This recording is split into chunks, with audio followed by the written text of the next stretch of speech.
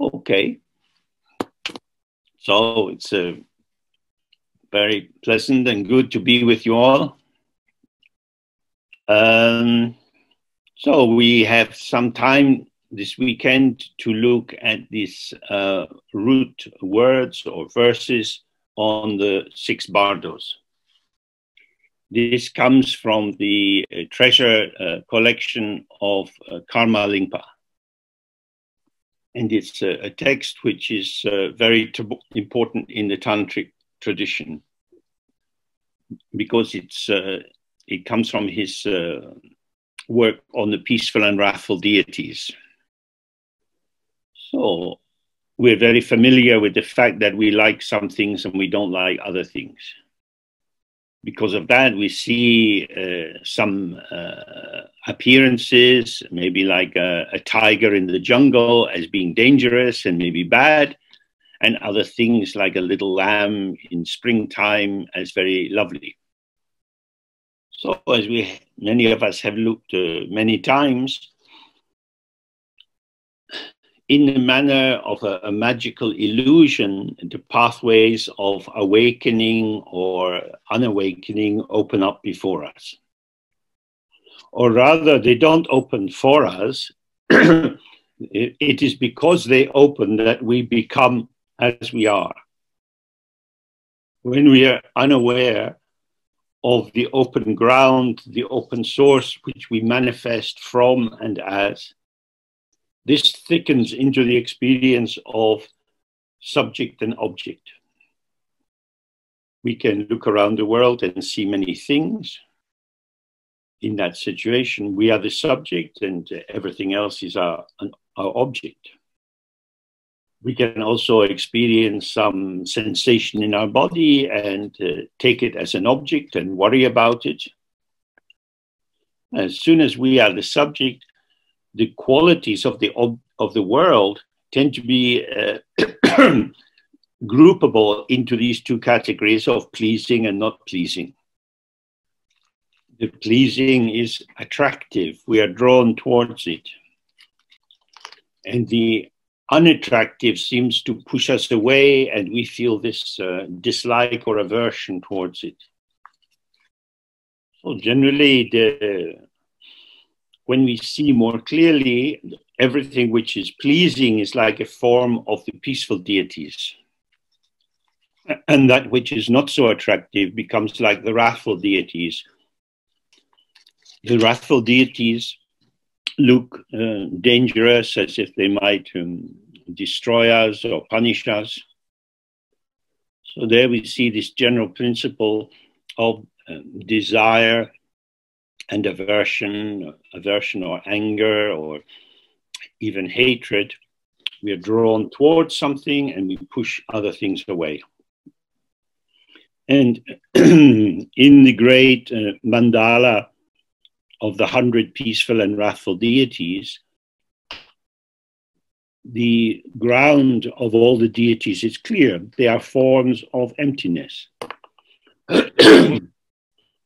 So this is the tantric transformational way of seeing that the objects which can appear beautiful and attractive or ugly or dangerous, these are not self-existing entities outside of us, but these are the movements of the energy of our own mind.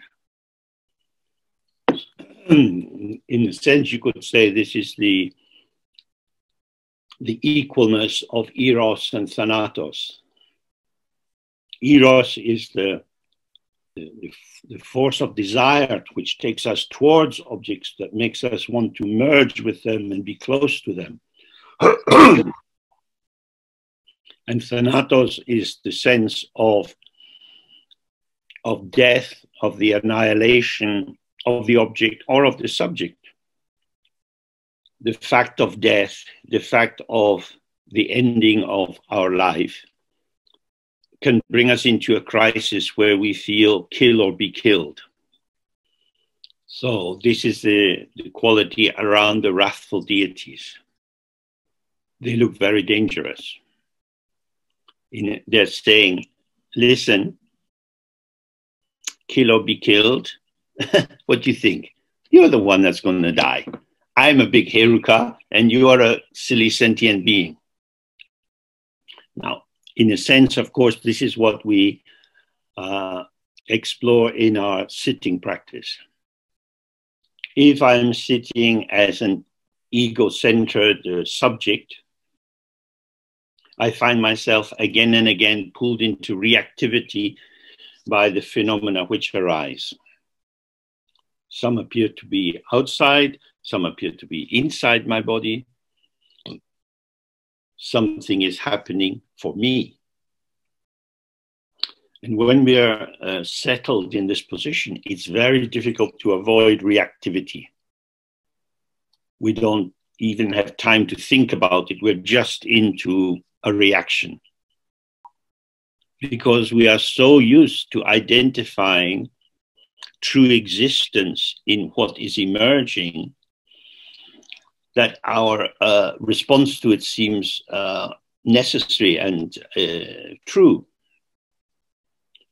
So our basic practice instruction is just to sit. Don't go after what has occurred. Don't wait expectantly for the next thing to arise. Just sit without moving. If you just sit, then everything which arises passes. So from the Dzogchen way, we sit as space and everything arises and moves through space. And if we sit in a more tantric way, then we sit maybe as Chemcho Heruka. He is the most dominant of all the fierce, wrathful forms. Nothing moves him. Nothing can impact on him because he is at the site of his own experience. So this is a more manifest or symbolic or illusory form of the unmoving presence.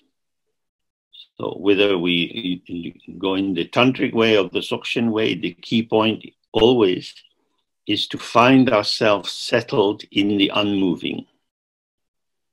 And then the moving will move. So what Karma Lingpa did was he gave the first clear description of this vast mandala of deities and showed how all the factors of our experience have a pure form, which is that of the deities of the mandala. So in this particular short text, he provides a condensed overview of the movement of experience. He's saying that every situation is workable if you can see what it is. But it's vital to find out what is the true nature of what is occurring for you. So he begins by saying, salutation to the peaceful and wrathful Buddhas or Jinas. This term Jina indicates victorious. And it bridges these two aspects of the story of Siddhartha, who becomes Buddha Shakyamuni. So when Prince Siddhartha was still inside his mother's body, the astrologer gave a prediction that either he would be a great world-ruling emperor or he would become a sage, a holy man. So Siddhartha's father tried to keep him away from the religious life. He wanted a victorious, kingly son. But eventually, Siddhartha leaves his grand house or palace in order to find the deeper meaning of life. So instead of becoming a king who dominates his enemies, these outer people who are attacking the country, he becomes the victorious one by defeating the army of Mara, the demons who provoke and tempt him right up to the moment of his awakening.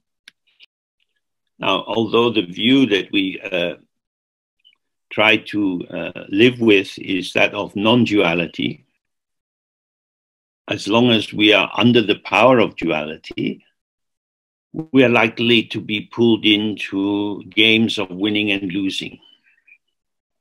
And in a sense, as it says in the Dzogchen text, we are like a snake in a bamboo tube.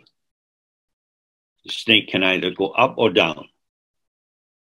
So when you sit in the practice, either you open to what is already open, or you remain caught up in all your thoughts, feelings, memories, and so on. And although on a kind of on the level of the pure view, whether we are in samsara or nirvana, there is no difference. For us, in our identification as being a specific limited person, it makes a really big difference. That is to say, either we have the power of stability, or we are at the mercy of the forces that swirl around us and within us. So again, in a symbolic form, we see Padmasambhava is sitting in his lotus, which is like a throne of emptiness, and he doesn't move. All around him, there are many dakinis and dakas and messengers, ging, all kind of spiritual energies are moving to perform whatever needs to be performed. So this is a symbolic way of representing that the mind itself, Rigpa, your own awareness, doesn't move, but its energy is always moving. It's not an either-or choice that you have to choose between stillness or movement.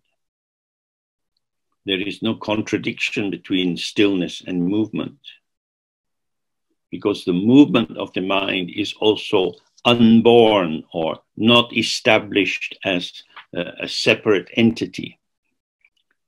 So this is the sense of jina. This is the victorious position of being settled in the unmoving while not impeding the free movement of all that moves. This is what we need to awaken to as our own direct experience. But if we hang on to this sense of our own individual existence, I am here and I act. I am the agent, the doer of the deed. This positioning binds us into karmic accumulation. The basis of karma is I exist and I act. Then, due to our intention, our activity is mobilized onto a particular focus. And our engagement with the field of objects around us reinforces our sense of being separate from the object field and acting onto the object field.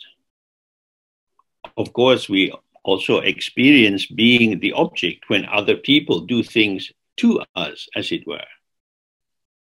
As soon as there is something which is existing, other things will stand in relation to it in some way and impact it. So these jinas or Buddhas or enlightened ones of the peaceful and wrathful mandala are worthy of our respect, and so we bow to them. And then he says, so now there follows a summary of the Six Bardos. So it begins kema, which means alas, sad. Oh, this is where I am. Now that this bardo of having been born is arising for me, that is to say, I find myself as someone who seems to exist. This is my life. I have been born, and so I'm going to die. We're placed somewhere along this polarity between birth and death. We don't know when we're going to die. Our situation is unstable. People die due to diseases, due to criminal activity, war activity, accidents, and so on. So Bardo means between. Our life is what we have between birth and death, or you could say between conception and death. Life is not something we have. If we're careful, we can avoid quite a number of accidents, like being attentive when you cross a busy road. But even so, we cannot control all the many factors which put our life in which put the continuity of our life in danger. And if we think of the Bardo as in between, it's kind of open, because birth is gone, death hasn't come yet. There's a kind of shapelessness in this intermediate period. How shall we live? What clothes will I wear? What food will I eat? How will I spend my time today? Very often the structure of our life brings some sense of necessity. I have to go to work because I have to earn money, because I have to support other people. But actually, we don't. It's not predetermined how we shall live. People lose their jobs, industrialization, heavy engineering fades away, and people have to find new jobs, or maybe they don't find anything. So this was something we consider a lot in the Dharma, the nature of impermanence. And we could say there is the fact of impermanence, but at the same time, we have what we could call the fantasy of our ego identity that says, I'm alive, I'm me, it's my life, I'll do what I want. And this egoic attitude brings us often into conflict with circumstances. There was a court case in England very recently of a man who had been a soldier, and he got into a conflict with his neighbors about where they parked their cars. And this had been going on for some time.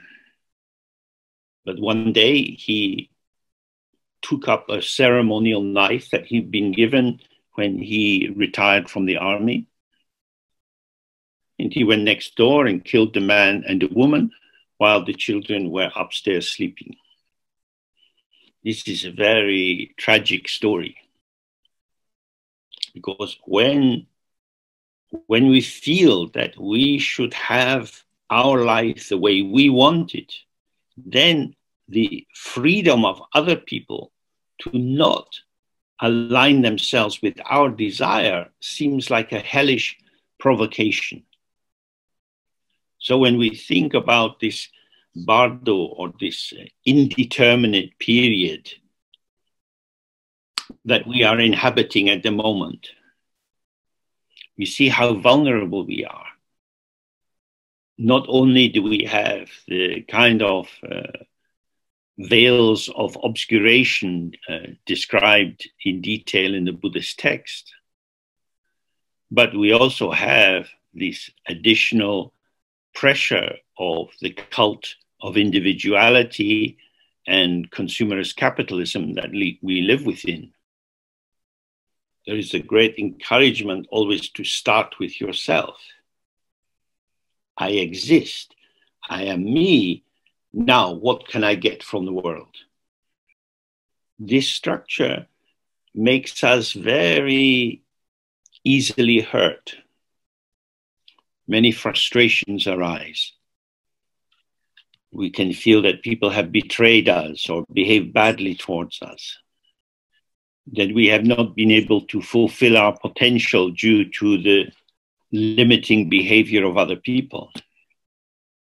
And this self-referential interpretation of the nature and value of experience blinds us to the actual ungraspable emptiness of all that occurs. So, as he said, now we're in the middle of this bardo of life. He says, I must abandon all laziness during my span, which is too short for leisure. Very often we can experience that work is a burden. I have to do things I don't particularly want to do, but I need to do them. And then we feel, oh, I'm just living for the weekend. That is to say, work is too tight, and then the weekend is a kind of relaxation from that, but often involving some kind of busy activity where I get my life back again. So what he's pointing to here is we need to be present in a mindful way with whatever is going on. Work is not a punishment. Getting children to school on time is not a punishment. These are opportunities to be present. If you have to do a tax return, that's an activity which for most people is not very interesting. Now, if we are practicing, we can think, oh, why do I feel aversion to this activity? In our kinds of societies, we have to pay some tax. So we have to fill in forms or go to an accountant. It's part of life. But I don't like it. It's horrible. I don't want to do it. But I have to do it.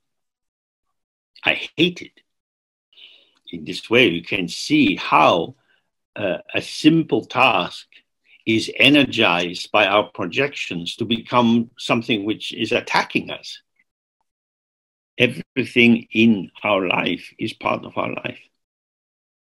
Going to the doctor, getting a diagnosis, finding you need an operation. How shall I position myself? I don't want to have the operation.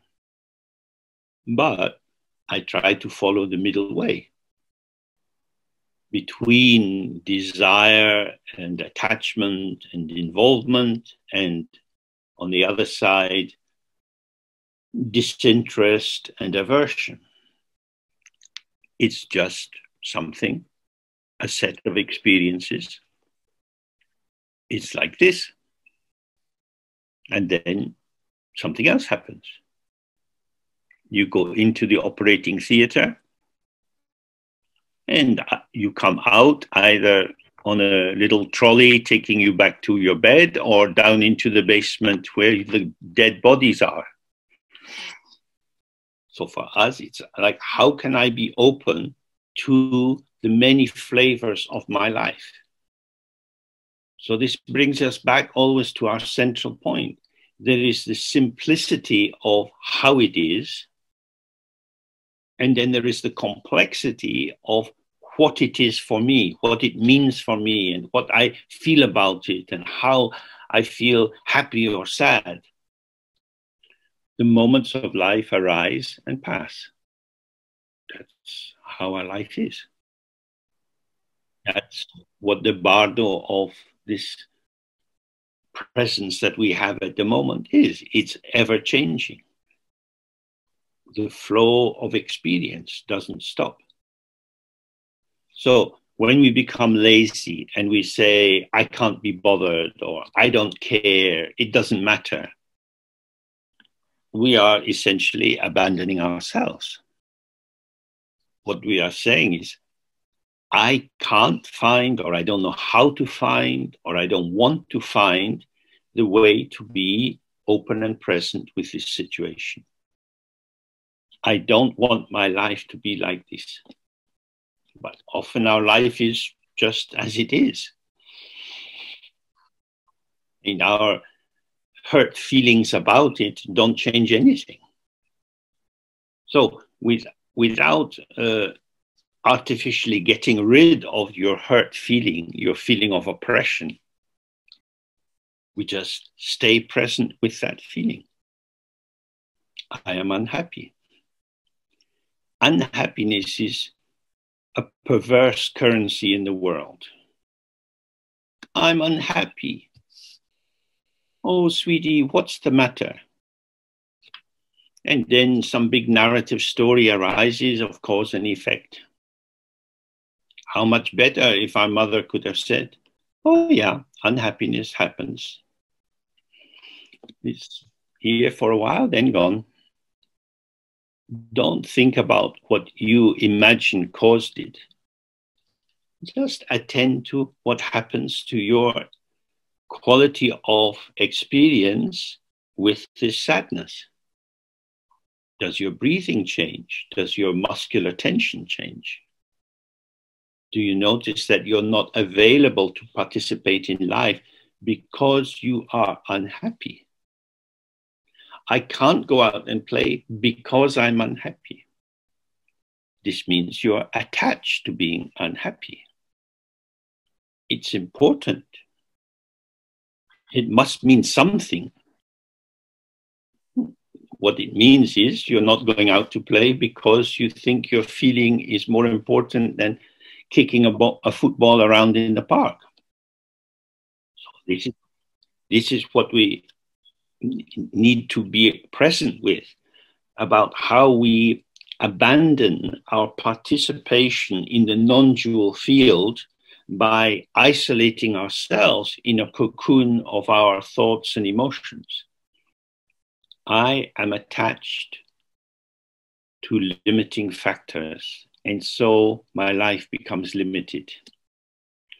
So when he's talking about laziness here, of course, the outer form of laziness is not very helpful, but he's pointing more to the inner laziness of falling asleep in your own assumptions.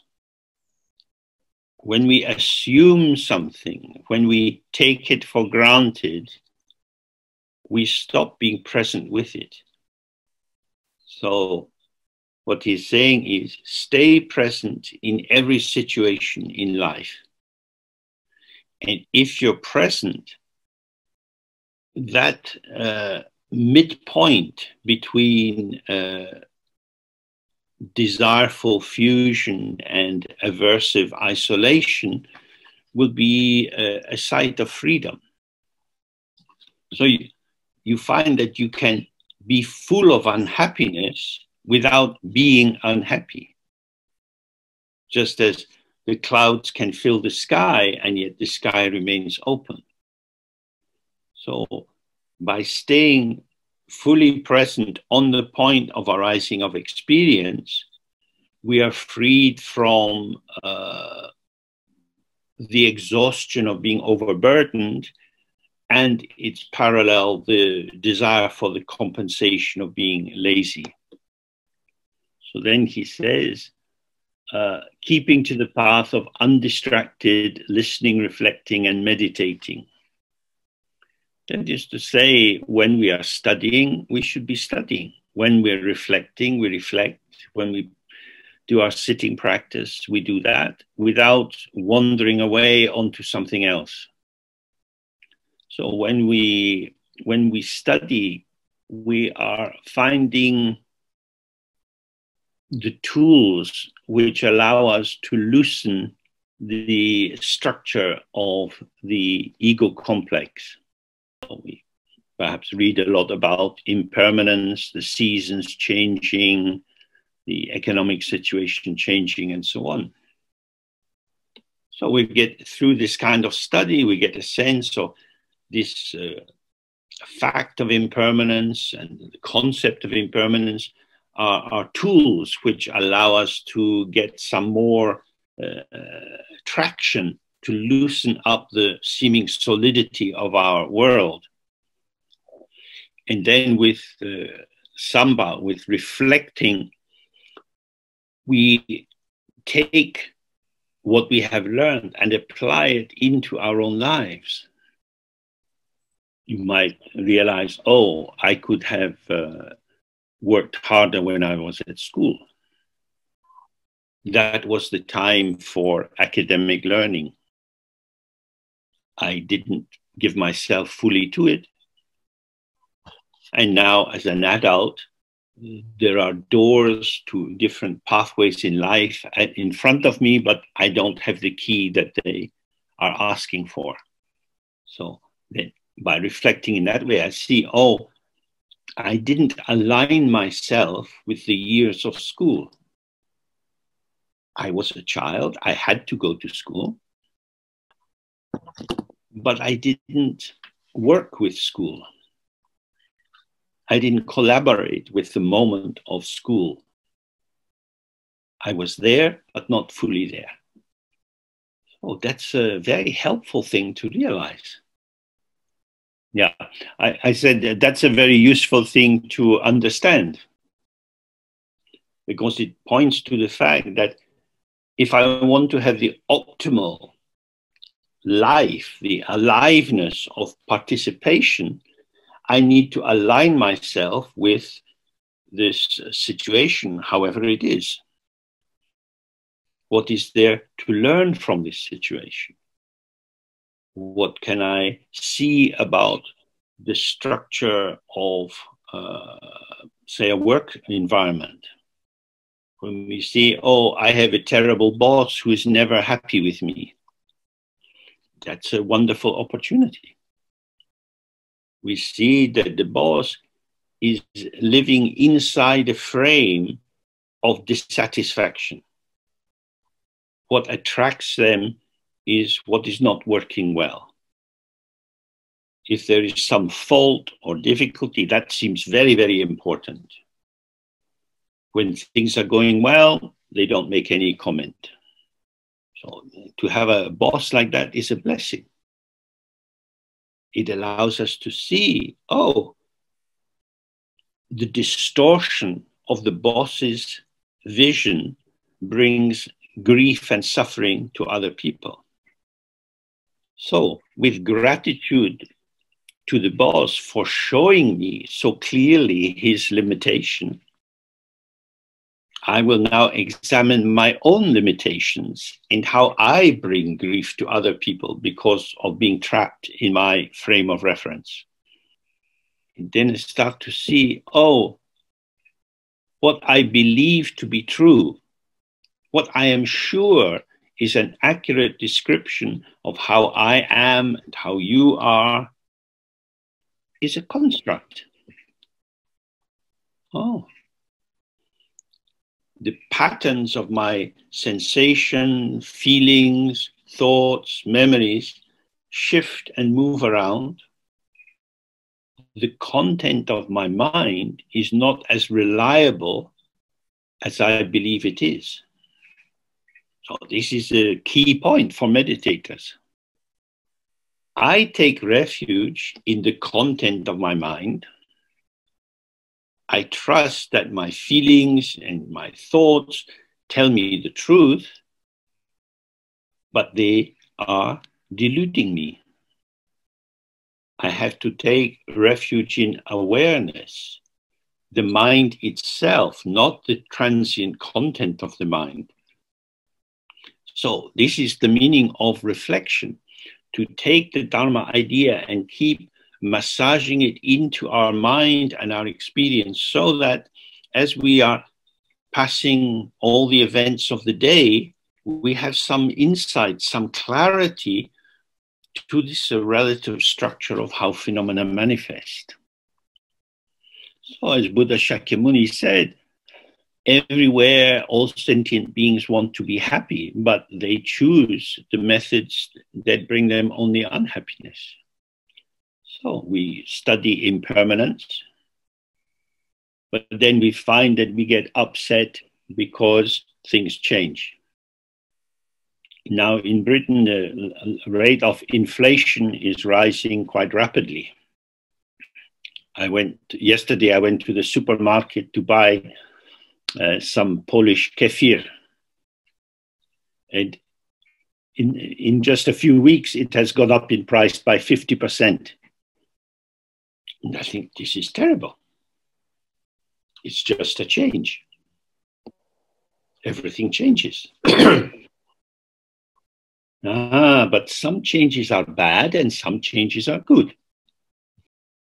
The changes I like are good. The changes I don't like, they are bad. Even if you reflect on Dharma for a very long time, if you are still in the domain of relying on thoughts, you won't develop a clear, secure freedom from being caught by thoughts. So this is why we have the third aspect of Gomba, or a contemplation, meditation. So when we do, for example, the Guru Yoga of the White R, and we are just sitting, the flow of experience doesn't stop. Some experience looks outside the body, some looks inside the body. But even the sense of the body is also an experience which arises and changes and vanishes. So when I live the impermanence of my embodiment, and I live the impermanence of my thoughts, feelings, sensations, and perceptions of phenomena in the world, I'm neither grasping onto what is arising because it's impermanent, nor am I trying to get rid of it because there is no need, it is impermanent. And in this way, we start to see the non-duality of movement or experience or arising, and the openness of the space within which this flow of experience is occurring. Just as the waves have no other water than that of the ocean, so our thoughts, feelings, memories, and so on have no other source and nature than the open ground from which they emerge and to which they dissolve. So that's why it's saying we should keep our attention very clearly in this kind of integration with the life stream of the Dharma. So then he says, I must progress on the path of understanding the nature of appearances and mind. All that appears for you is your own experience. Due to duality, you imagine that there are real existing objects outside of you. So the teaching says, don't hold the mind inside yourself and don't keep the world outside of you. When you stay present, you see everything is experience. How you experience something depends on your participation. It's not in the object. For example, if you like chocolate cake, you go to the cafe and you have a coffee and a nice slice of chocolate cake. And the owner of the cafe comes up and said, "Ah, you are my 100,000th customer. I'm going to give you the rest of the chocolate cake just for you. And my wife has cooked this cake. And she wants to see you eat all of it. And that will make her very happy." Halfway through the 5th slice of cake, your little spoon is going very slowly. "But I thought you liked chocolate cake." No, a little bit. And then we start to see how thoughts and verbal expressions carry a flavor of delusion. I like a little chocolate cake from time to time. I love you, but sometimes you talk too much. Nobody wants to hear this half-hearted acceptance. That is to say, samsara is based on lies. I will always love you. Probably not true. I love chocolate cake. Sometimes. So what he's saying here is appearances and the interpretive thought are interacting together. And if you stay with the particularity, you will see that they are both transient and situational. And then you see, oh, how can I make definitive statements about myself when the content of my mind, the flow of my experience is always changing? So you're saying, if we really attend to how it is, then the three modes of the enlightened mind, the Dharmakaya, Sambhogakaya, and Nimanakaya, will become clear for us. The open, empty awareness, which is the Dharmakaya, reveals the field of clarity of the potential of appearance, which is the Sambhogakaya. And due to the ever-shifting patterning of co-emergence, we find ourselves adopting this response and then releasing ourselves from it. This is the Nimanakaya, in which our manifestation is like a dream form or an apparition. It has a specificity which is linked to the specificity of the moment rather than the specificity of some imagined true inner self. Okay, let's take a break for half an hour. So we're back at 10:02. Good. See you then.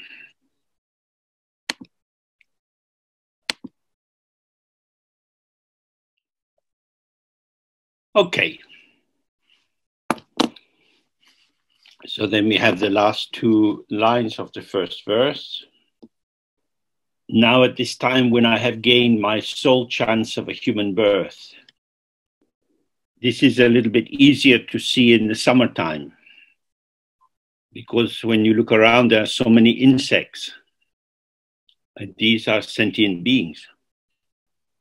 There are many, many possible forms which our mind can manifest.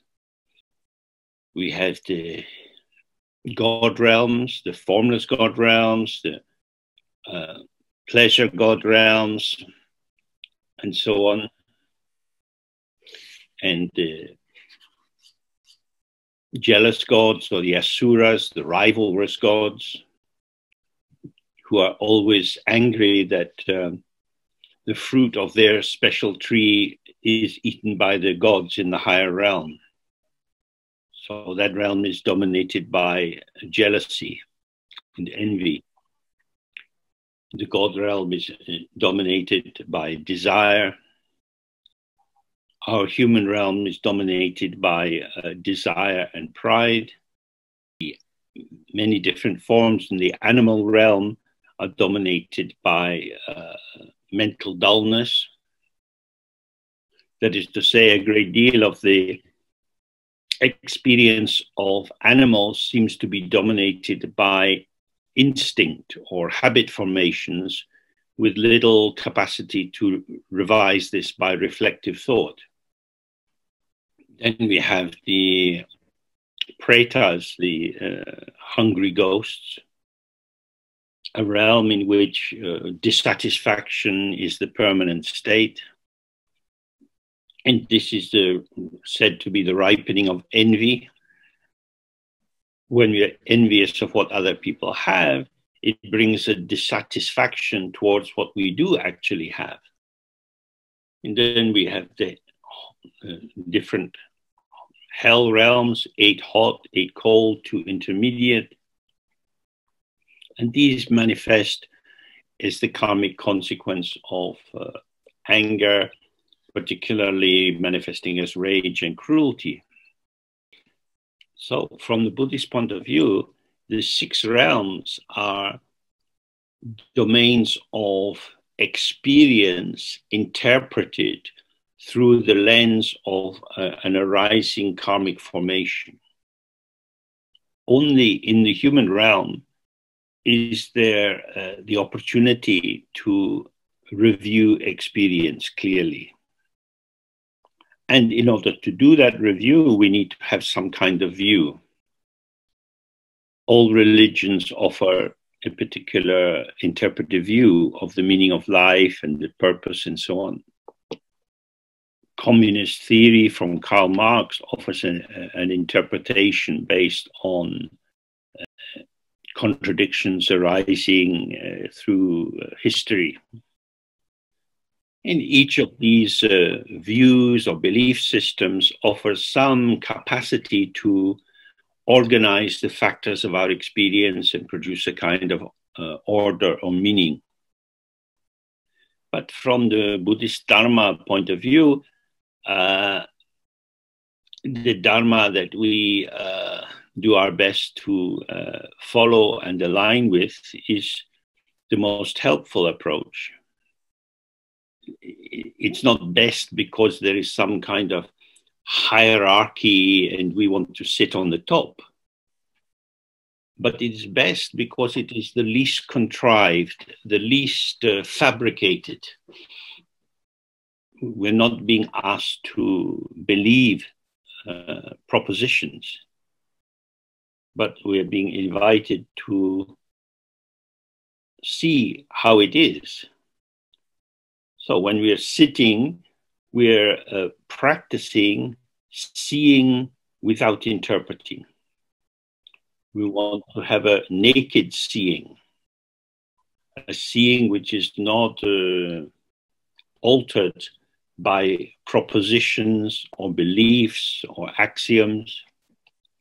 So according to this understanding, all these experiences of the six realms are available as our potential destinations in future lives. And when we look at these other possibilities, they're actually not so great.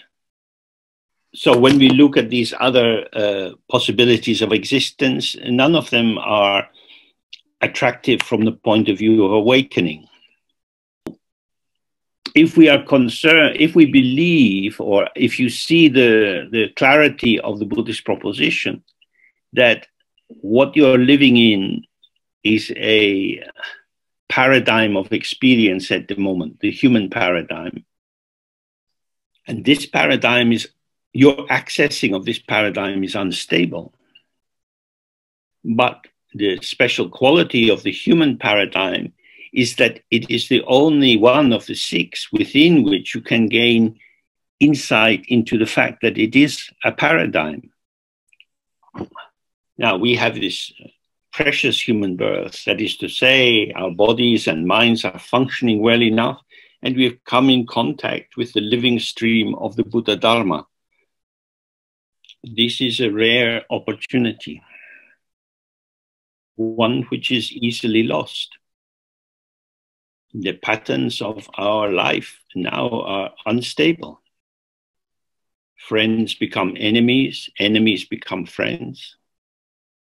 Although we make relationships with people and we would like them to go well, we're never sure what the operating factors are which will make a relationship survive or not. The texts say take refuge in the Buddha, Dharma, and Sangha. They don't say take refuge in your parents or your lover or your children or your occupation. We have this rare chance. And if you look back, some people have been in the Dharma for many, many years. Have you been able to merge your mind into the Dharma teachings? Is the Dharma with you at all times? Some people forget the Dharma when life is good and they feel very happy. Other people forget the Dharma when they become sad and full of self-pity. So this is a task for each of us to look at our own lives and think, do I really use the Dharma to support myself? If we rely on the Dharma understanding, then when bad things happen, we don't need to get so upset. Because in every situation, we are grounded in presence rather than bent over and relying on the other person or the situation to make us happy and safe. In Europe at the moment, in some countries, it's very, very hot. This increases the risk of death in older people. The duration of my life is not something just in my body, but it's controlled by air pollution, by allergies, by temperature, and so on. This life will vanish. Either I use it as a chance to wake up, or I use it as a way to have pleasant dreams. So then he says, I have no time to waste on the path of vacillation. Vacillation can mean a general distraction, that we're drawn to one kind of activity or another activity, or you want to go on this kind of retreat or that kind of retreat.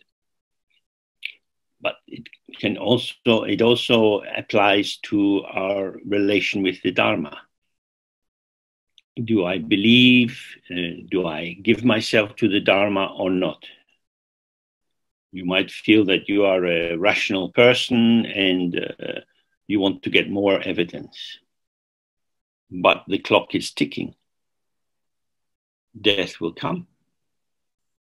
How will you find the basis of confidence?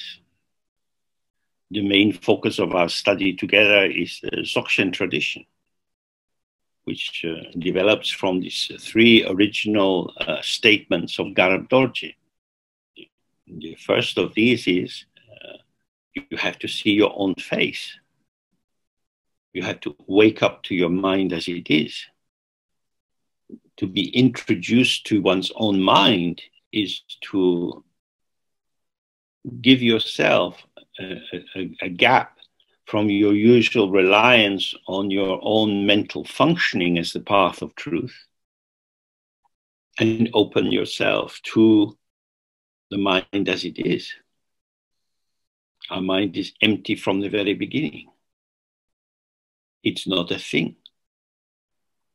And therefore it doesn't stand in relation to anything else. It's not relative to anything else. It's not bigger or smaller than anything else. And yet, because the mind is open, it offers hospitality to everything which occurs. All phenomena are the experience of the mind. Without awareness, there is nothing. When unawareness arises, at first there is oblivion, and then there is the creation of the imaginary. The structure of the imaginary is dualistic, it's subject and object. This is the creativity of the mind fumbling in the dark, trying to make sense of what is going on.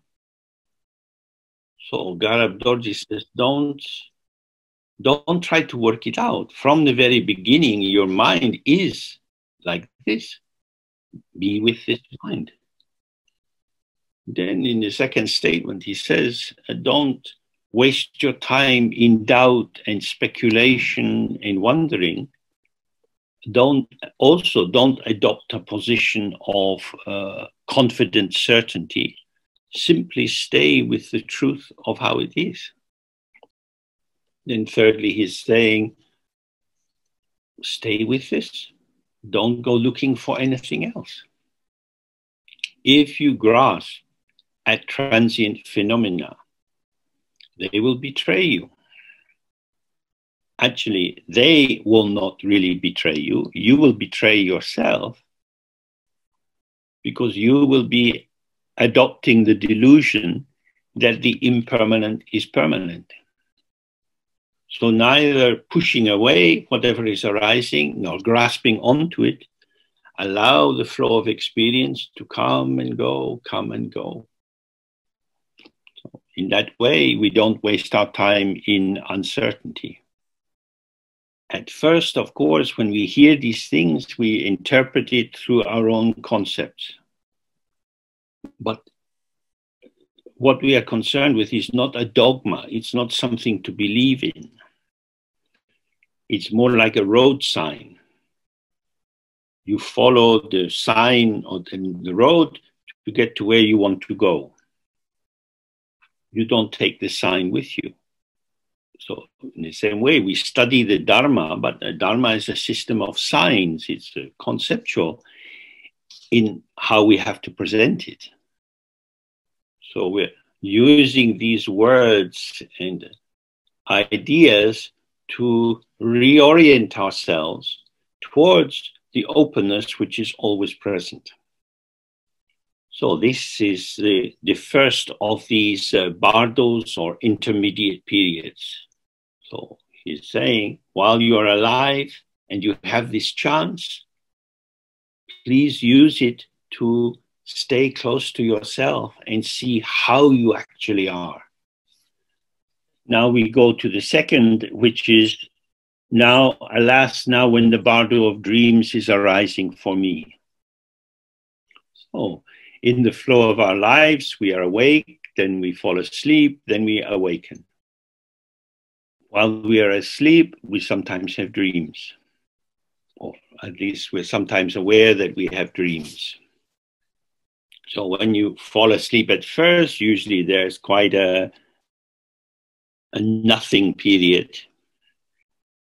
As you're falling asleep, you have some experience, but it usually gets a little bit finer and finer, and then you're gone. So in this blank state, this oblivion, there is nothing. You can be aware of nothing. You can't be conscious of nothing. We go unconscious when there is nothing to hold on to, because consciousness requires an object. I am conscious of something, what I smell or taste or see, but I can be aware when there is nothing to be aware of. Because dualistic consciousness always takes an object, and awareness doesn't take an object. Consciousness is what we might call the intelligence aspect of our subjectivity. But our awareness is not our subjective life. That is to say, my Jamesness is revealed to me as patterning in the openness of awareness. There isn't a James who has awareness or is aware. When awareness is present, manifestation is revealed in awareness. As in our familiar example, the reflection is revealed in the mirror. So this first period of falling asleep when there is nothing present is important if we can practice awareness. So if you can, when you are falling asleep, try to support yourself in a comfortable way with so you're sitting up a little, and do the Guru Yoga of the White R, and do it in the dark. So all the practice you've been doing has been to help you to just be here. Now you're here in the dark, nothing to see. The consciousnesses of the object of the senses that go out and try to apprehend things in the world, they have nothing to hang on to. So you're just here and nothing's happening. There is no object. And this allows the grasping quality of the subject to relax. And this is an excellent way to find yourself present in awareness. Then as you start to fall asleep, there is an intensification of the, if you like, of the darkness. That is to say, the outer darkness where there was no object for the senses is now followed by an inner darkness where there is no subtle formation for the mind to hold on to. Now there is no subject, no object, but there is awareness. Of course, sensations, noises, and so on can arise. But if they are not reified, if they are not condensed into a something, they self-liberate. So in this state, gradually, dreams start to arise. The dream is coming into the open space, which at first seemed like absolutely boundaryless, nothing at allness. Often you can have deeper dreams, symbolic dreams, and then they fade and pulse in and out of consciousness until you have dreams which are more transitional towards daily life. Then from this state, you gradually find yourself awakening. If possible, you should try to avoid awakening to an alarm clock, so that you, as more a sensation is arising, maybe feeling in the body, and then you have more sense of the world as revealed through your senses. These appearances are arising within the space of awareness.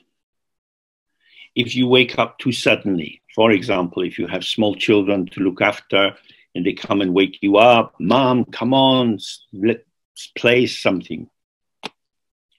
Then you have a sudden into the world as somethingness. And the intensity of the demand to attend to the child or get to work on time creates a kind of reality. Oh my goodness, I must do this. So if we can, then allowing the gradual unfolding of the world, we start to see that this is the movement of experience within the sphere of awareness. Now, some of us have looked in the past at how in the tantric practice, when you pray to the deity and receive the light of Om Ahung, the purification of your body, speech, and mind, then with the clarity that your body is a body of light, the light of your body and the light of the guru's body or the deity's body merge together and then dissolve into nothing. And you sit in this open, empty nothing. The mind without boundaries, without shape, without qualities. You're simply present. And then gradually experience starts to arise. And if you can see, oh, this is arising from emptiness. So this taste of, as it were, pure emptiness, which is infinite and has nothing beyond it or outside it, this is the only source. So what is arising is the expression or manifestation or appearance of emptiness. Oh, again, as it says in the Heart Sutra, form is emptiness, emptiness is form. Sound is emptiness, taste is emptiness. It appears, and on the level of its appearance, there is a movement between the shapes currently in the field of appearance. And what we have is an unfolding of movement. Nothing is born, nothing is established, nothing has come into true existence. So my throat is a little bit blocked today. So I have a fisherman's friend to act in dependent origination with my throat. There is an interaction. Patterns of emptiness are moving together. If we stay with the sensation like a tightness in the throat, you can have an intervention, which could be the meeting of two unborn phenomena or two born phenomena. My throat is not well. There's something sick in my throat. I'm not very healthy. I need to do something about it. I need to take some medicine or some cough sweet. Or we can simply feel this constriction is arising, and I take some water, or I take this sweet, and gradually it relaxes and flows more easily. The difference is whether you see the arising moments as moments in the unborn flow of experience, or whether you see them as entities impacting each other. So if you can see that these are really just patterns of illusion, then you start to see, oh, everything in my life is like a dream. Sometimes things seem secure, sometimes insecure, but there's nothing to hold on to.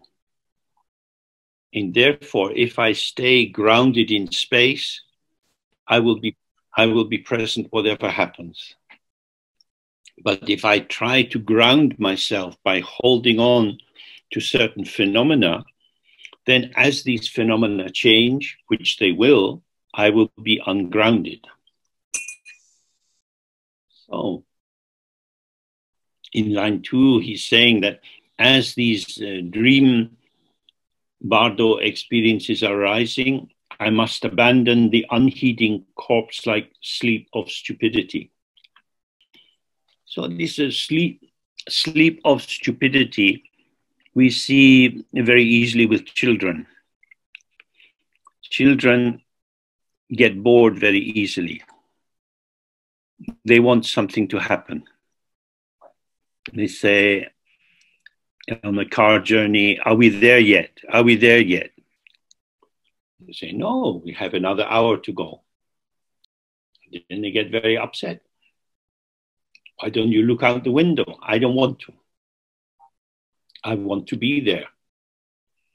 But you're not there. That's why I'm upset. So for children, you can see this is a kind of stupidity. This word here, stupidity, is not an insult. It means the lack of insight into the situation. The child has an inability to manage the situation because it's used to being able to move its body and interact with different things. So this is the same for us. In the daytime, we're busy doing many, many different things. And as we start to fall asleep and we enter this no thing, we can't be present with it because we have been busy in our dualistic conscious state, which keeps itself awake by something happening. But now nothing is happening. And so we experience what he calls the unheeding corpse-like sleep of stupidity. So he's saying, don't go there, but keep to the openness of your original situation with unwavering recollection. So the original situation means your mind as it has always been, unmodified, unaltered, the original mind, which is the primordial purity of emptiness. And the state of this original situation is simply empty and open. So, open, nothing is happening to confirm that I am open. What is open is openness. And he says at the beginning of the line, Dremba, which means I need to recollect that being open to the open is simply open. There's nothing to cling to. In order to make this experience more available, it's very helpful to practice this sky gazing, or letting the mind relax into the sky. You can use any space in front of you for this. But at first, it's easiest, if possible, to be outside where you can gaze out into the open sky. You have the sun behind you, so it's not shining in your eyes. Sit in a comfortable position and simply open your gaze to the sky. There's nothing to look at. There's nothing to look for. Oh, but you keep your gaze open. And the openness of this space is like a kind of massage for the mind that allows it to relax, that, oh, this is okay.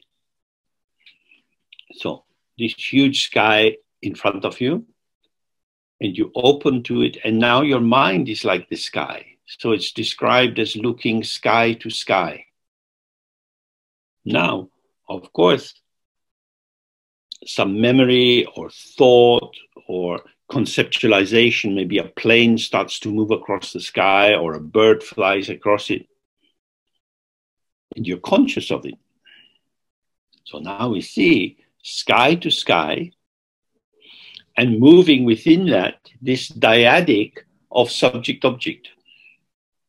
You see the plane, and thought comes, oh, I have to take a flight in a few weeks' time. And the key thing is, oh, this is arising within the vastness of sky to sky. Although, in terms of conscious experience, the sky to sky is lost, and you can tilt into that so that you're just in your conscious processing. It's on a kind of fulcrum, and you only have to tilt a little bit to see that the subject and object are moving in the space of the mind. Then you realize, oh, everything is moving in the space of the mind.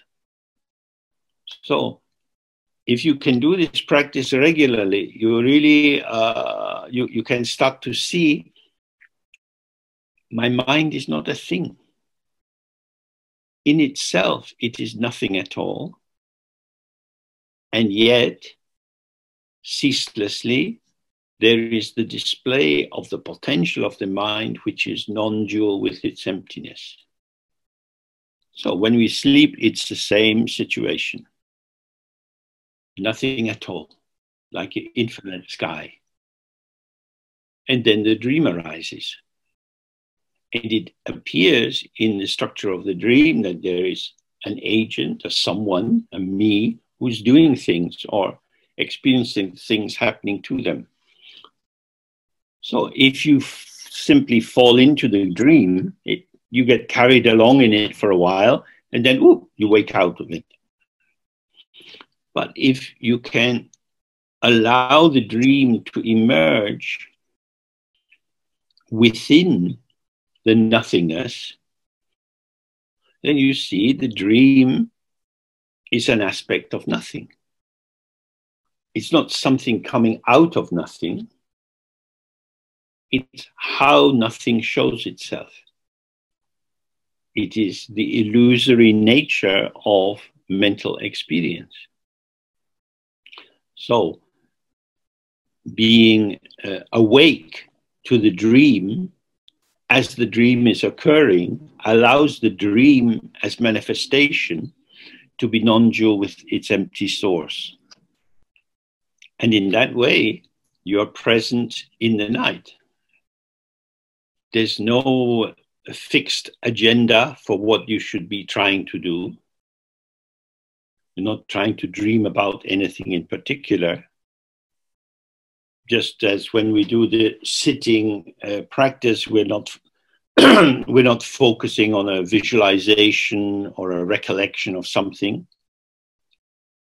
We just open, and whatever comes, comes. It's not the semantically adjusted content of the dream that is important. It is it is the fact that there is dreaming. Just as with this familiar symbol that we use of the mirror, it's not the aesthetic qualities of the reflection which are important, but the fact that there is a reflection. The reflection is the showing of the empty mirror. You can't catch a reflection. You can't catch a dream. You can't catch a mirage. And you can't catch houses, peoples, cars, dogs. However, in our ordinary dualistic perception, we are sure, yeah, I can catch the car.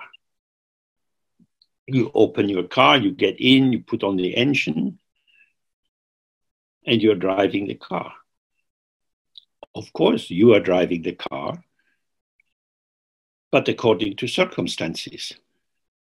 Your driving and the situation of the road are co-emergent. If I ask you, how are you going to drive, you can't be very specific. You might say, oh, I drive carefully. But you can't say, oh, in 200 meters, I'm going to have to put on the brake. You don't know what will happen. Maybe a cat will run across the road, or maybe not. So if you start to be present with the unfolding of your daily life, moment by moment, you see that actually it is also like a dream. We live in language. When somebody tells us about their summer holiday, we don't go on holiday with them. We get the telling about, we get the narrative of the holiday. And what they tell us about their holiday is not the holiday itself. Oh, the beach was wonderful. But what was the sensory experience of this wonderful beach? The warmth of the breeze, the sunlight glittering on the water, the people playing volleyball, and so on. Maybe you regret how much you ate in the winter time because now you have to take your big body and show it in this public beach. So many stories can arise in terms of what was happening on the beach. But essentially, it is inexpressible. So the whole Dharma path is to say, stay with the fresh.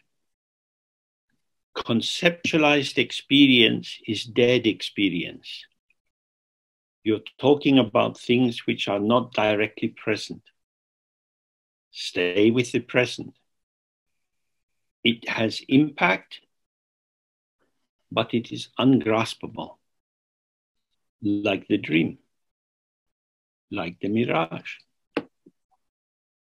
This is why the dream is important. Some people are very connected with their dreams, they keep dream diaries and so on. Others are not so much. From the Dzogchen point of view, work with your circumstances. If dreaming is a path for you, then use that path. If it's not much of a path for you, don't make yourself artificial trying to do it. Oh, yeah. Frozen. Okay, now come back. So yeah, if dreaming is not very easy for you, don't make it something artificial. So then he says, being aware of my dreams as they come, I must transform them into the practice of natural radiance. This transform means you're not actually transforming them. What you're doing is not transforming them. Oh, I was dreaming about my old school. I was back in that building. It seems so real. So this is a dream interpretation. The actual dream itself, if you stay with it, because the images are moving around, they are truly ungraspable. And it is this ungraspability which is the practice of natural radiance. It's natural radiance or translucency or clear light.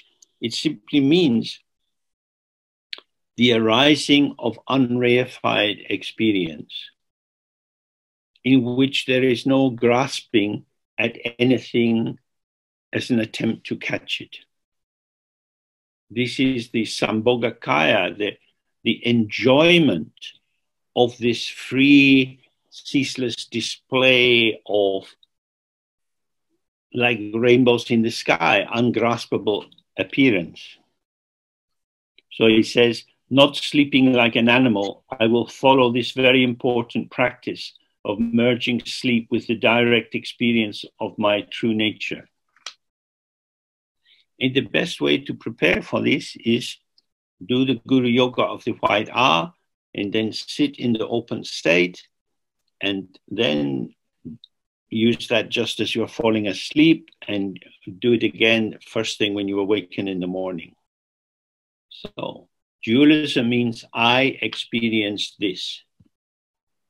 Non-duality is within the open, ungraspable, self and other move together like swirling dancers. So often in a dream, you might be going down a corridor or you open a door and suddenly you're in another situation. This is suddenly shifted into that. Now, when you walk down the street, this is exactly what happens. Your experience is pattern, pattern, pattern, pattern. There's always a pattern, but they are continuous in their flow and discontinuous in their shaping. That's your life. Now, you can tell a story about it. Oh, yes, I walked to the shops. First, I had to go round the corner, and then I met my old neighbor.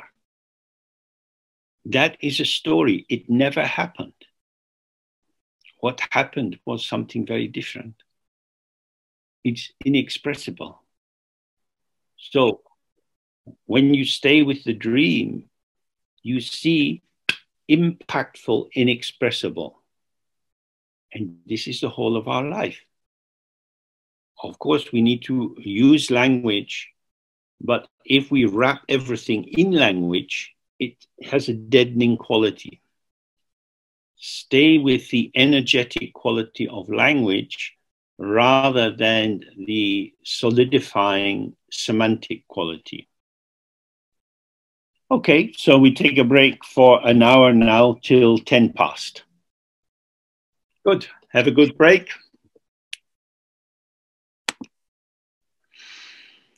Hello, people. Very good.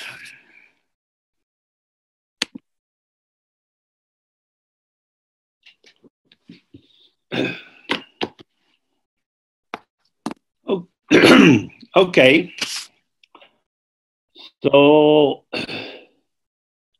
now we have the next bardo is about focused attention or mental stability. But maybe first we do some sitting. We'll start with the Guru Yoga of the White R. And I just briefly introduce this practice again. when we are completely immersed in thinking about our experience, using the usual tools of comparing and contrasting and problem solving, we try to think our way through something. But this cannot work in terms of liberation, because if you rely on thought, you're thinking about something and you're reinforcing the separation of this from that. You could say that we use thinking in a kind of homeopathic way. That is to say, we want the dosage to be very, very, very small, so that the thought is there, but without any of the energy that we usually give it through our belief in it. So we use a very simple structure, which of course involves some degree of thought, to open ourselves to awareness which is discontinuous with consciousness. There are many ways in which these connections can be described. All of them are gestures, because the truth of the situation cannot be described simply in language. So we might say that just as the reflection is in the mirror, so consciousness is in awareness. Awareness is the basic illumination of everything. But within duality, what is illuminated grabs the attention of the subjective ego. So, for example, I want to think about awareness. I want to make sure I understand it. That kind of sentence makes sense within the logic of language. I want to know how to get to the post office. I want to know how to get to my awareness. But awareness is not in the world in the way that the post office is.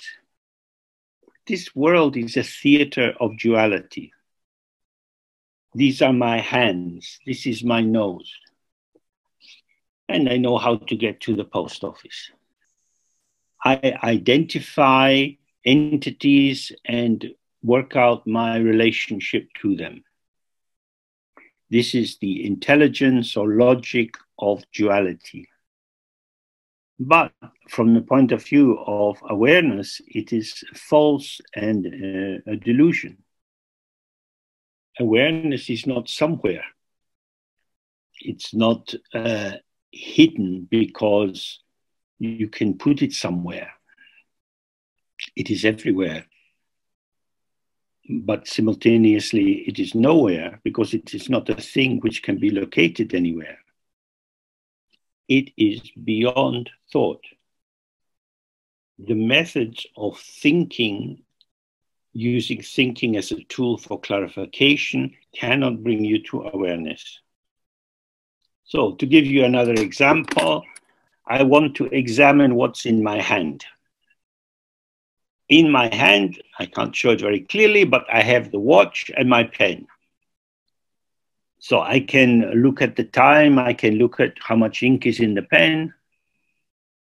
But while these are in my hand, I can't see my hand. I have to put down the content of my hand in order to see my hand. So it's the same with the mind. As long as we are committed to the content of the mind, to trying to work out the meaning of the ever-changing patterns of the content of the mind itself is not clearly visible. So we need to let go of what we are holding on to. So this is the function of the Guru Yoga. We have busy lives, which means we carry tensions and stress in our body. We have many, many words ready to pour out of us, many thoughts, feelings, sensations. And this all seems like me. We are caught up in the patterns of our life. They are important in terms of the relative truth of duality. I'm here talking with you. But all of that, which is the currency of being in the world, which is useful and helpful in terms of relating to other people, is simultaneously an obscuration in terms of opening to our open awareness. So this is why we do the Guru Yoga. It is a practice of disidentification, of letting go, of not compounding, not building, not constructing, because we want to open ourselves to the intrinsic. The intrinsic indicates that which is already here, which is here by itself. It doesn't have to be made or produced in any way. So we sit in a comfortable position with the skeleton carrying our weight, and we imagine in the space in front of us the letter R, which represents primordial purity. It's white in color. And you can use the Tibetan form or like a capital A. And around it, we have the 5 colors which express the potential of emptiness: white, red, blue, yellow, and green.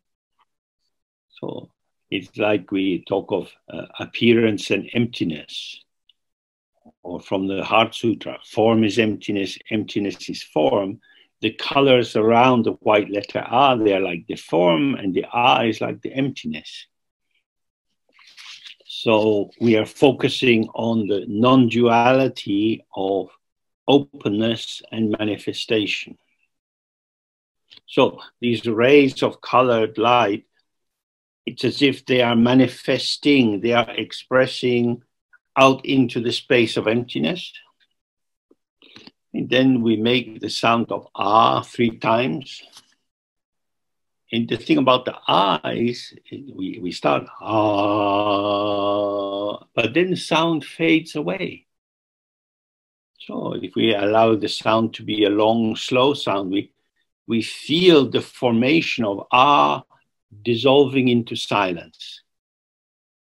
And this is our experience in life. If you're walking along the street and you see a tree, as you get closer to it, it becomes tree, and then you walk past it, tree fades away. Appearing and vanishing like the waves in the ocean. This is experience all the time. When we grasp at something, we never catch the actual concrete phenomena.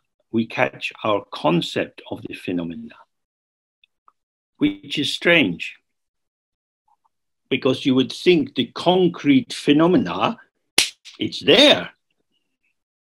So if you walk up to a tree, you could close your eyes and rub your nose on the bark of the tree.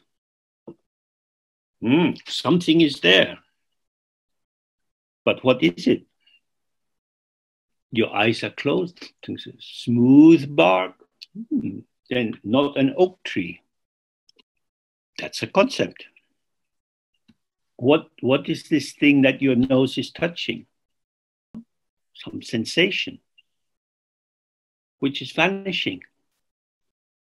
As your nose is moving across the bark, the sensation is arising and passing. This tree, big, strong tree, you can't catch. We say big tree, we say strong tree. These are concepts.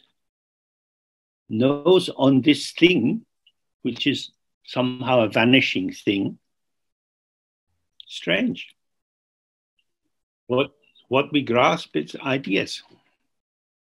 So when we make this sound of Ah 3 times, we're releasing this intoxication with the ideas of things by just entering into sound itself as it dissolves. Concepts are generally linguistically formulated, but they are sound expressed.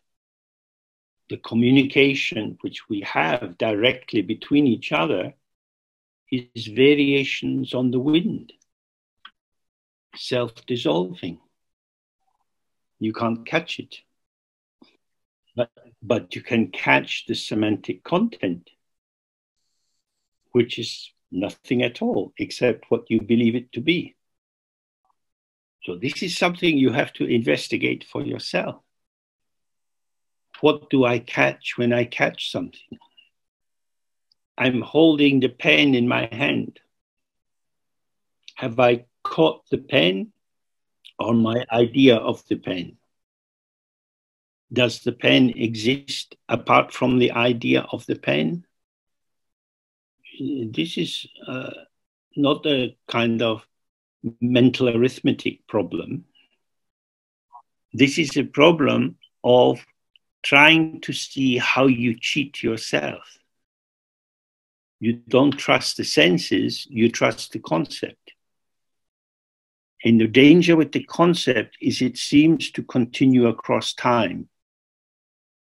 So phenomena are clearly only here and now. There's just this, always moving and changing. But I have now lifted up my pen again. It's the same pen. Is that true? What is the basis for saying it's the same pen? Well, it looks the same, and I've held it before, and it's my pen.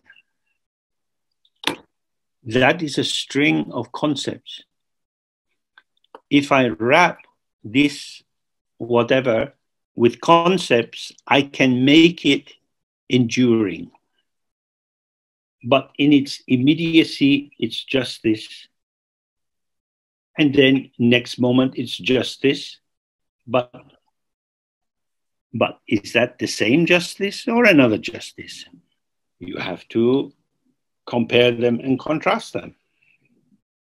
So the red pen is in my left hand, the black pen is in my right hand. Red and black. This moment's black pen and the next moment black pen. Well, this moment pen, this, you see, that moment's pen, where is it? You can't have this moment pen and that moment pen in the same moment. But you think you can. Because we live in the three times, past, present, future, all linked together. But this is just this. The undisturbed, unbroken wholeness of the moment, beyond comparison. If you look yourself again and again, you can see that this is the case. Continuity in the object is continuity of the idea or the concept of the object. Actually, there is no object. What you have is a showing, or a hearing, or a smelling, or a tasting, or a touching. These are the direct revelation of experience.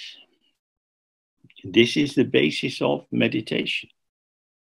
Stay with the freshness of what is arising without covering it in your conceptualizing habituation. So we do the practice now. The white R in front of us in the space.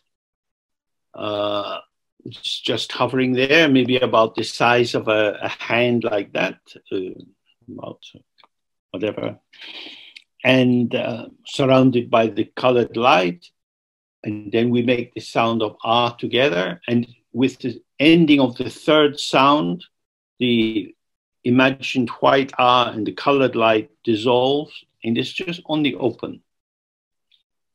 Okay, so then we do this and we sit for maybe 5-10 minutes. It's quite a short time.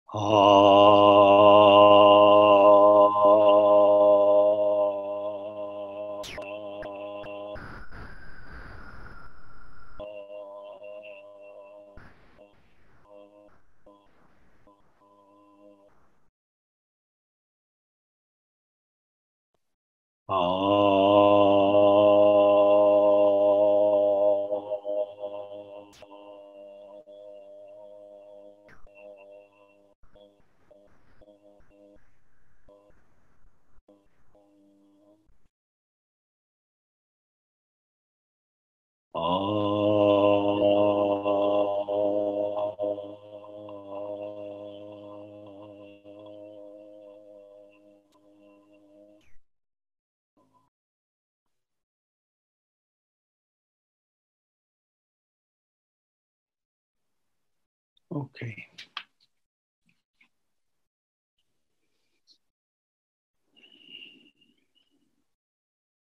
So many different experiences arise.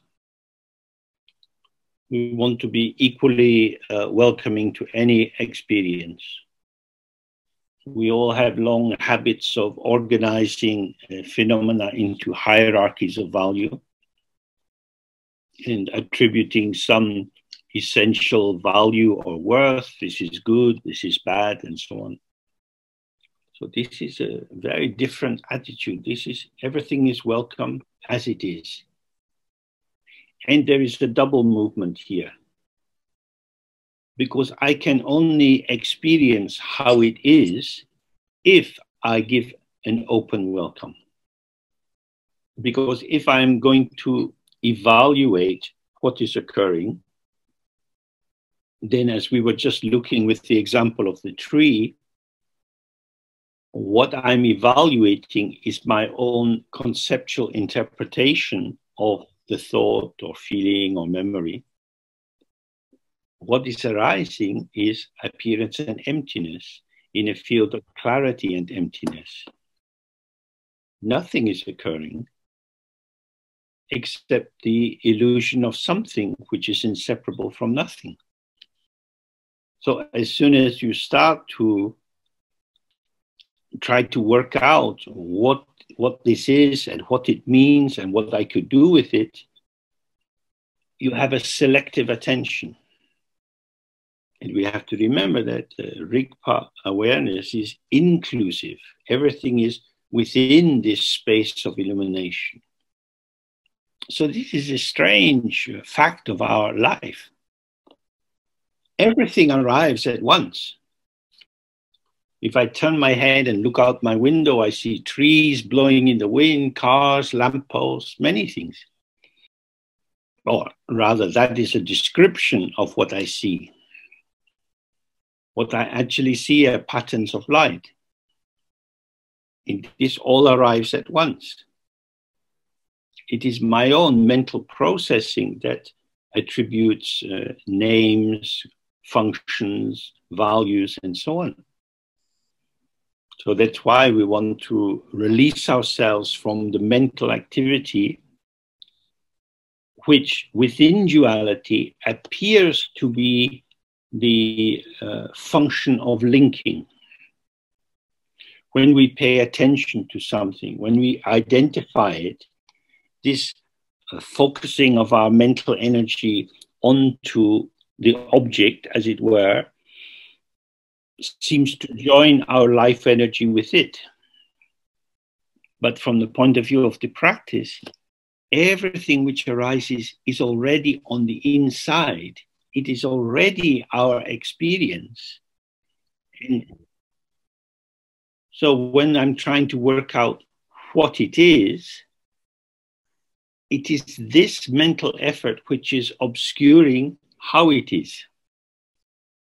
I don't need to know what it is, but it helps if I know how it is. Because if I'm working with circumstances, I have to be close to the actual presenting of the patterning of phenomena. That is to say that the bright awareness is unimpeded in its movement of allowing the shimmering qualities of our sensory appreciation. Yeah, surely. So the mind, our awareness, which is open and very bright and illuminating, becomes the arena within which we have the shimmering presencing of the movement of sensory experience. So we have the third bardo. Now when the bardo of mental stability is arising for me, and he says, I must abandon all the different forms of vacillating confusion and keep to the unwavering, ungrasping openness free of all limits. So mental stability here is not like trying to pay attention. It's not like doing an exercise in mindfulness.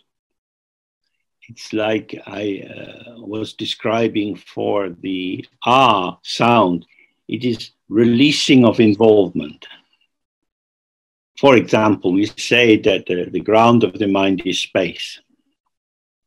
Now, close to space is wind or air. When there is no movement, the air becomes still. If I move my hand around, I feel the air moving and it touches the skin on my face. In the same way, when the mind is moving and you're involved in the thoughts, it agitates the basic energy, which then seems to consolidate as something happening. So he says there are many kinds of movement of the mind. Some of these we will think of as being very wonderful, very useful. For example, if you have to have an operation, you're hopeful that the surgeon is not distracted, and that the anesthetist is not dreaming of their summer holidays, but it's monitoring the dials. But of course, from the point of view of meditation, even although the focused attention of these medical professionals is ethical and helpful, it is also a distraction from the openness of the mind. People die all the time. People die from heart attacks, in car crashes, in war. So if they die due to the distraction of the surgeon, does it matter? Why should I bother? But it's my mother. My mother has been killed by this doctor. What is the question here? Is the cause of my distress the death of a person or the death of my mother? So my philosophical equanimity, death happens everywhere, is disturbed by the thought that it's my mother who has died and been killed by someone else. In relative truth, in duality, we cannot escape the attribution of differential value. Oh, maybe frozen. Frozen? Yeah, frozen. Okay. So I'm saying in relative truth, in duality, we cannot escape from the attribution of value. And because of this, many different kinds of distraction will arise. If somebody follows football, then they will usually say a good football match is one where a lot is happening. It was very exciting because I didn't know what was going to happen. I was on the edge of my seat, so aroused. For the football fan, they wouldn't agree that they were distracted. They feel very present, very alive, very connected. So here it's talking about something very different. Distraction means to lose the integrity of emptiness and experience. The football fan is over tilted towards appearance. And because of that, winning and losing become very different. But if we retilt a little bit to more emptiness, then we see, oh, winning and losing comes and goes. It's just movements of pattern. So the basis of abandoning all the different forms of vacillating confusion is equanimity. To see in an instant when something is important, it is important for me. It is not inherently important. It is situationally important. That is to say, the importance lies in the connectivity between the subject and the object. So, as it says in many of the Tibetan texts, you have to cut the root of attachment. That root of attachment is the separation of subject and object as if they were two different entities. Subject and object arise together as the energy of the mind. I am the subject momentarily. Subjectivity is a particular flavor or patterning or shaping of the energy of how I manifest. It is not my true existence. It is not who I really am. It is a patterning of connectivity between a dyad which has never been separated. Subject and object arise together. So something moves and you respond when you're in your sitting practice. Two movements and they're gone. What did I do? Now you make it thicker. It's gone. But I got lost. You're making yourself lost now by thinking that you got lost then. Whether what arises seems good or bad, awake or asleep, selfish or generous, it is illusion. The mind is as it is. It is not my mind. I am not the owner of my mind or the boss of my mind. I, what I call I, is a deluding separation of a stream of energy moving through the mind so that it appears to be something separate and autonomous. I, me, myself. So he's saying in the next line, is keep in the state of, or keep open to, the state which is free of all limits. This state is unwavering. This means it is the mind settled in itself, not going after anything else, satisfied, complete in itself. A bit like in a summer evening in some countries, you can see the fireflies dancing in the evening air. There's no need to try to catch them. Part of their beauty is that they move in different ways. You sit quietly and you watch their movement. So this unwavering state in the mind is open, and moving in that space of openness, all kinds of things come and go. Then, when you come into the post-meditation experience and you start to move in relation to other appearances, if you maintain the clarity that I am the appearance of emptiness, the kettle is the appearance of emptiness, the teacup is the appearance of emptiness, then each aspect is precisely itself without being anything at all. Then, in the manner of a dream, you boil the water and make some tea. So in Tibetan it says, "Zinme," without grasping. Without grasping doesn't mean that you have to put your hands in your pocket. To make the tea, your hands have to do many different tasks. Your hand moves according to the weight of the water in the kettle. What you experience is arm, hand, kettle. If it's heavy, then you have to tense the muscles more.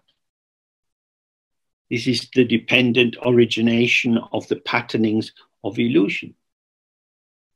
To add on to the discourse of grasping and saying, I am making the tea.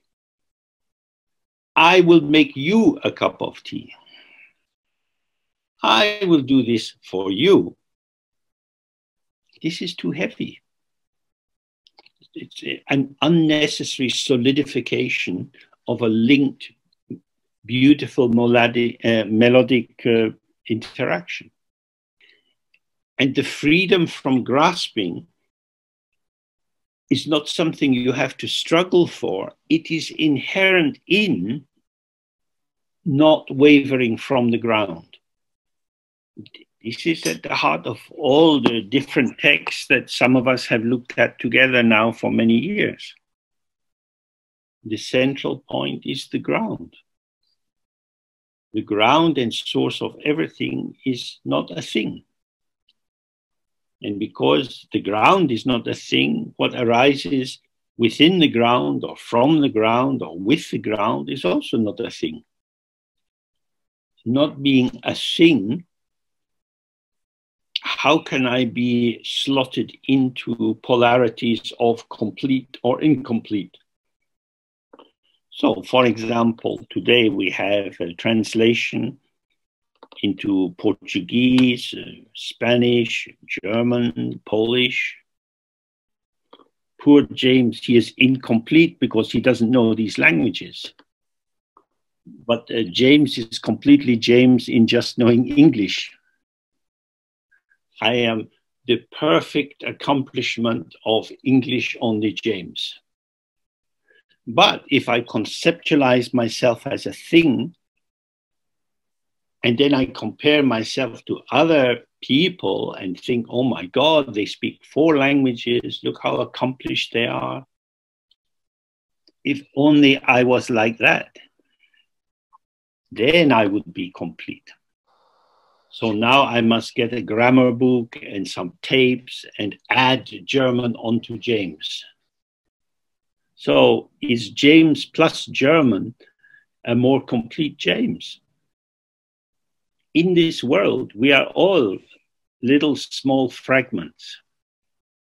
There's so much we don't know.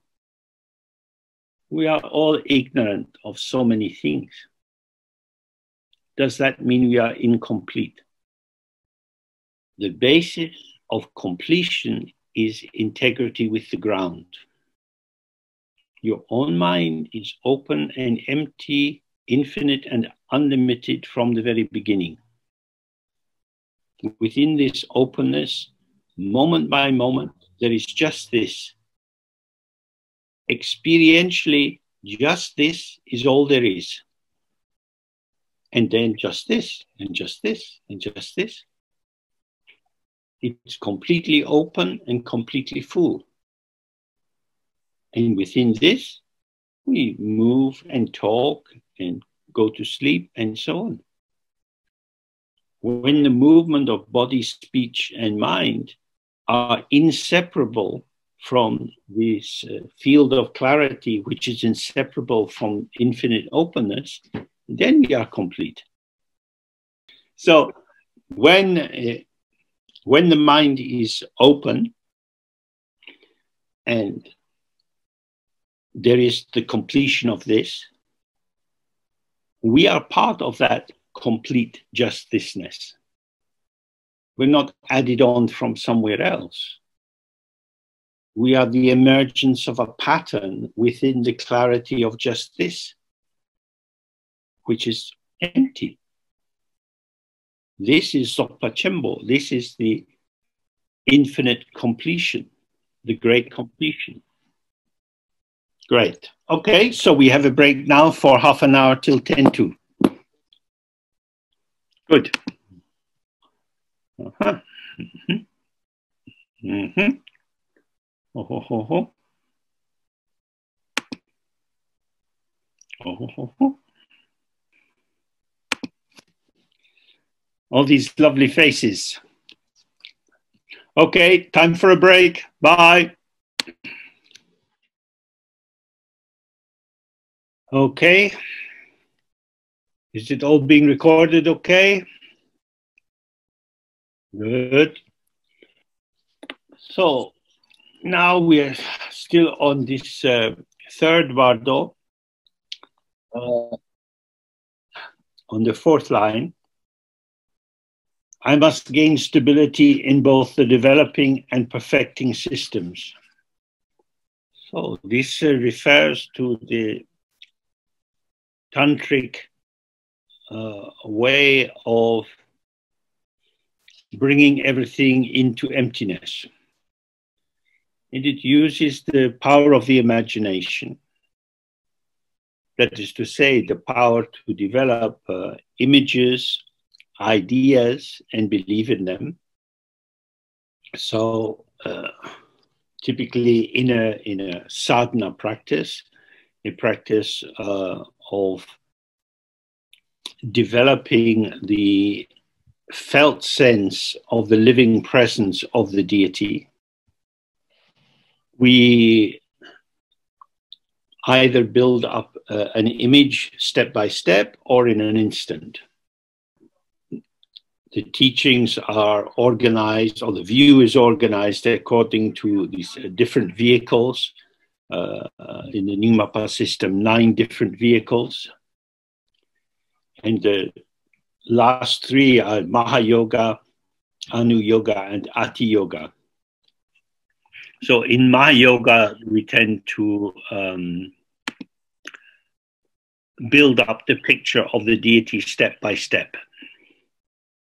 In particular, we start with the sky. And from the sky arises rainbow light. The rainbow light comes together in the form of a seed syllable. And from this seed syllable, there arises the basis of the mandala. And then inside that, on a throne, usually of a lotus, there arises the deity. So you have a practice with a single deity, or a deity with a partner, or it could be a large mandala with many different deities inside. The mandala is also described as a shalyekang, which means a limitless house. That is to say, it's not located anywhere. It's neither big nor small. It can appear according to the circumstances of the meditator. And then by reciting the mantra of the deity, you connect your energy with that of the deity. So this process of connection can involve hundreds of millions of mantras, because we can recite the mantra according to a fixed number, usually 100,000 for each syllable, or until you get a particular sign of success. So then you make effort to see this deity clearly, but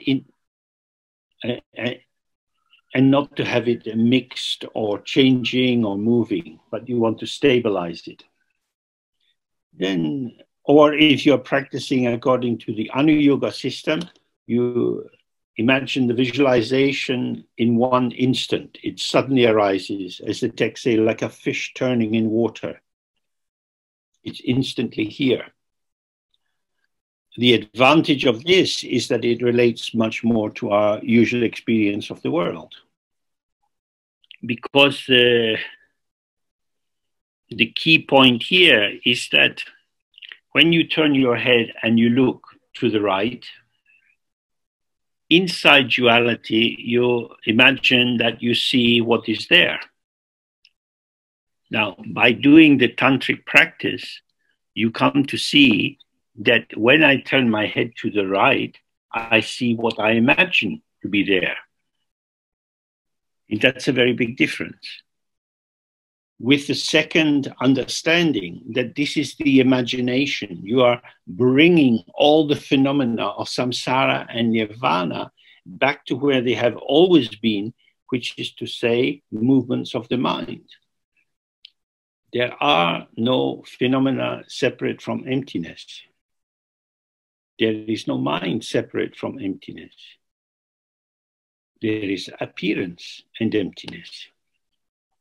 So in the perfecting system, we are becoming accustomed to the way in which different patterns and shapes and sounds and sensations in the body arise as the movement of the energy of the mind. Oh, frozen. Yeah. So in this, developing system, we're becoming aware of how everything is manifesting as the movement or the energy or the creativity of the mind.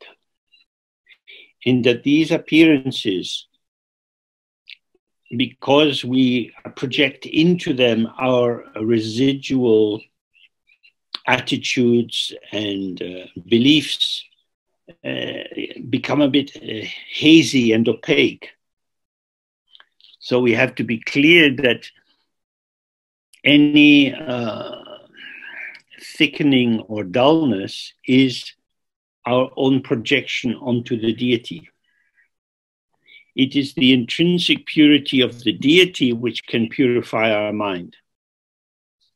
So this is the same principle as in Tantric Guru Yoga. That is to say, the Guru is perfect. That doesn't mean that they are perfect according to some dualistic system of morality. But they are perfect in their non-separation from the open, empty ground. So when we do the practice and the rays of light come from the deity, white light to our forehead, red light to our throat, blue light to our heart, and all three lights together, these rays of light are purifying us from the darkness of the obscuring belief in real entities. Just as traditionally they say, lighting a lamp in a room that has been dark for 1,000 years will remove 1,000 years of darkness. So we are full of darkness. This darkness is not something solid and real. It is, in fact, the mood of believing in solid, real phenomena, including ourselves. So whether you have self-love or self-hatred, as long as there is a sense of self, there is a darkness. Because in the description of clarity or a mandala, everything is made of light. So last year we published this book on Padmasambhava with descriptions of his palace or mandala in Zangdopalri. And it describes how the walls and the structure is made of crystal so that there is no difference between inside and outside. Light flows in an unimpeded way in every direction there. But imagine in this field of light, there is one thing which is real, say like this pen. It stands apart from everything else. Everything is appearance and emptiness or light. But this is appearance as something. And so it blocks the free movement of clarity. But this object, which is seemingly blocking the light, is not a thing. It is the shadow of the idea of a thing. Sometimes you can see with small children that they get agitated and their mind fixates on some idea about not wanting to put shoes on, or not wanting to go to bed, or not wanting to eat something. And they lock into the impossibility of being in the flow of eating and sleeping and getting ready to go out. And the parents thinking, oh God, yesterday you ate it, why you don't want to eat it today? You like it. No, no. That is what we do. That's the shadow of the object. The idea comes in the mind and it casts this darkness over the situation so that connective movement is impossible. No negotiation is possible. Although the position the child is adopting is relative because it's not always true, in the moment of it being activated, it is as if it is 100% absolutely true. And this we see in adults, in politics, in conflicts, in wars, and so on, where somebody takes relative principles to be absolute truths. We say, this is a red line, non-negotiable. And so this increases the danger of conflict. When we look in the history of each and every country, politicians have always lied and cheated and changed their minds. There is no substantial ground of enduring pure morality behind their positioning. And yet they speak as if I can only speak the truth. I am an honest man. So this is the position of the ego self. I exist. I am me. Listen, come on, you know me. I'm like this. Really? I think you changed quite a lot. No, this is my absolute principle. I am James. And James is like this. Like this, not exactly me. Because I have a portfolio of selves. Sometimes I'm like this, sometimes I'm like that. But I exist. And what do you exist as? Sometimes like this, sometimes like that. That's a very flexible idea of existence. So does that mean a cow could be a donkey? And an apple could be a banana? Yes. So that's what Chetsangpa says in his description of Guru Yoga. If the Guru says a cow is a horse, then it's a horse. It doesn't mean that you have to go under the stupefying power of a bad guru. But it means cow is a name, a horse is a name. Now in Europe, we are faced with this situation that we are peace-loving people. And in order to maintain peace, we will have to give a lot of weapons to the Ukrainians so that they can have war while we have peace, because we love peace. This is a lot of relative positioning inside these arguments. words mean different things in different situations. In relative truth, there is no truth. There is only invention, fiction, imagination. So we have 8 forms of Padmasambhava. But which is the real Padmasambhava?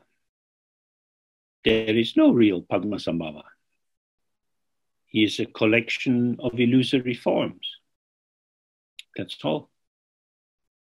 So this developmental phase is to dissolve the false belief that there are truly existing entities.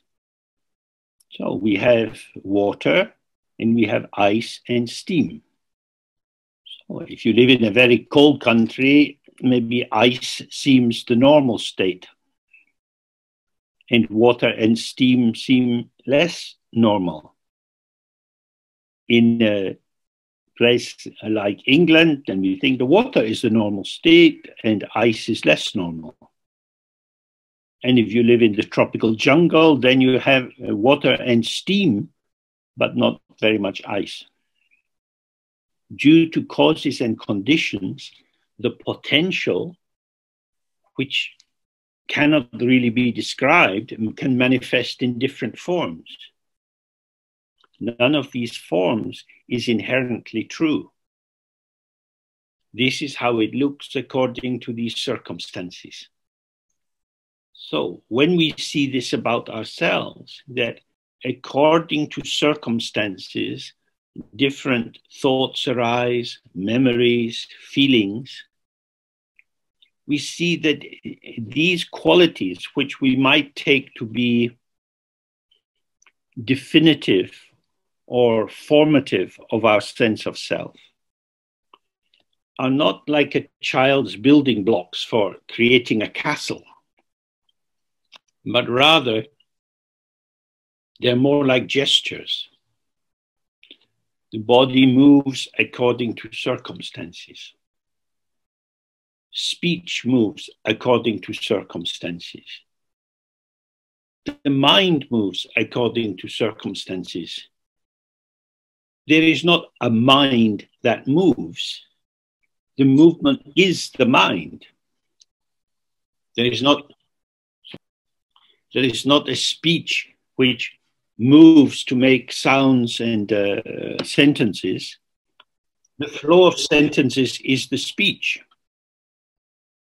And it's not as if there is a body which just happens to move according to circumstances, but the movement of the gesture, posture, and so on, this is the body. There is no self of the body, of the speech, or of the mind. So this is the function of visualizing yourself as a deity and merging with the deity, is to dissolve the idea that you have some home base from which you go out in different directions. There is no central home base, it's only movement. And this is the purification of the accumulated karma, which binds us into experiencing the 6 realms. And the completing system is when every aspect of body, voice, and mind can be completely liberated as emptiness without residue. Because there are 2 aspects to this.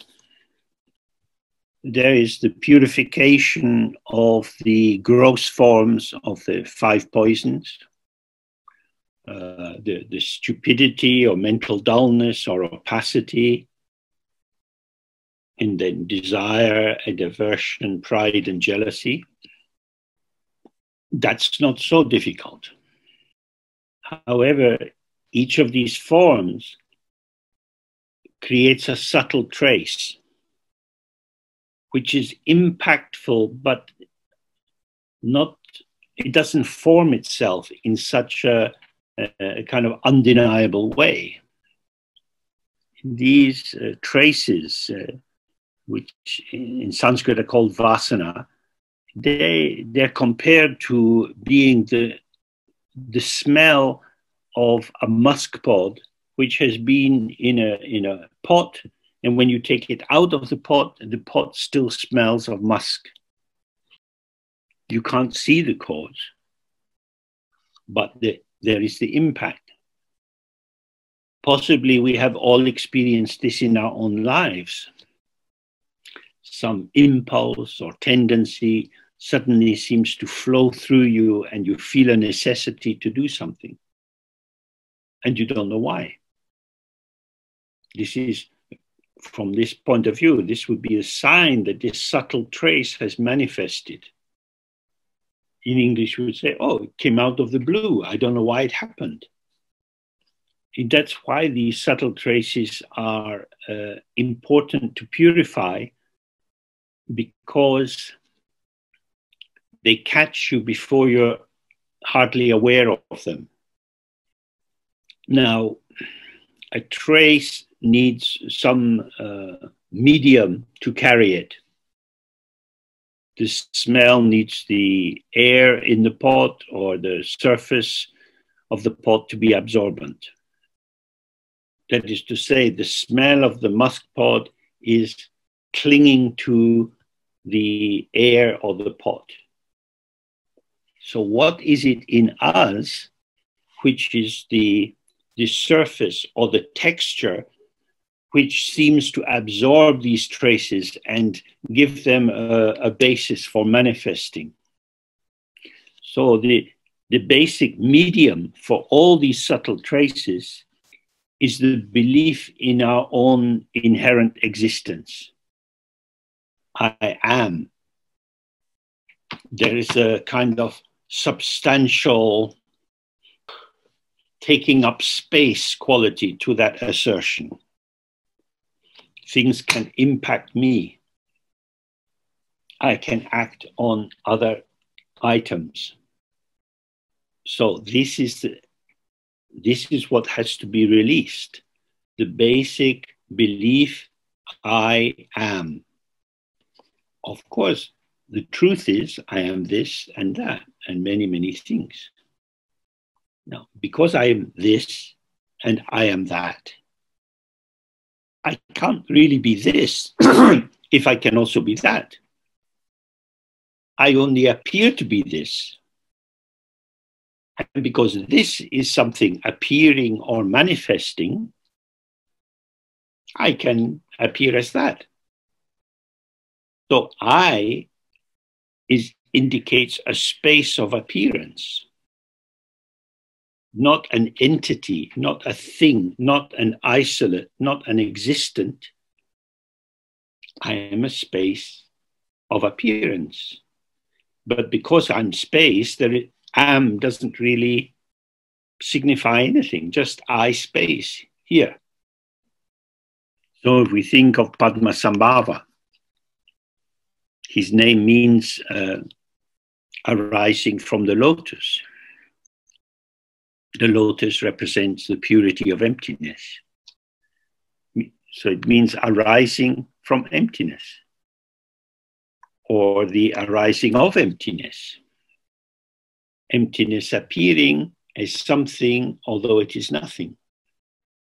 So this is our situation. This is why we want to merge with Padmasambhava, so that we see ourselves. I have no essence. I have no home base inside me. I am the potential manifesting according to circumstances. So these dissolving practices, which we have many translations of now, they're very helpful for releasing us from the delusion that we exist as a separate entity. So then it says, abandoning all worldly activities, I will practice one-pointedly here and now. Now, that doesn't mean that you can't act in the world and go to work and keep a relationship and so on. Everything can continue in the manner of a dream. not taking it too seriously.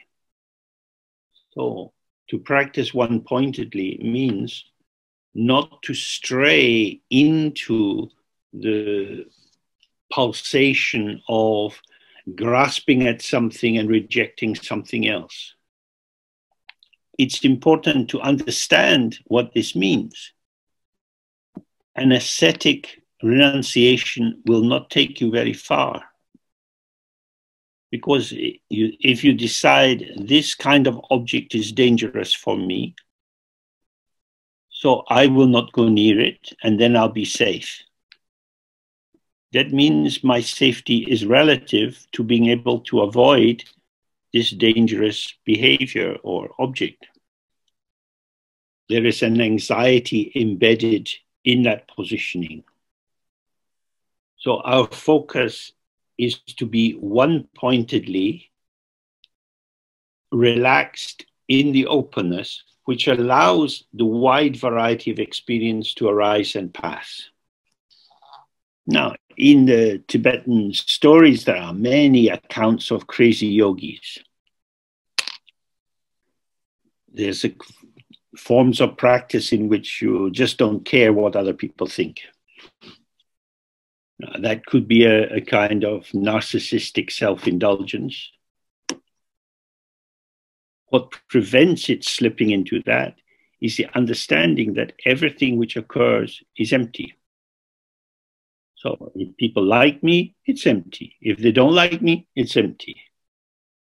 If I'm happy, it's empty. If I'm sad, it's empty. Emptiness is like a magical ingredient for a diet. If you add emptiness to any dish, there will be no gain in calories. We accumulate karma by having a substantial self. I exist, I am, I will do. But when you have the sense of emptiness, then there is doing without a doer. So if you went in a park with a friend and you had badminton rackets and little shuttlecock, the wind is blowing, you hit this shuttlecock and it goes according to the wind. Now then hitting it back towards you. Your attention is on where it's going. So you move towards how you can hit it. Are you moving yourself, or is the shuttlecock moving you? You are moving without having to move yourself because your one-pointed focus on where the ball or the shuttlecock is going directs your body.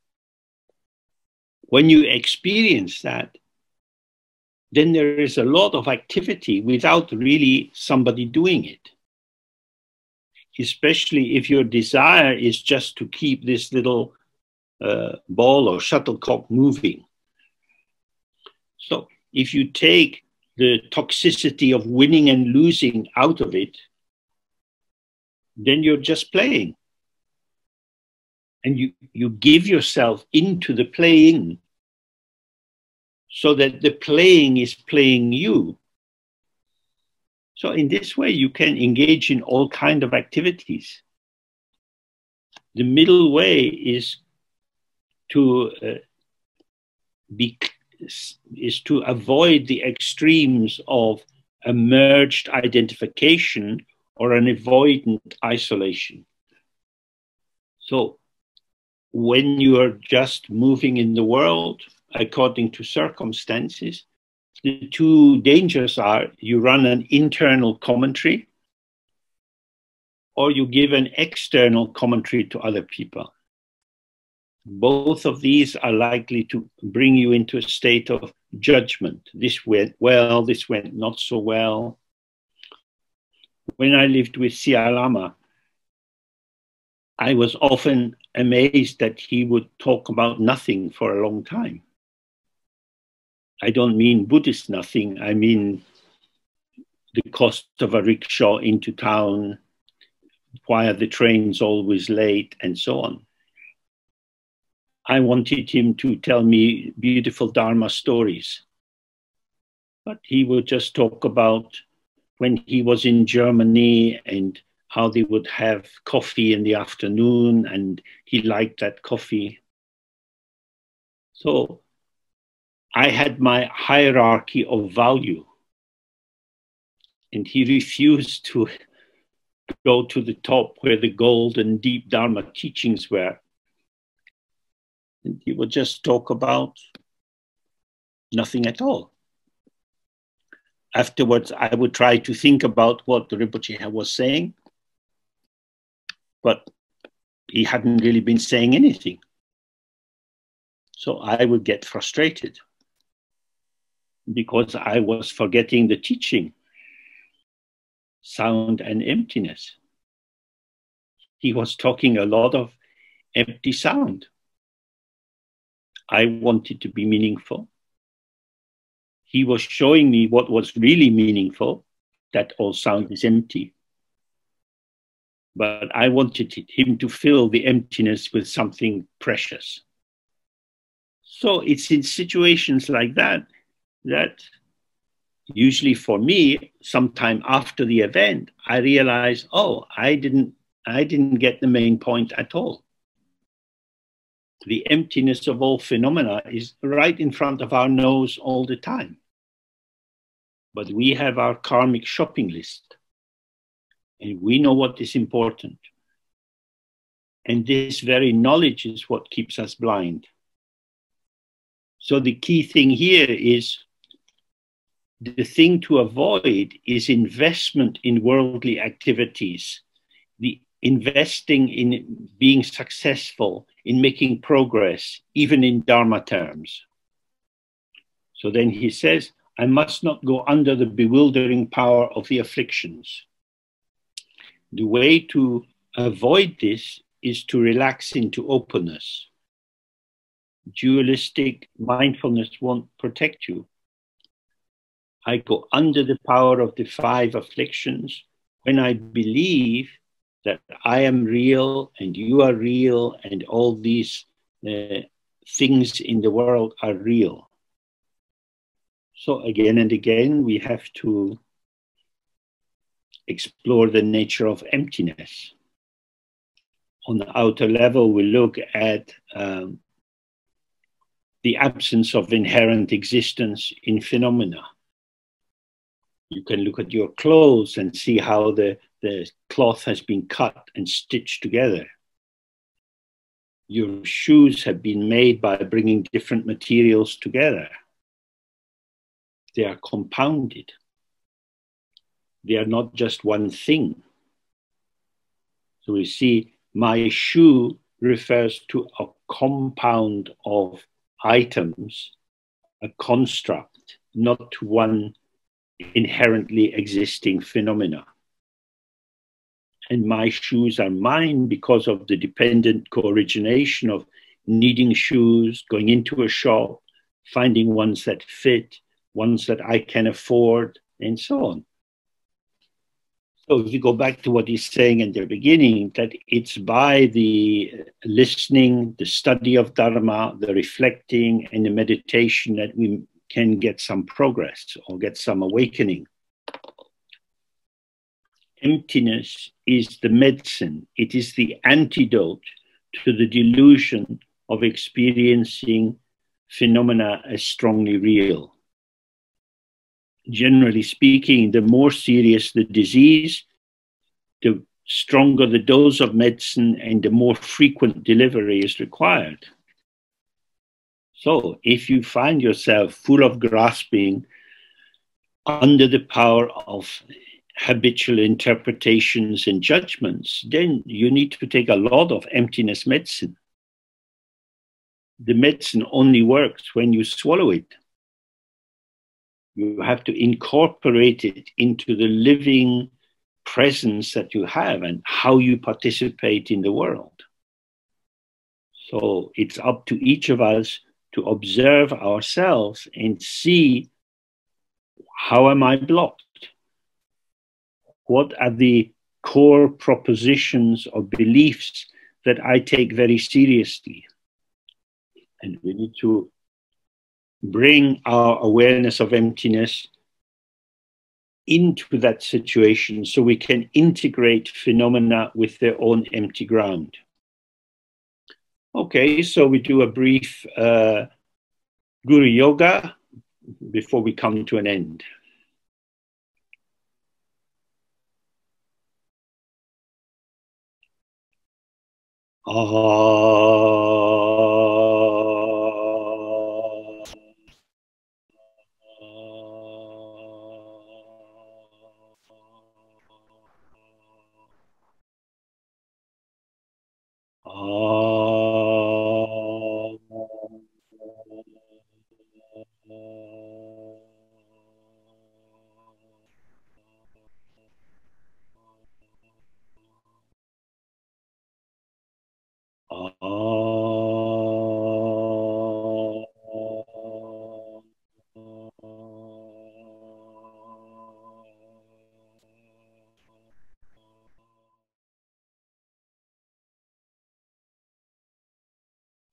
Okay. So we meet again tomorrow, if you wish, at 10 o'clock. And we continue with the text. The key thing is to support yourself in your own practice. Observe how you fall asleep in your own life. Some people daydream about the past, some people daydream about the future. You don't need to block this, but you have to see, oh, I'm in a realm of thought. And then try to be aware of the thought. The thought will dissolve. It will show you its own empty essence. But if you fall into the semantic web, which is generated by the interaction of the thoughts, you will become entangled and more blind.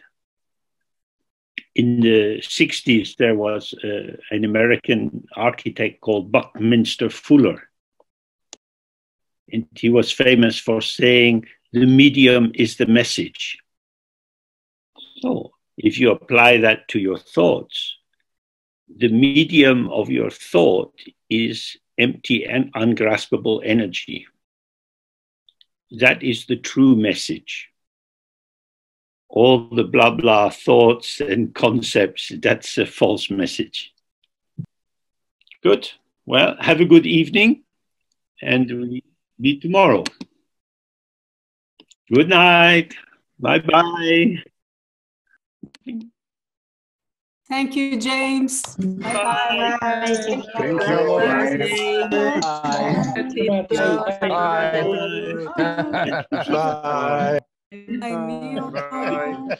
Lovely people. Bye-bye. Bye, Barbara. Thank you, James. Thank you. Thank you, James. Thank you. Okay, so the languages are there. That's very good. We also have a lot of translations being done of the books.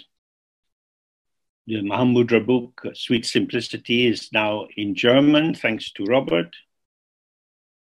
And it will be in Spanish in the autumn, thanks to Mariana. And there's a lot of translation work going on in Portuguese and Turkish. So many resources are being made available. So we simply have to make ourselves available to avail ourselves of these available texts. The one thing your bookshelves don't need is more books sleeping on them. Okay. So yesterday I didn't begin with the lung of the text, but I do it now. The lung is a tradition that the text is read out in Tibetan to make an energetic connection with the words. And this short text has been read many hundreds of thousands of times by many yogis and monks and nuns and practitioners. Bardo Sazishus Jawa Jitra Galan Chatsalo Bardo Nambadrugi Tsatsi Kimadala Kine Bardo Chajushi Selelo Melelo Panchene to Sangon Amayen Lamduj Nansem Lam Non Koson Nungju Cha Milieu Lanche Tope Dutu de Yembe Lala Tombe Dumayen Kimadala Milando de Jandun de Timurunya Bame Panchene Rameyene Nelo Ngalanjo Milan Shula Twinjo Wasacha Dundro Shindo Nyalwa Mijaji Nidang Sunde Menyam Lenche Kemadala Santen Bardo Jandundi Nanyen Ruwe Soju Pane Chene Yeme Jeme Tatra Nandunju Kezo Nida Temba Tobanj Jawa Pane Zechen Rubuji Nyomon Trube Wondu Matanji Kemadala Chike Bado Chandundi Kuna Chase Shinji Panchela Danga Sawe Lam Lama Yenchu Rande Keme Nanke Yusumbo Duje Shatra Ludan Traula Ke Mitajulu Chimbarachi Pacha Kemadala Chinye Bado Chadundi Unlanandra Jitan Panchene Kanshara Ranedne Rana Rebe Ngoshe Cha Bado Nansu Imbra Sheparanja Dunjen Dala Tobe Duche On Rana Shitro Lama Jishi Kema Dala Sebe Bado Chandundi Duman Seche Semla Chine Zambo Leke Tula Nindun Nyanju Dala Rula Rambaranja Ningro Danango Pen Duche Misa Pene Lame Yungo Chiwa O Nyamelo Rimpet Deme Sela Cheve Dudu Derat Donlo Chana Dumantra Yune Jemba Dombe Chuyembe Danda Nido Lo Chud Mijeta Jinje Lame Shane Dike Son Lame Dana Semla Machana Rangi Rangye Luparamingyo Ram. So then we continue with the text. So it says, alas, now when the bardo of dying is arising for me, of course, we don't know when we are going to die, and we don't know how we are going to die. Some people die in the operating theater under anesthesia, which is a foggy state of mind. Some people are stabbed in the street by a stranger. Some people are blown up by terrorist bombs. Therefore, don't imagine that you will be able, just before you die, to do some big preparation. Every day is the time to prepare for death. Being aware of the impermanence of your breath. It's very useful sometimes just to put your fingers on your wrist and feel your pulse. You see, oh, my life is pulsation. It is both dynamic and dependent on the activity of the heart. I don't make my heart beat, something I'm not in charge of. And when it stops, what I call myself will dissolve and vanish. To be alive is to be present in the moment with this ceaseless pulsation of sensation. We don't have a life, it's not a thing to possess, but we are alive. And this aliveness in a human body with connection with Dharma is the optimal opportunity for opening to our awareness. So he says, in this situation where dying is coming close, which it always is, I must abandon all hopes, desires, and grasping. On an outer level, this is about observing how attached we are to people in our lives, to possessions. We can also be attached to skills, to knowledge. Some people have studied a lot. That also will vanish at death. Some people have a beautiful singing voice. That also will dissolve at death. That is to say, don't build your life on the idea of existing as someone with defined qualities. If we see ourselves as something enduring and static, then the collapse of this construct, this edifice at death, is more difficult to deal with. So yesterday we looked at the bardo of dreams, and how at night when we fall asleep, there is this nothingness. All that happened in the day is gone. There's just nothing. And then dreams begin, and then another day begins. Arising and vanishing, arising and vanishing. So when he says to abandon all hope, we hope for things in the future. The future hasn't come. We don't know how the future will be. In Britain now, the rate of infection with this COVID virus is rising again. And workers are going on strike. So there are many forms of interruptions which can come between us and the fulfillment of our hopes.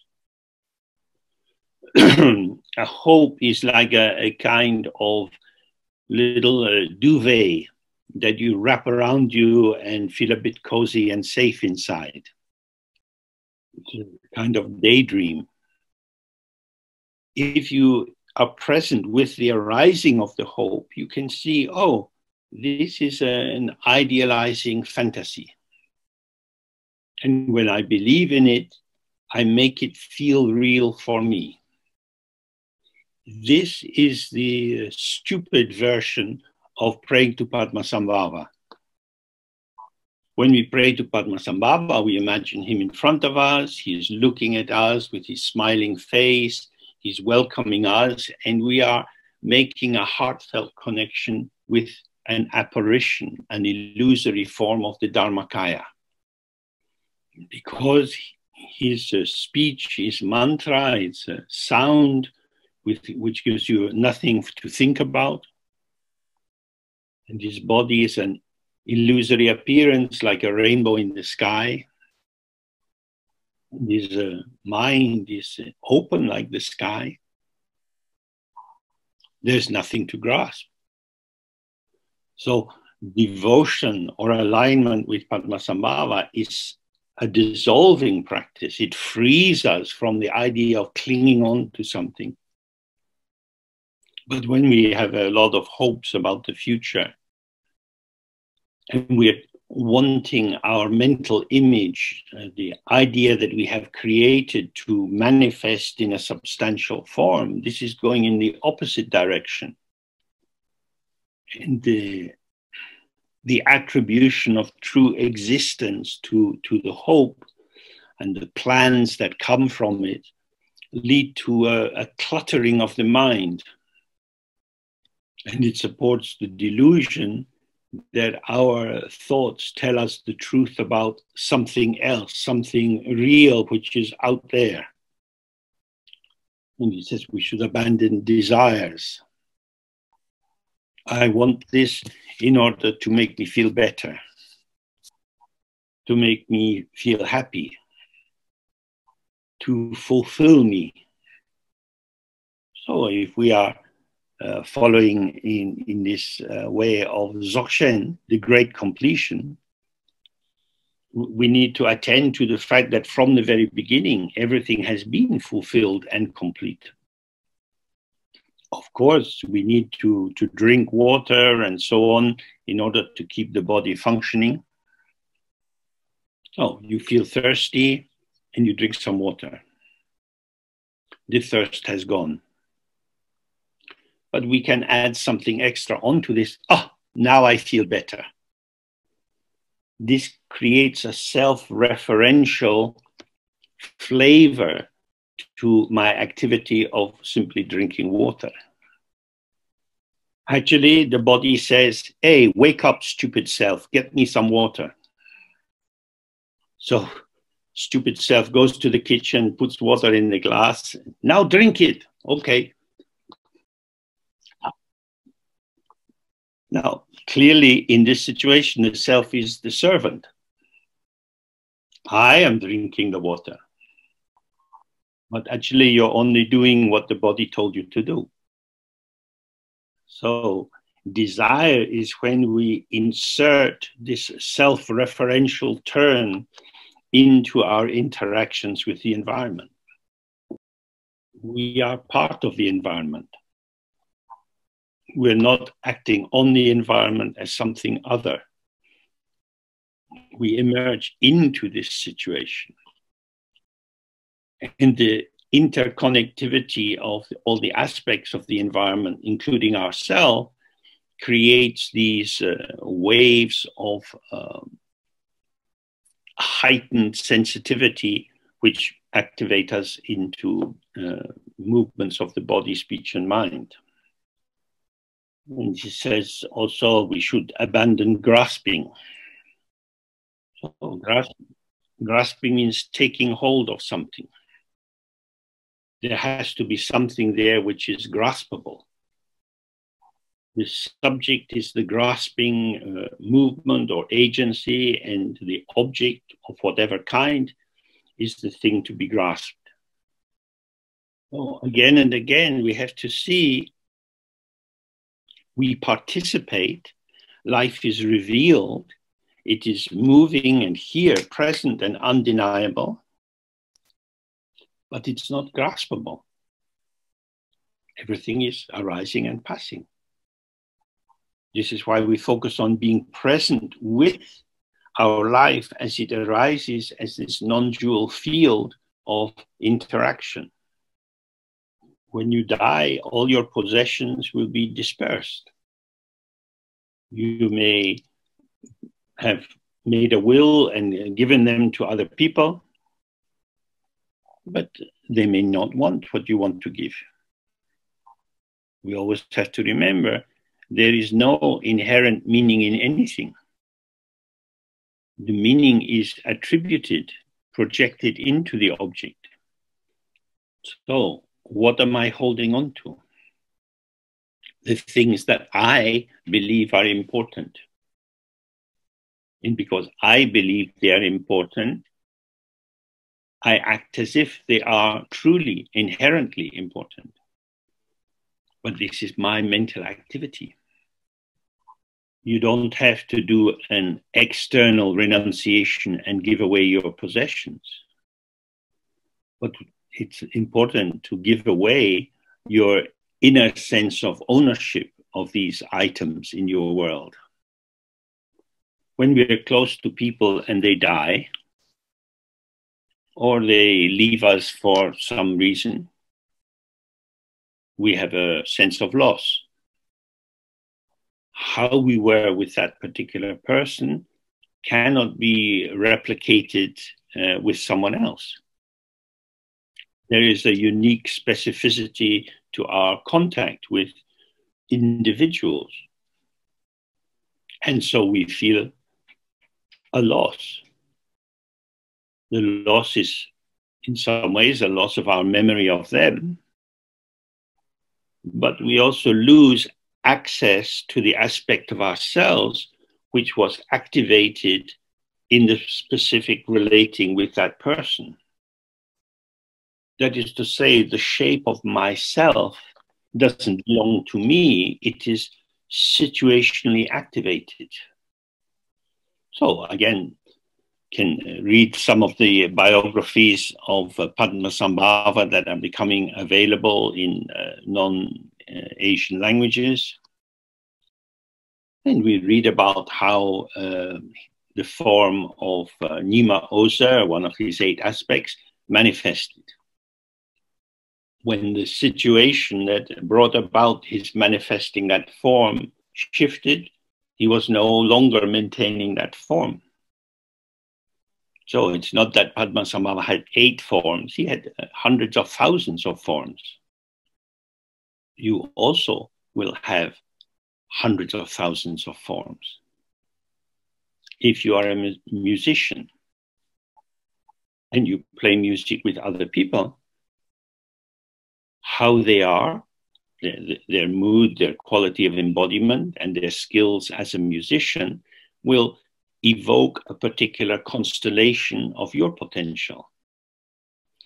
If you are fortunate, you get to play with people where there is a synergy, a coming together of your energies, which becomes greater than the sum of its parts.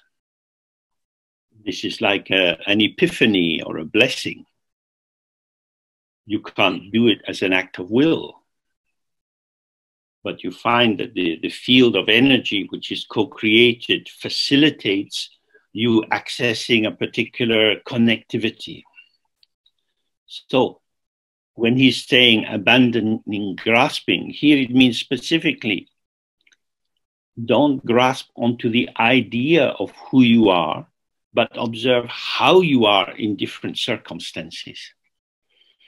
The actuality of our interaction with others is inexpressible because it is so specific and so nuanced. But what we can attach ourselves to is the idea of ourselves or the other. So I can say something about my pen.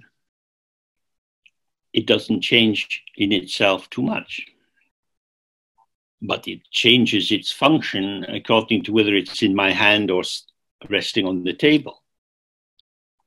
And that seeming simplicity of its functionality allows me to be more definitive about what the pen is. That is to say, the pen lacks the ability to resist the violence of my definition. We can apply the same violence to ourselves. I am like this. This is what I like. Making these definitional statements seems to give us a sense of intelligence and power. I know who I am. I know what I like. But this is a game of ideas.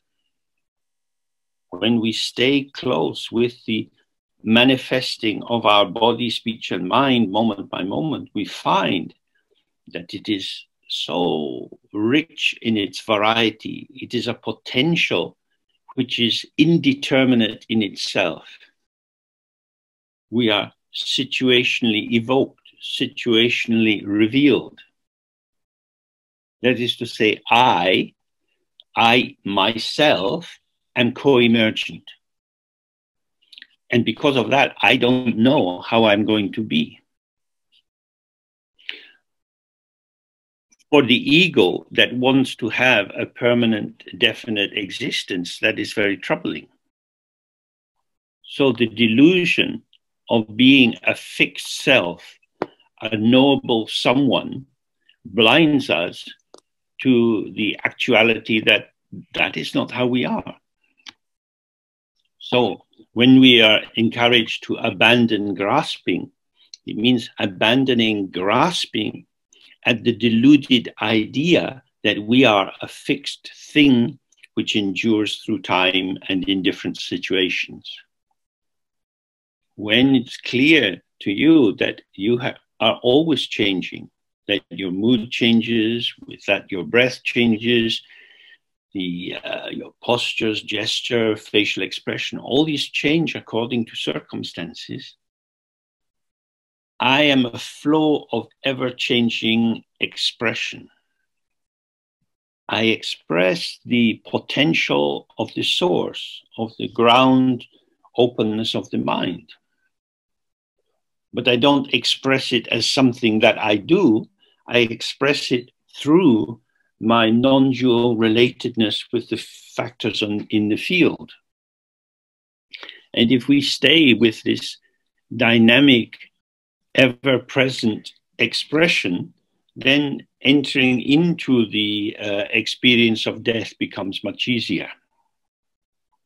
I'm not leaving everything behind because I've not been living in a world of imagined things, but I've been inhabiting the ceaseless presenting of experience. So then he says, keeping unwaveringly on the clear path of the Dharma instructions, I must integrate my awareness in the unborn sky-like space. So, as we know, our mind fills very easily with different thoughts and feelings. Many of these are self-referential. That is to say, we're like in a room that's full of personally chosen furniture. In the presence of this familiar furniture confirms that this is my room. So when we study Dharma, we are trying to bring new furniture or new symbolic and practical Dharma elements into our field of experience. When we sit in our meditation practice, we can feel how we identify with different arisings. When we are in a more intense egoic state, our identification with what is arising is somewhat desperate. We're saying to the object, oh, I belong with you, take care of me, protect me. But you can also experience the way in which your mind fuses with the formation of the moment, as if you were in a club and the DJ is playing a variety of music. And according to the rhythm of the track that's being played, your body is more or less expressive. Me, with this piece of music, manifests as waving my hands in the air. And the music changes, and now I'm swaying about. So when the mind seems to merge, or you feel yourself identified with a particular feeling or thought, it's like a dance move. That is to say, you don't have to protect yourself against getting lost in thoughts, because you're opening yourself to the particular patterning of this kind of thought or feeling or sensation. And so in the moment, it's just this. It's not, I am this, as if this was an expression of who I truly am, but it's just this. Now my hands are waving in the air. Oh, James, you look so silly with your hands in the air. Oh, yeah, sometimes it's very nice to be silly. If we have 100,000 different forms, one at least has to be silly. And then it's gone. So the process of not grasping means that you are free to participate according to the circumstance. So when he says here, I must integrate my awareness in the unborn sky-like space, the thing about our awareness, or rigpa, is that it's always fresh. As some of us have looked many times, our awareness is like a mirror. The mirror has no fixed reflection or image. but it's able to show many different reflections. So the mirror is both always empty and always full. This is the basis of freedom. However the mind fills, it fills. But the text says, whatever comes, comes, whatever goes, goes. In the moment of the filling with this particular mood or expression, the mind is still empty. You're not a pot that is being filled up with the experience. But this is a showing like the reflection in the mirror. When you see this directly, oh, my mind is open, whatever is happening. Then you see the delusory nature of the false opposition of full and empty. My cup can be full or empty. When it's full, it's not empty. When it's empty, it's not full. But the mirror, when it's full of reflections, is empty of its own self-substance. This is the same with the mind. The mind is always empty even when it's full. So if you see this, then, as he says, I must integrate my awareness in the unborn sky-like space. Means I'm always present with open sky-like space. It is because I am present with this unborn space that all my experience can occur. So in my cup, at the moment, I have some herb tea. Now, if you offered me some red wine, I don't want it in my herb tea. So although I like red wine, I say, no, no, thank you. Because the herb tea and the red wine they shouldn't be mixed together.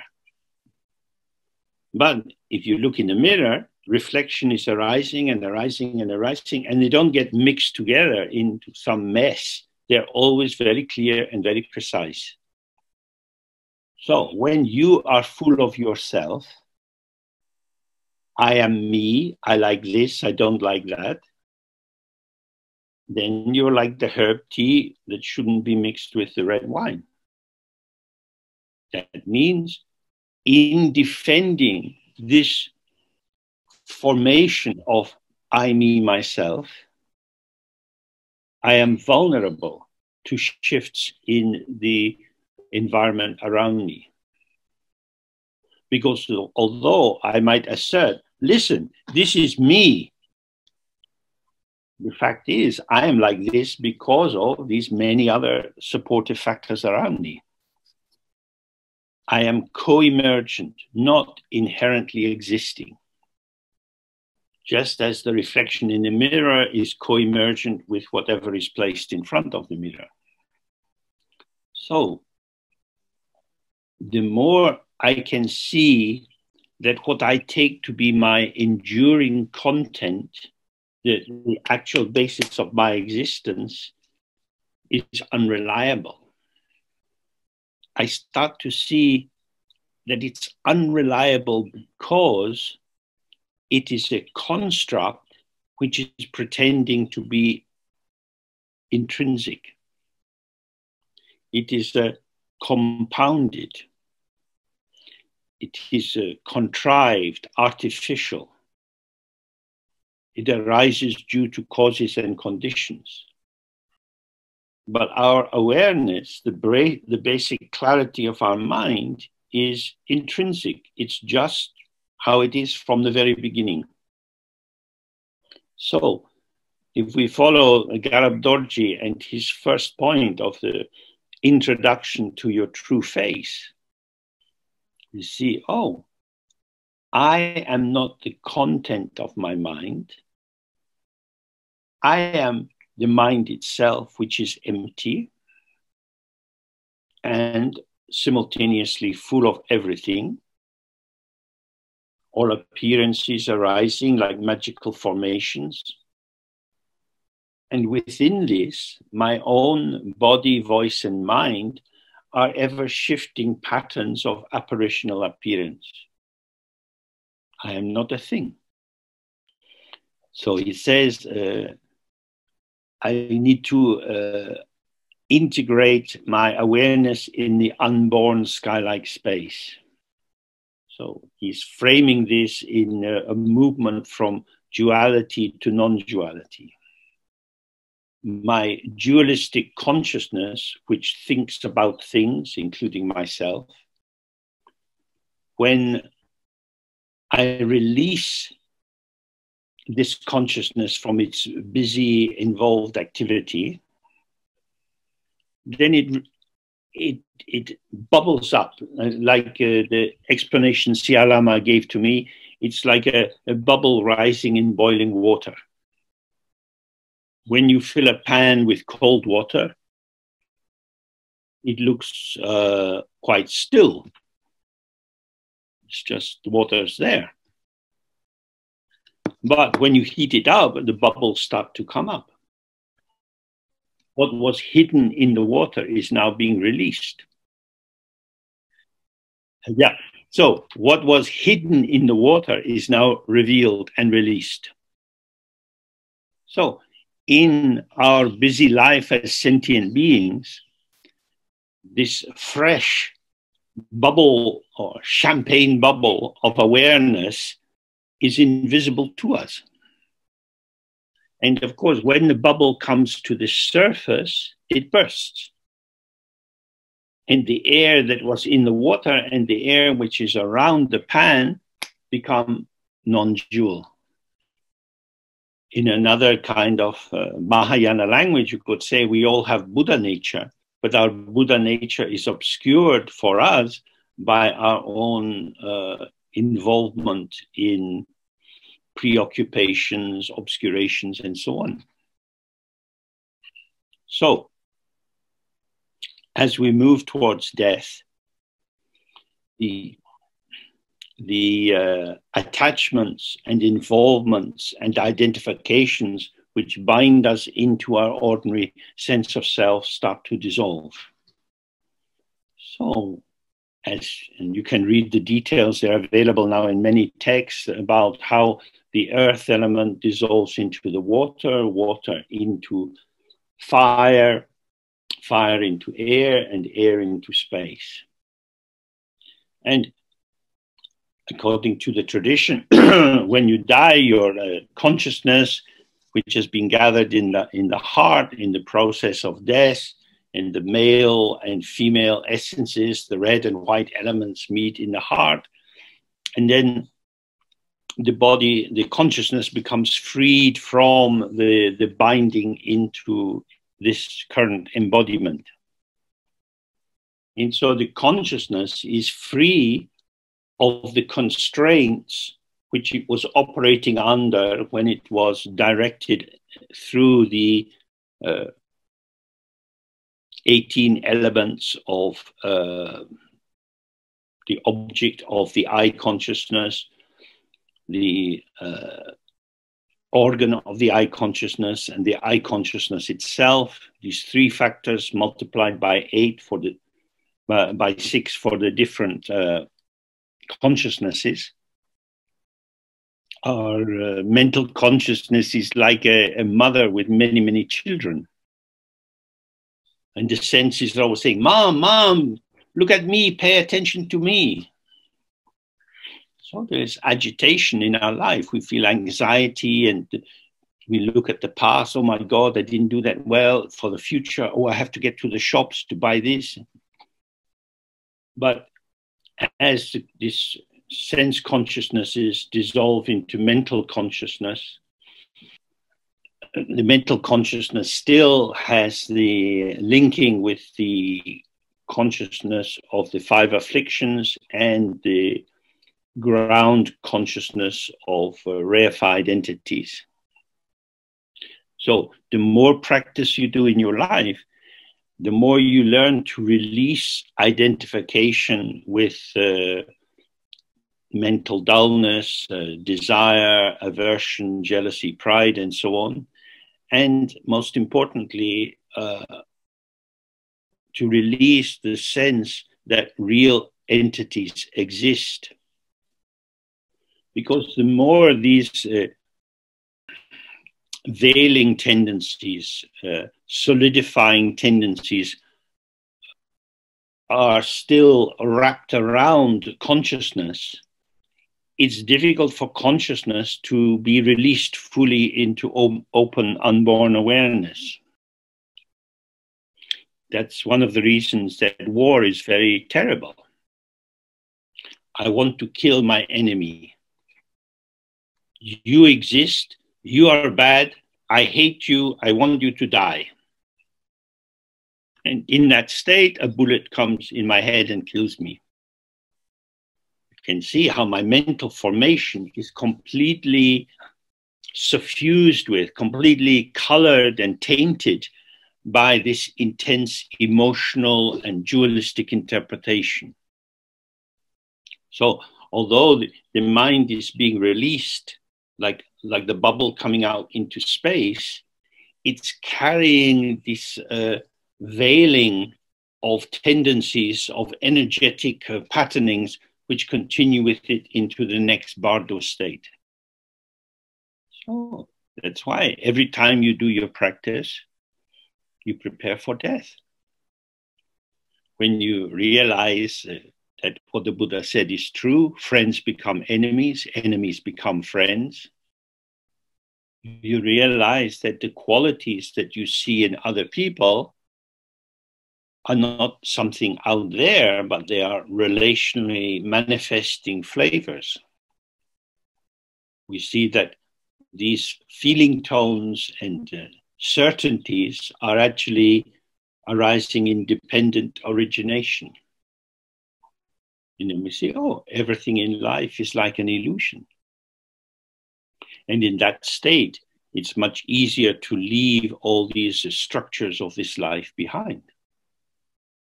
When you look outside and you see little birds jumping around, they don't have hands. They have a little beak. And they have to stick the beak into the ground to try to catch the worm. So you can try that for yourself. Put your hands behind your back and eat your food by sticking your head into the plate. You can do that. If you were a prisoner in a cell and they push a dirty plate under the door and you have to eat it with your hands tied, then you would eat like that. And then you see all the good manners that you have, knowing how to use a knife and fork or eat with a chapati. All of these are conventions. They are not intrinsic to your existence. So ceaselessly, we need to loosen our identification with the patterns of this life. They are present, but non-definitional. So he says, now, as I am becoming free of this compounded body of flesh and blood, I must know it to be impermanent and illusory.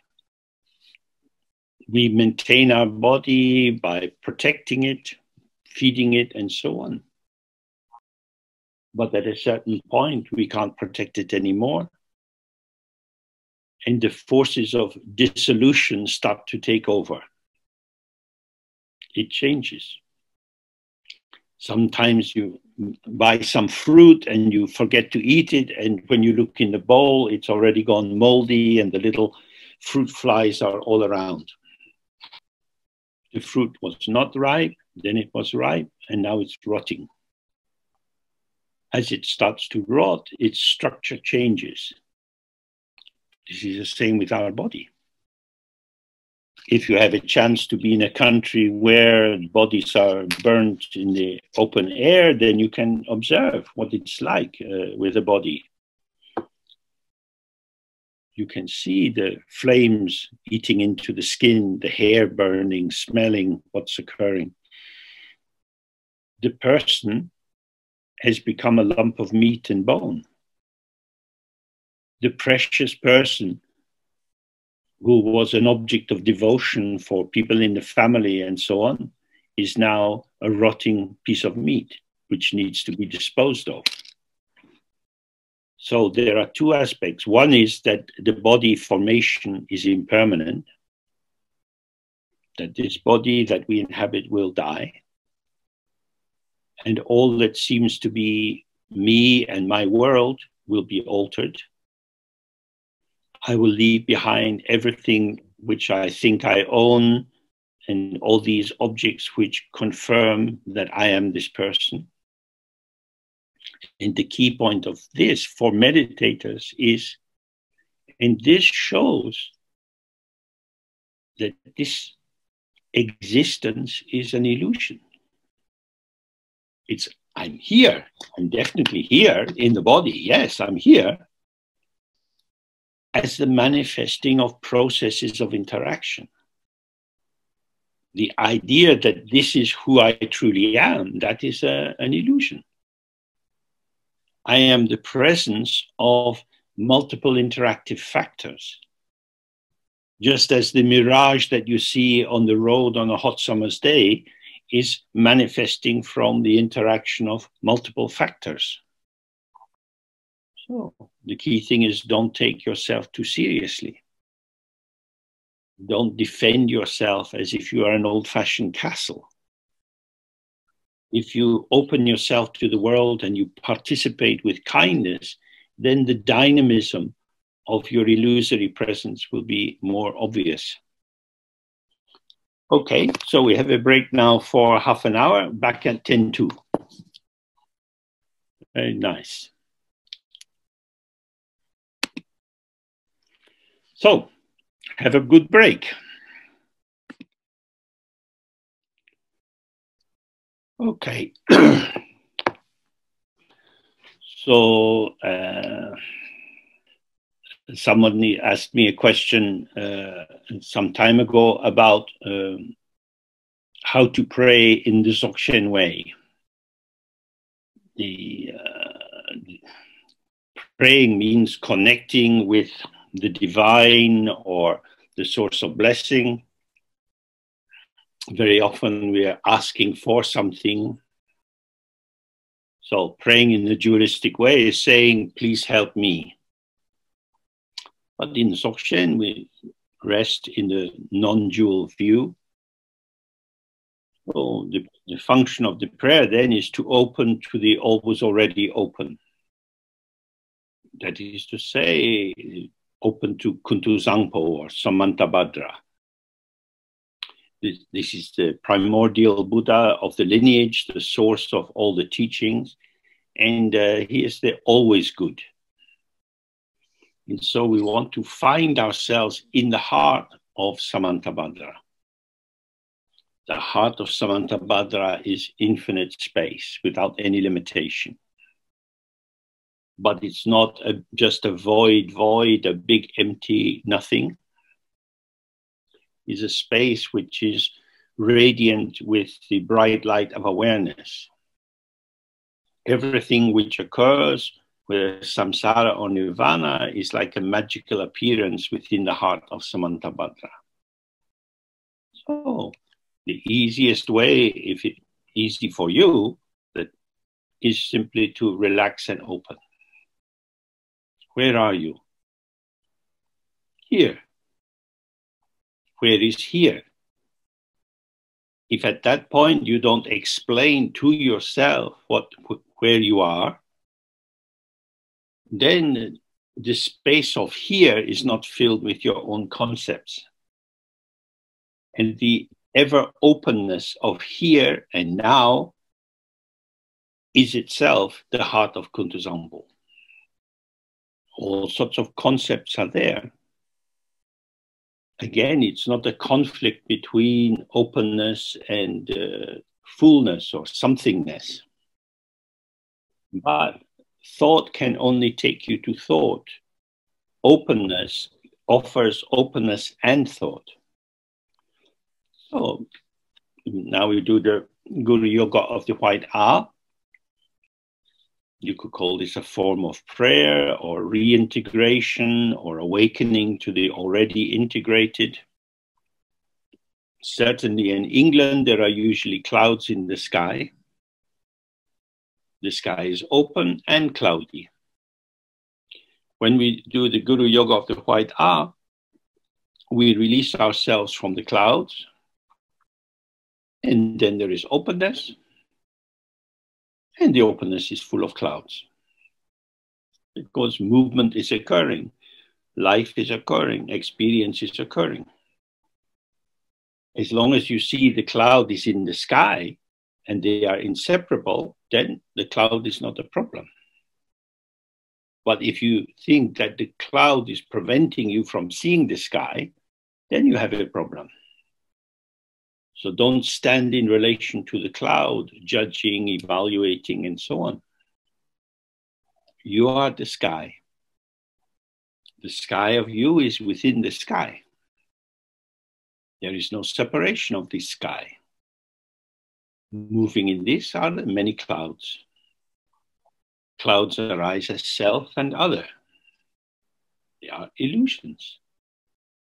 The illusion doesn't touch the sky, it doesn't contaminate or limit the sky. So we're sitting, gaze is open into the space in front of us where we see this white letter R with the 5-colored light around it. We make the sound of R 3 times, releasing ourselves from our investment in thoughts as something separate, our identification with what is arising, so that with the 3rd R, we just released as sky into sky.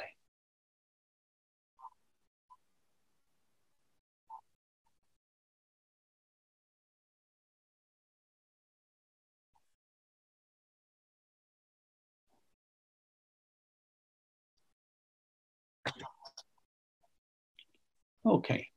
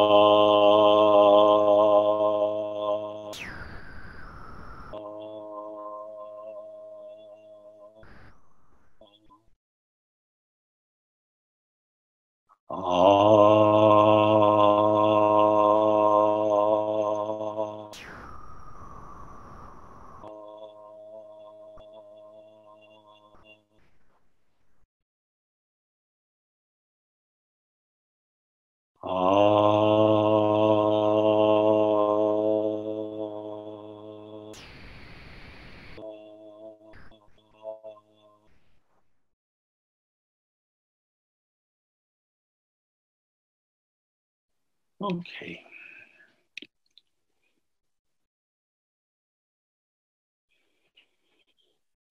And when we finish this practice, we maintain the openness. Everything is arising in the space of the mind.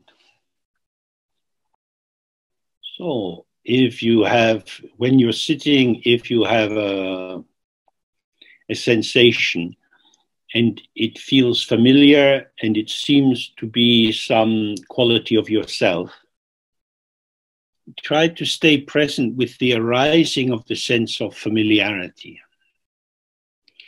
Observe what this actually is. It's an arising formation, and then it's vanishing. All arising phenomena are vanishing. But there seems to be a kind of glue or stickiness in the sense of familiarity. Oh yes, I know what this is. There's a recognition. In English, recognition means you're able to think again about this, that you are knowing the same thing again. If you observe, you see this is an elaborating construction of concepts. It's a house of cards. There is no true substance to it. So what's happening is that you're tilting into an identification with the thought as a vehicle of truth. This is a sign that there are two factors. There is the object side, the thought, which is taken to be real and important, and the subject side, which is our ego constellation or formation, which is requiring objects in order to maintain itself. But as we've already looked, I have been here before. Who is the I? When you look, you can't find any enduring substance to it. In the sense of being here before or having seen this before, what you're attending to is your construct of the object rather than the immediacy of the object itself as it arises and passes. So in the practice, we have to be careful not to go after past thoughts, something which has arisen and gone. Not wait expectantly for something new, but remain relaxed and open in the space of presence and allow whatever is occurring to come and go. Okay, so now we go into his description of the death process. So as we were looking, as we are dying, we are being released from the consciousness, or self-identity is being released from its familiar frame of reference. Now, because the subject is always present with an object, there is no self without other. As the energetic formations which were taken to be the substance of our experience, as they dissolve, then the self has nothing to cling to. So he says, alas, now when the bardo of actuality is arising for me, I must abandon all fearful and terrified notions about all that is occurring and recognize that whatever arises is the natural radiance of my own awareness. So I'm using the term actuality to translate chunyi or dharmata. So the dharmata is the actual status of the phenomena. So you look in the mirror, you see your own face. Oh, that's me. You recognize a phenomena, me. But what do you actually see? You see the brightness of the mirror. You see the potential of the mirror to show this particular form. The quality of the mirror is taken to be me. And when I see, oh, that's me, and I'm looking, oh, I need to shave this morning, then the mirror as mirror is forgotten, and I'm just concerned with the image I see. So this actuality or the dharmata is like the mirror, which is the truth of the phenomena which we take to be something other than the mirror. Everything we see is the bright play of the mind. But when we see cars and houses and people, we don't see, oh, the clarity of the mind is being interpreted by me according to my karmic disposition as cars and houses and people.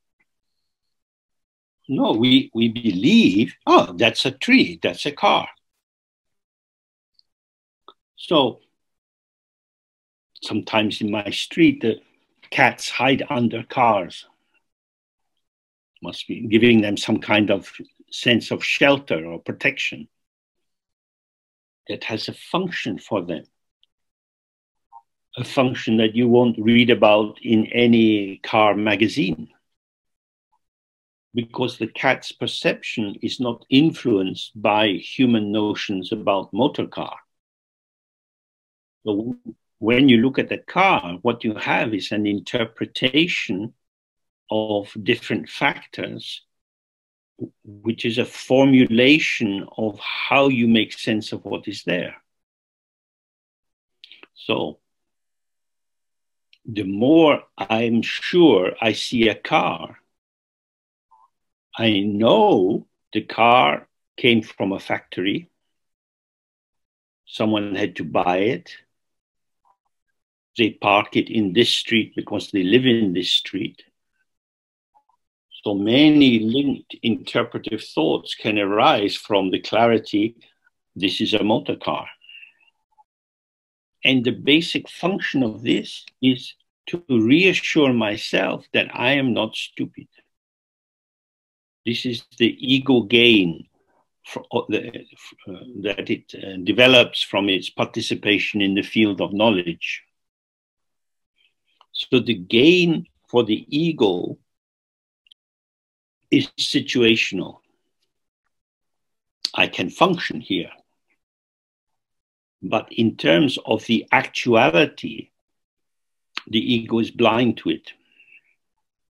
If you like, the ego is what we call the agency that functions in terms of interpretation, construction, imagination. Maybe you had the experience as a child of being by the sea on holiday and making sandcastles. You have your little plastic pot and you shovel the sand in and pat it and turn it upside down, and you start to build up your castle. So the sand castle is sand plus the concept of castle. You haven't added anything to the sand except the concept of castle. Some children like to build these sand castles, and other people prefer to jump up and down on other children's castles. So if somebody stands on my sand castle, I become upset. Why did you destroy it? What has been destroyed? It was just patterns of sand. What was being attacked was my concept that I have built a sandcastle. So all sandcastles are sand. All phenomena are illusory. But when you believe in the illusion, this power of belief reifies the illusion and seems to extract it from its environment so that it becomes something singular, self-existing. So that instead of seeing that everything we experience is transient patterns in the field of clarity, of translucency, of just disappearing and vanishing and appearing and vanishing, we take appearances not to be appearances of clarity, but appearances of something, that they have their own individual essence. So in the bardo of actuality, as you die, your familiar world fades away, and there is just this openness, this, if you like, this desert of sand, undifferentiated. There's nothing to think about. There's nothing to grasp onto. The ego can't secure itself in relation to anything else because it's just nothing at all. So at this point, the ego goes unconscious. So this is like falling asleep. You're just gone. Can you be present in sleep? Awareness can do that, but ego consciousness can't do it. I need something in order to be me. This is the ego's situation. So when there is no other, no something, it just blanks out. It is oblivion. So in the tradition, when we're describing how unawareness manifests in the world, the first stage is called the singular self. And this singularity is the mark of its isolation. So here's all the sand on the beach. I have my pot, my little spade, and I put the sand in the pot, and now it's what I build, my castle. Nothing is fundamentally separated. The shaped sand is sitting on the open sand. It's the same sand, but it's mine. So this is the first level of unawareness.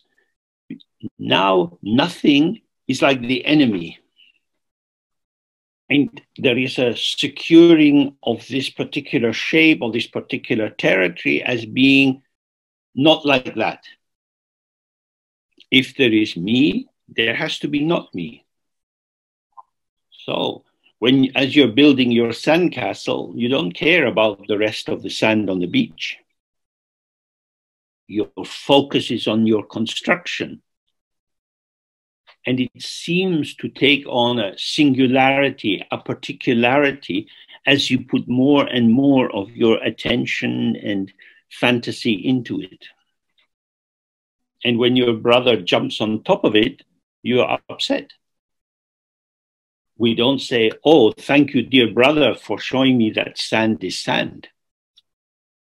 You have destroyed it.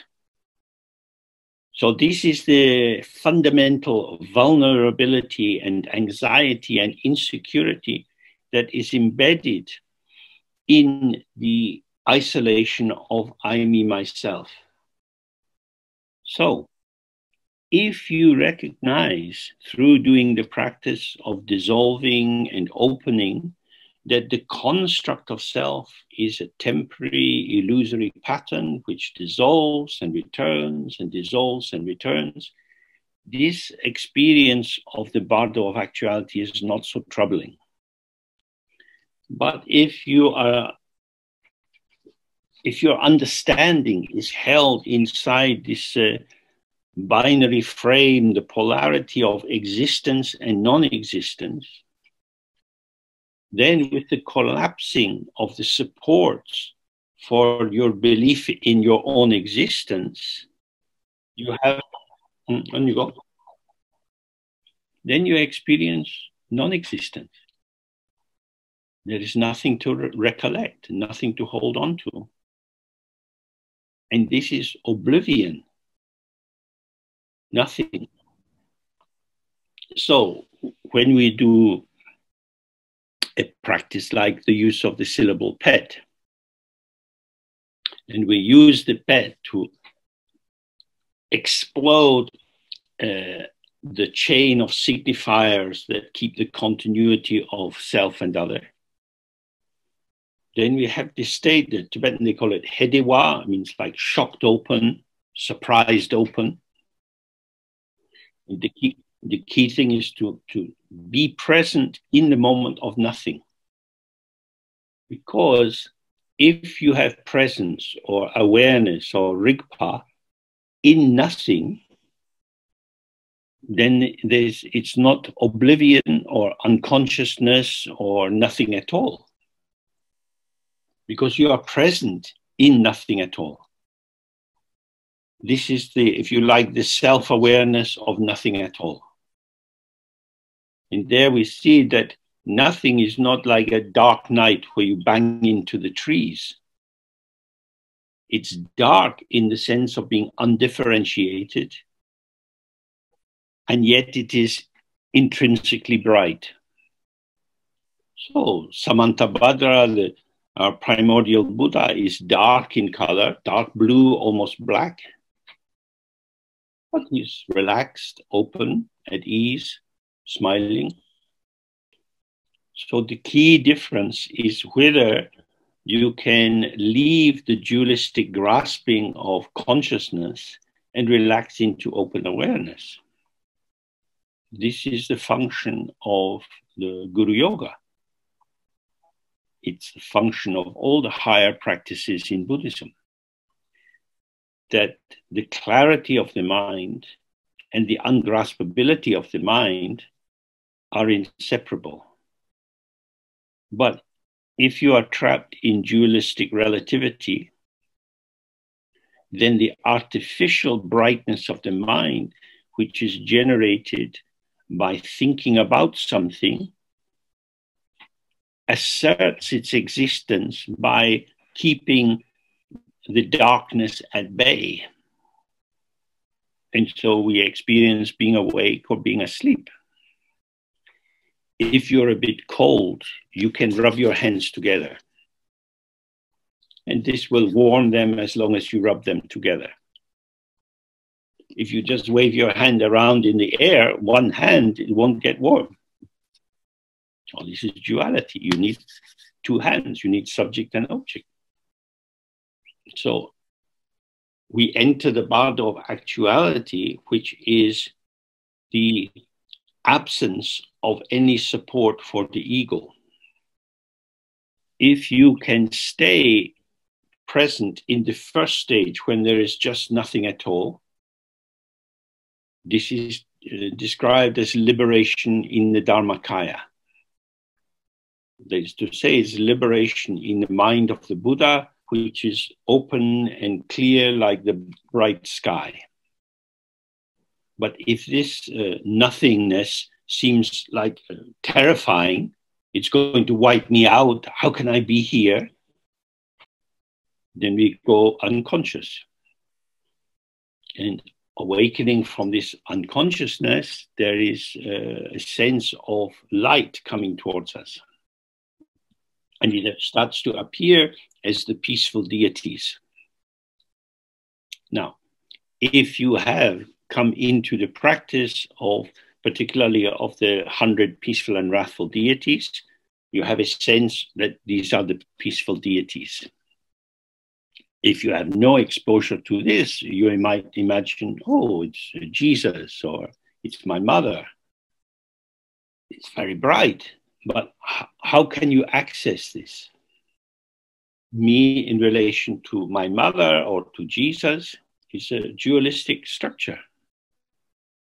But if you have been doing the tantric practice of dissolving into the deity, or the light of the deity coming into you, then this easy pathway of light is open to you. And so you can dissolve into this form. And that's described as liberation in the Sambhogakaya, the aspect of clarity of the Buddha's mind. It can also be, of course, if you have remained in a general respectful Dharma attitude, and you see the deity, then you say, oh, you are so wonderful, you are so great, you are much better than me. This becomes an obstacle. Because in your sense of your limitation, you are unworthy to merge in the deity. This is why in the practice, we use devotion to increase our sense of the validity, of the value of the deity. But this has to be balanced by receiving the light from the deity and merging into the same source as the deity. The deities exist for us to make use of. This is why they're here. They are manifesting for us. In the system, the Dharma system, they say the Dharmakaya is for yourself. That is to say, you need to awaken to your own mind. But the energy of the Dharmakaya, which manifests as the form kaya, the rupa kaya, which is the unity of the Sambhogakaya and the Nimanakaya, this is for the other. We manifest for the other. The Buddhas are showing all the time. They are for us. They say, welcome, come, we're here. There is no barrier. Don't dream walls and limitations and chains. Here is open. You don't have to deserve this. It's not something that you have to earn. Although in the general Mahayana, they talk about the possibility of awakening as being dependent on the two accumulations, that of merit and that of wisdom. That is a formulation designed to encourage people to participate in Dharma. From the very beginning, our source is the mind of Samantabhadra. We are not self-existing entities. We are the radiance of the Buddha's mind, but we are blind to that. So, in the moment of this manifesting of the peaceful deities, if you see this brightness as your own mind, as not something other than you, then you can awaken in that. If that is not possible for you, then, or I should say, these peaceful deities are the manifestation of the purity of desire. They look really good, beautiful, charming, beautifully dressed, gorgeous bodies. So if you have understood the nature of desire, then you can merge with them. If that doesn't happen, you go unconscious, and then you awaken to the wrathful deities. They are terrifying.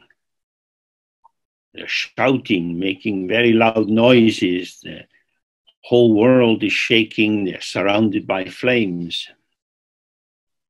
They are the purity of anger. This is the emptiness of anger.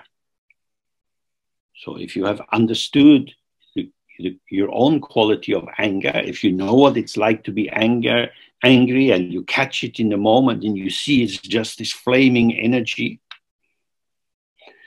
then you see, oh, this is me. This is my world, and you merge into them.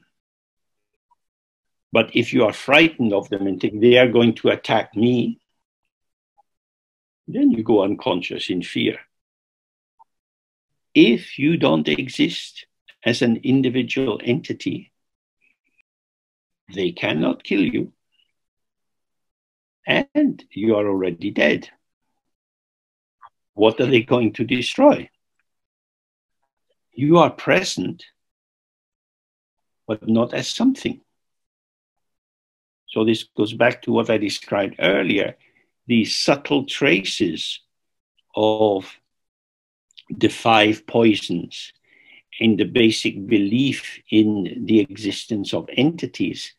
When these taints or distortions suffuse your presence, then you go into a dualistic fear reaction. So that's why he says, I must abandon all fearful and terrified notions about all that is occurring. This is my mind. When you look at the tree is your mind.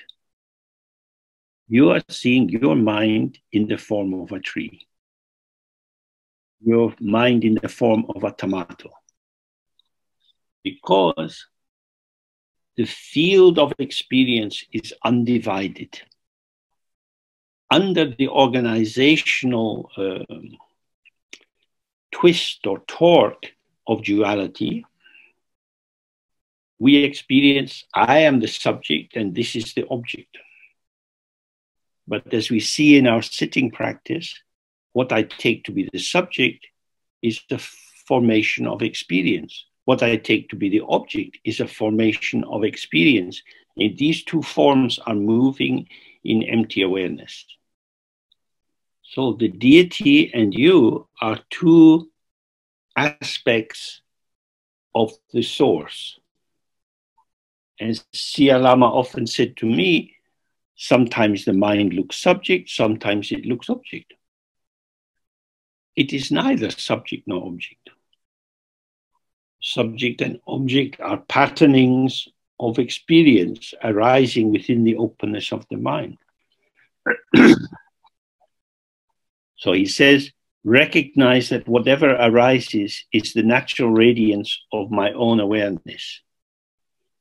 This is my mind. Like the open sky, before dawn is open and dark, no limit. With the first light of dawn, the light radiates out, and gradually formations start to appear. These are forms of radiance or forms of light. This is the radiance of my mind.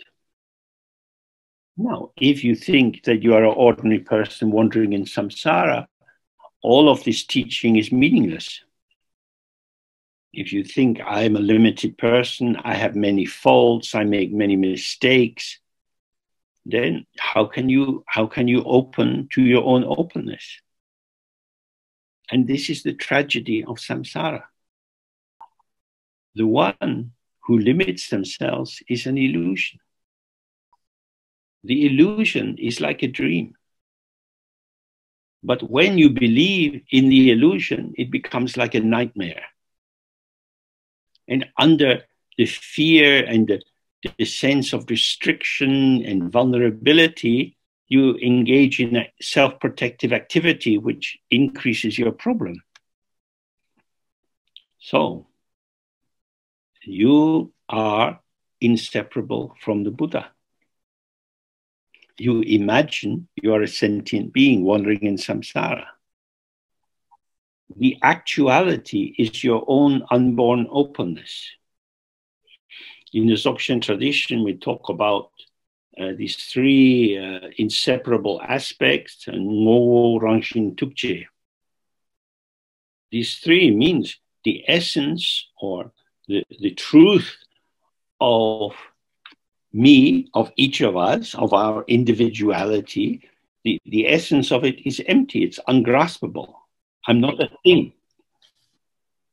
Its nature or quality is clarity. It means that much is revealed. There is a luminosity, a display of light in many different patterns.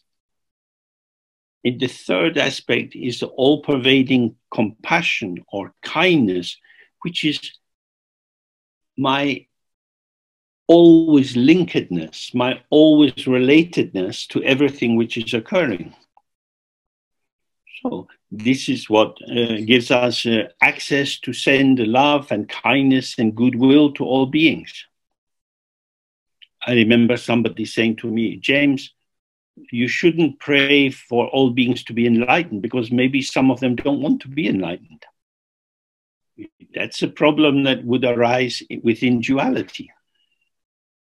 But from the very beginning, we have all manifested as illusory presence, as apparition. And this apparition is moving in the field of light, which is inseparable from emptiness. So in that way, we see, I am the radiance of the mind. I am like a flower coming out of the stalk of the plant which is coming out of the earth.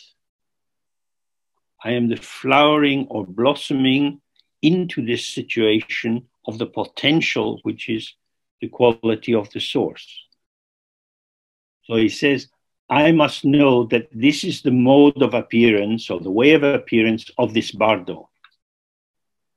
This is how it is. Different appearances arise. Now, we have this every day. You walk down the street, you see some people who look nice, you see some people you don't like so much. Yeah. Yeah. So you walk down the street and you see some people who look nice and some people you'd rather avoid. You go into the shops and you see some food and you like it and you want to buy it, and other things you think, no, I don't eat that. But the people on the street who didn't appeal to you, they will appeal to someone else. And the food that you don't want to eat, someone else will buy. Otherwise, the shop wouldn't provide it. It's food.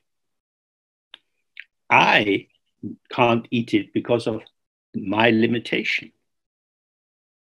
So when you encounter the wrathful Buddha, you might think, oh, it doesn't look like a Buddha. That's your limitation. But why is the Buddha so angry? That's a very good question. And Siya Lama always said, well, when you meet the wrathful Buddha, you ask them. Thinking will not provide the answer. So then, just to conclude this section, he says, now when this very important and crucial time is coming, I must not be afraid of the hosts of peaceful and wrathful forms that are my own luminosity. In life, if you have a difficult situation, a quarrel with a colleague or a partner, quite possibly you can sit down and try to work it through. But this Bardo experience is very fast. It's like driving on the big motorway on an autobahn. If you miss your turn off, you maybe have to go on a long, long way before you can come back to where you want to be.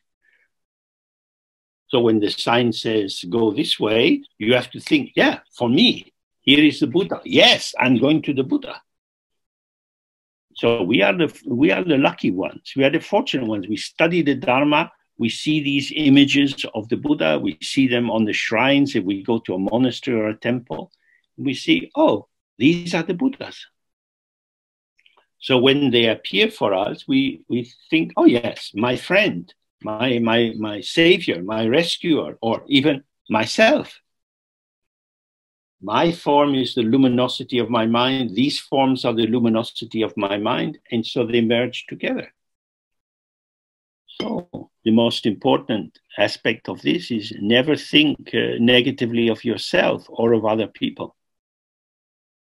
Don't enter into judgment. Don't imagine that the values you can attribute to other people are the truth of how they are. Everything is the radiance of the mind. So when we do our practice, this is what we want to wake up to. There is no distraction. There are no obstacles. Sometimes when we are sitting, the mind seems very clear. Sometimes it seems very dull or agitated. This is how it is.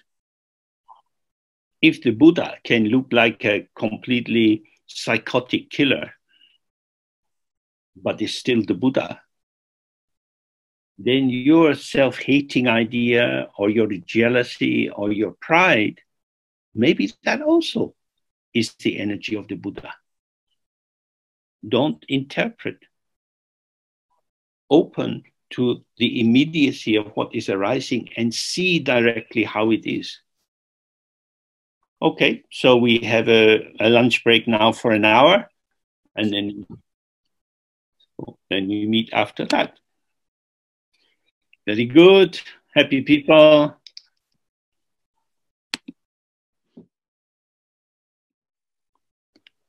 Okay. So we've been looking at the stages of the experience at death.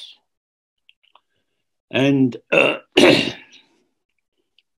main point is that in these different stages, you have a possibility of awakening to your own ground.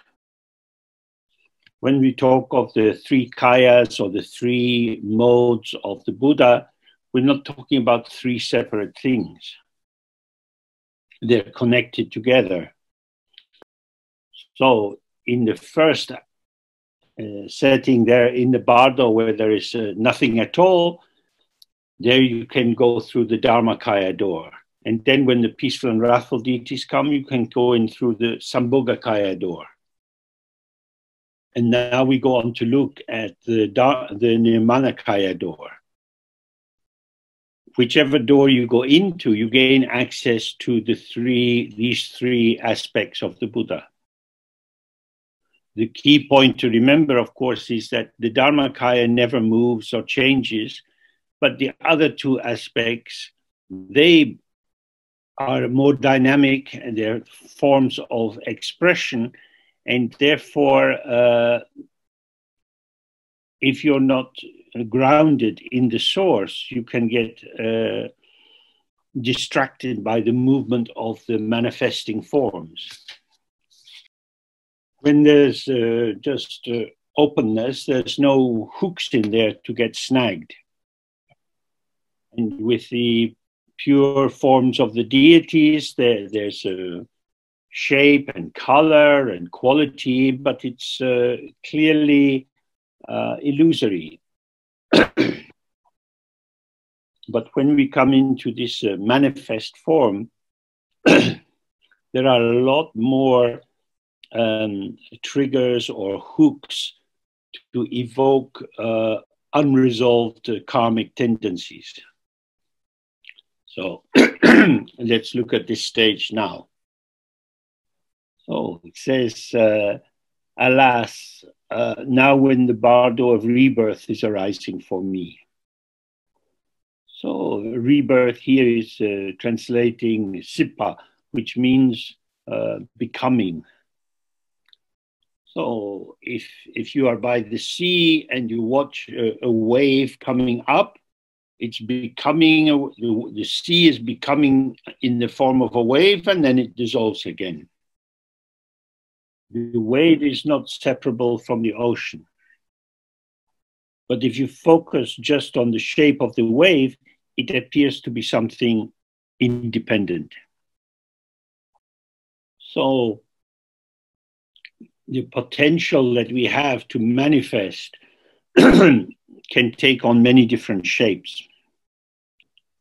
For example, if you were going to make some biscuits with children, you get the flour and the butter and some eggs and maybe sugar, and you mix it together in a bowl. And then you roll it out, and you have a flat, undifferentiated surface. And you can invite the children to choose little shapes like stars or half moon and so on to cut out the biscuits. And they can push their finger into it to mark it. Oh, that is my biscuit. And then you put them in the oven. When you take them out of the oven, it looks like a lot of biscuits.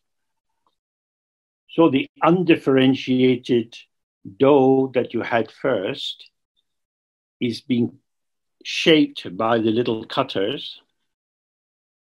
And at that stage, you can see that the shape of the star is made of the same thing as the rest of the mass of the dough. But when you take the biscuits out of the oven, the children say, that's my one.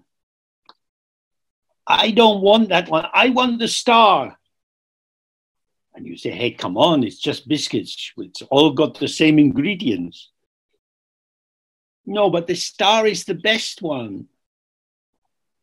Oh, in that way, we see how the mind hooks onto something that we know is undifferentiated and makes its own differentiation. So generally in Western countries, we're not thinking about rebirth. So we don't really have a very good vocabulary for describing this. It's not that you are born again, because all that was you has been pretty much wiped away. In a sense, it's a fresh start, but one that's a little bit clouded because you're bringing with you your karmic tendencies. So we might call it this as the bardo of the next possible or the next possibility. As long as the sense of being someone is present in our mind stream, we will find, on you go. we will find ourselves manifesting in a particular formation, whether that's a frog or a dog or a bird. Because of the ego, you have to be someone somewhere. That is what the ego is. It's the separation, the someoneness, the I, me, myselfness, which can take on different shapes in the different realms. So this is a time of manifesting. So who is manifesting? If we follow the description of these stages of death, there is openness, which is the first stage where it's just infinite open. Then in this openness, there arises the clarity of the peaceful and wrathful deities. And now a more manifest form is arising. So if you stay open in the realm of clarity, as the manifest form arises, you know, oh, this is just a further energizing of the potential of the open ground. But if in the process, when the undifferentiated openness was there, you retract from that in horror, oh, not me. And then when the deities arise, you say, oh no, not me. Then you've been holding the sense of being an isolated self in place. And this then can lead to an over-identification in this next stage of the Nirmanakaya. So he says, as this stage is arising for me, I must keep my mind in one-pointed devotion, which means that the usual description is that if you don't find liberation in the Sambhogakaya, you find yourself moving down a tunnel. And as you're going down this tunnel, you become conscious that you have the shape of your next life. So it could be as a god, or it could be as a hungry ghost, or an animal, or a human. So if you're going to be a human, you start to experience ahead of you the sight of the man and woman having sex. And your mind is pulled towards the site of contact of their genitals. And consciousness then goes into the site where the female essence, the blood or the egg, meets the male essence, the semen. And when the consciousness joins with these two, it fuses into the first tigli, or you could say the first cell, which is the basis of conception. Now,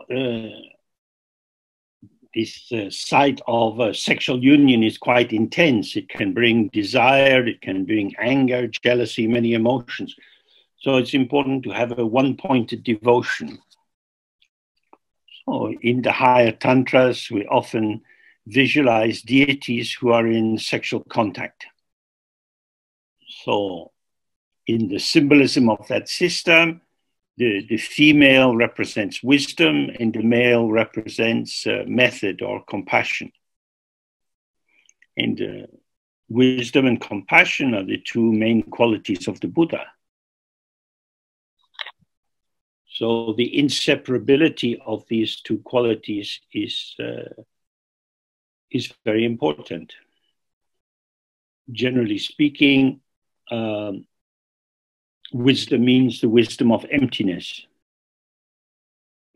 Emptiness by itself could just be a big empty space, which could be like a kind of nihilistic nothingness, like the oblivion we've already looked at. And the male form, the compassion or the method of connectivity, which is the sense of something being there. If that is not understood as a dynamic, illusory form, it easily becomes a kind of permanent fixation.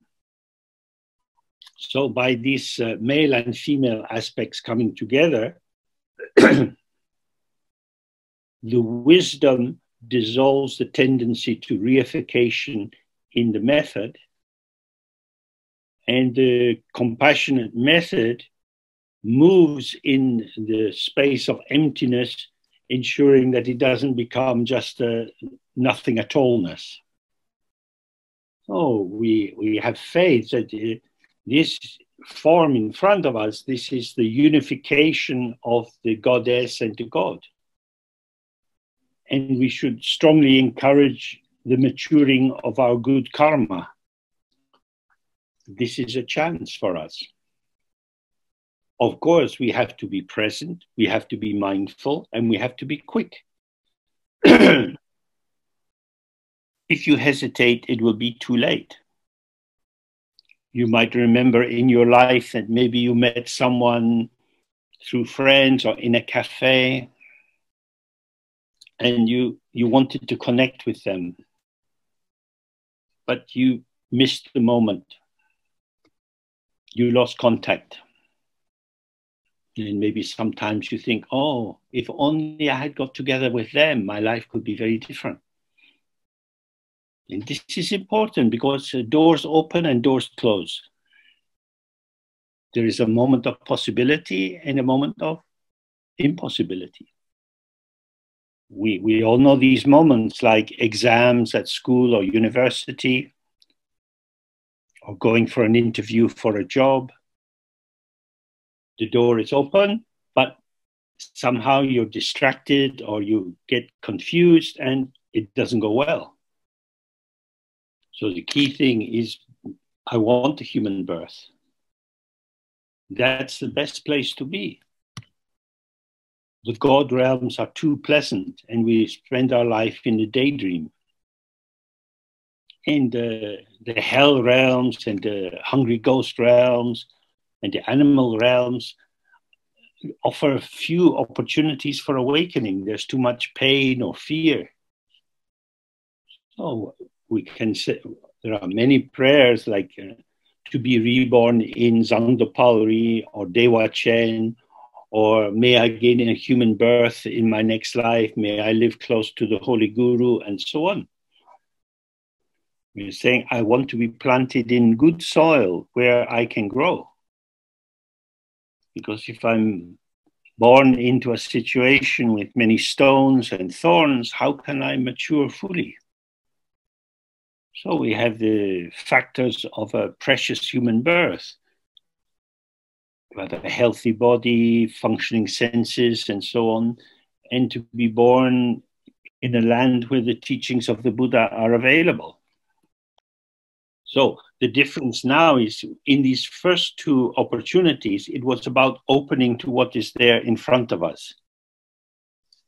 But here we have to be more careful because we are going to be sucked into a formative experience. So it's saying you have to mobilize your good karma, all your virtue that would allow you to gain a human birth in a good family where your potential will be most developed. So then he says, closing the womb door, I must remember to reverse the process that leads to existence. So, means, if possible, to avoid taking on birth in the six realms. So this has two possibilities. One is to, it says, to reverse the 12 stages of that we find in the wheel of life back to ignorance, and then through ignorance into awakening. But this requires a lot of discipline because the temptation and the dualistic habit formation is easily awakened, and there's craving and hunger, and you have that mobilization. So the Hinayana or Theravada approach of blocking these 12 steps that you find in the Wheel of Life, that's going to be too difficult for most of us to do. So instead, we take the tantric method.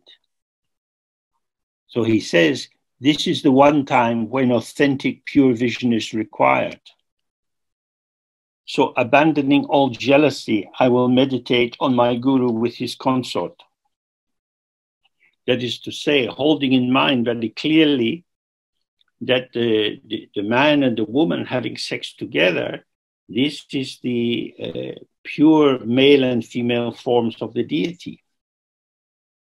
And the union of these two and the fusion of the male and female essence is itself the potency of the basis of life, which is illusory manifestation. And he says that you need to have authentic pure vision. That is to say, you're not trying an antidote of imagining that although you see a man and a woman having sex, you recognize, oh, they are actually my teacher and her partner. It means that having done the tantric practice and being used to visualizing the deity and being convinced that the form of your visualization is inseparable from the pure form that comes from the Pure Land, with the living confidence of that, then you have a transformative experience. And so either we focus on the fact that this is the Yabyum or the Yuganada, the inseparable contact of the male and female deity, and therefore this purifies our desire and we have no wish to enter, or we enter into this unified nectar or dutsi. When we walk about in our town, we see people. Do they exist? They think they exist. If we think that we exist, we probably believe, oh, yeah, they exist. This is called unawareness. Actually, you have never met a single sentient being. Your parents were not sentient beings. They were illusory forms of emptiness. But they didn't know that because they were unaware of who they were. Imagining that they truly existed, their kindness to you was to help you take on the burden of your existence. So they gave you food, they bathed you, they gave you clothes to wear, and so on. And in that process, you became more and more convinced that you are who people say you are.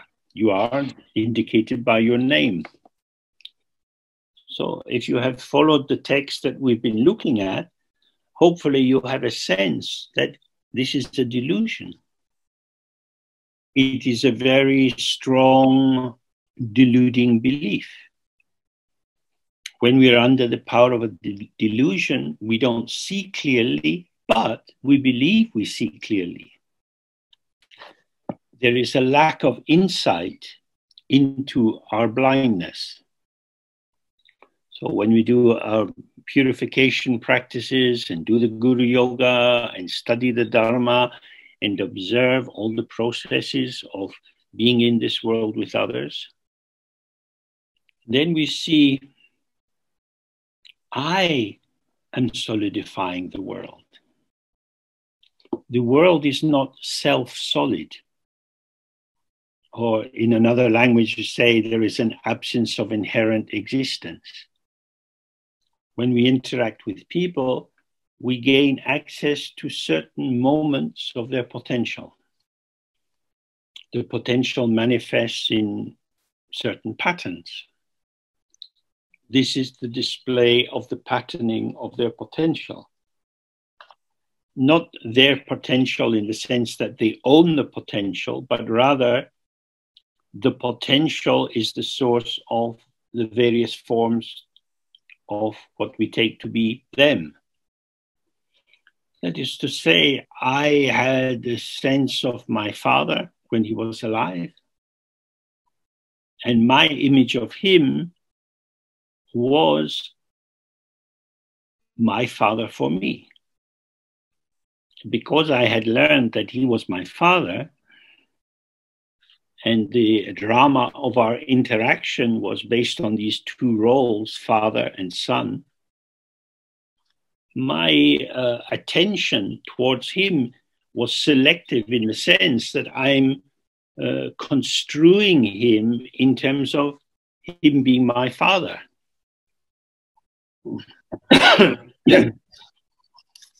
He is my dad. But of course, he was many other things as well. There were people who knew him from fighting in the war together. People who knew him from his family, from where he grew up. All these identities were there as potential around this embodied form, which was changing through time. But I couldn't access these different aspects of him. So most of my father's potential was invisible to me due to my belief he's just my dad. So this is a kind of ordinary example to highlight how our engagement with the potential of our situation becomes edited by our assumptions and axioms. I remained, in a sense, trapped inside the sense, this is my father. So if we apply this to what Karma Lingpa is pointing out here, if we remain committed to the sense that seeing two people having sex is something either exciting or disgusting or provoking jealousy, then we're starting with our belief that we know what's happening. There are two people and they are having sex. This man is my father. Father distorts the potential of that man. Two people distorts our perception so that the pure vision that this is the God and Goddess together is unavailable to us. So, if we manifest into this situation and we have the beginning of the development of the fetus and then the ripening in the womb until the birth canal opens and you're born, who is born? We could say the unborn is born while remaining unborn. When you look in the mirror and you see your face, that's me. It's as if in this image in the mirror, you are born. This is me. It's me, but it's unborn. There's no one in the mirror. It's an illusion. So when the baby is born and they held upside down, clear the channels and they start to breathe and the umbilical cord is cut, we now have a separate entity. Before they were in the mother, as part of the mother, but now they come out and here they are, a baby. But the baby is breathing. The baby is in communication, in connectivity with the environment. The baby still needs the mother for milk, for cleaning, for comfort, for the familiarity. So the baby has come out of this mandala of the womb into the mandala of the world. What is this world? Appearance and emptiness. So this is the possibility. So the Nirmanakaya means that your Dharma potential is ripened so that although you can operate according to conventional truth and go to school and learn your lessons and pass your exams, you don't take it as too real. It's very important for children to tell jokes about their teacher. If you take the teacher too seriously, then it's bad luck.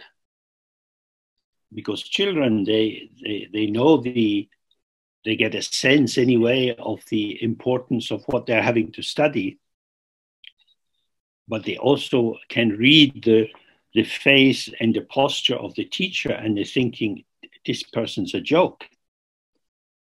I had one very helpful teacher in my secondary school, and he taught English literature, and we did a lot of good study of Shakespeare and so on.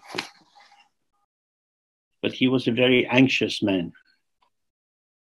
And almost every morning when he was shaving, he would cut himself.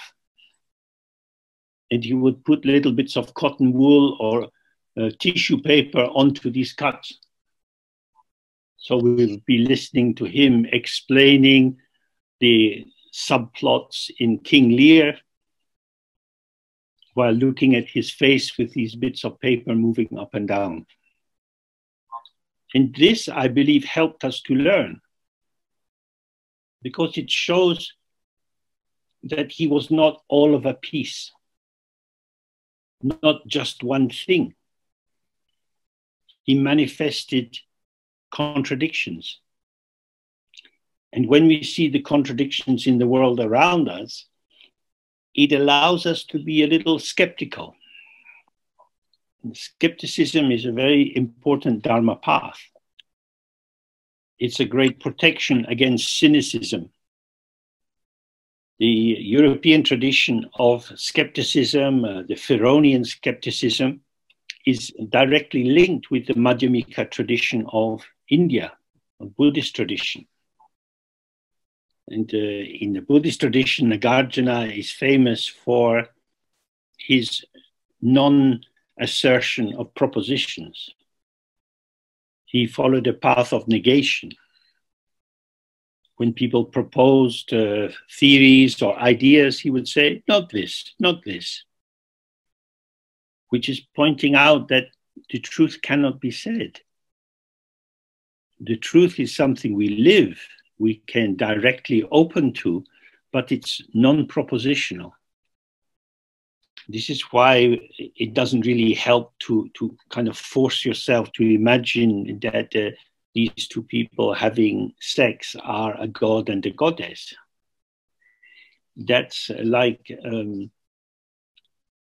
putting wallpaper onto a wall which has been treated with oil. Gradually, the oil will seep through the paper. When sticking a bandage or a covering on is not what we want to do. So we want to open to the fact that every aspect of life is the revelation of the ground. So we can say outwardly, this is my father, this is my mother. Actually, they are manifestations of the ground. And although, according to convention, I can understand what they say according to the laws of language, each word they say arises from emptiness and dissolves in emptiness. They are the unborn, born, yet still unborn parents. And I am their unborn, born, yet still unborn child. And this is how we start to understand that we are the Nirmanakaya. So to be born is to have an isolated identity. I am me, and therefore I'm not you. Between you and me, there is a boundary, because I am me and you are you. But when we see that all of these boundaries are concepts, in the domain of concepts, these boundaried forms are very important. And yet, actually, the concepts have not divided anything. The boundary is being installed by belief. Boundaries belong to law. So we know there is a kind of fragile boundary between North Korea and South Korea. So there is a question, is Taiwan part of China or not part of China? Who is entitled to enter Ukraine and who is not? Who is entitled to cut down the forest in the Amazon? In peaceful times, the lawyers decide.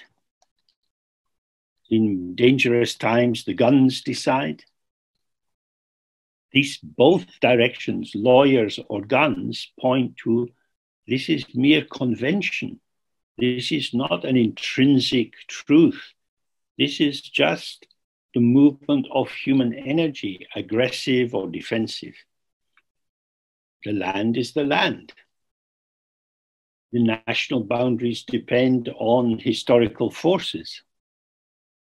The time of war is not yet finished. National boundaries will be drawn and redrawn until all human beings are dead.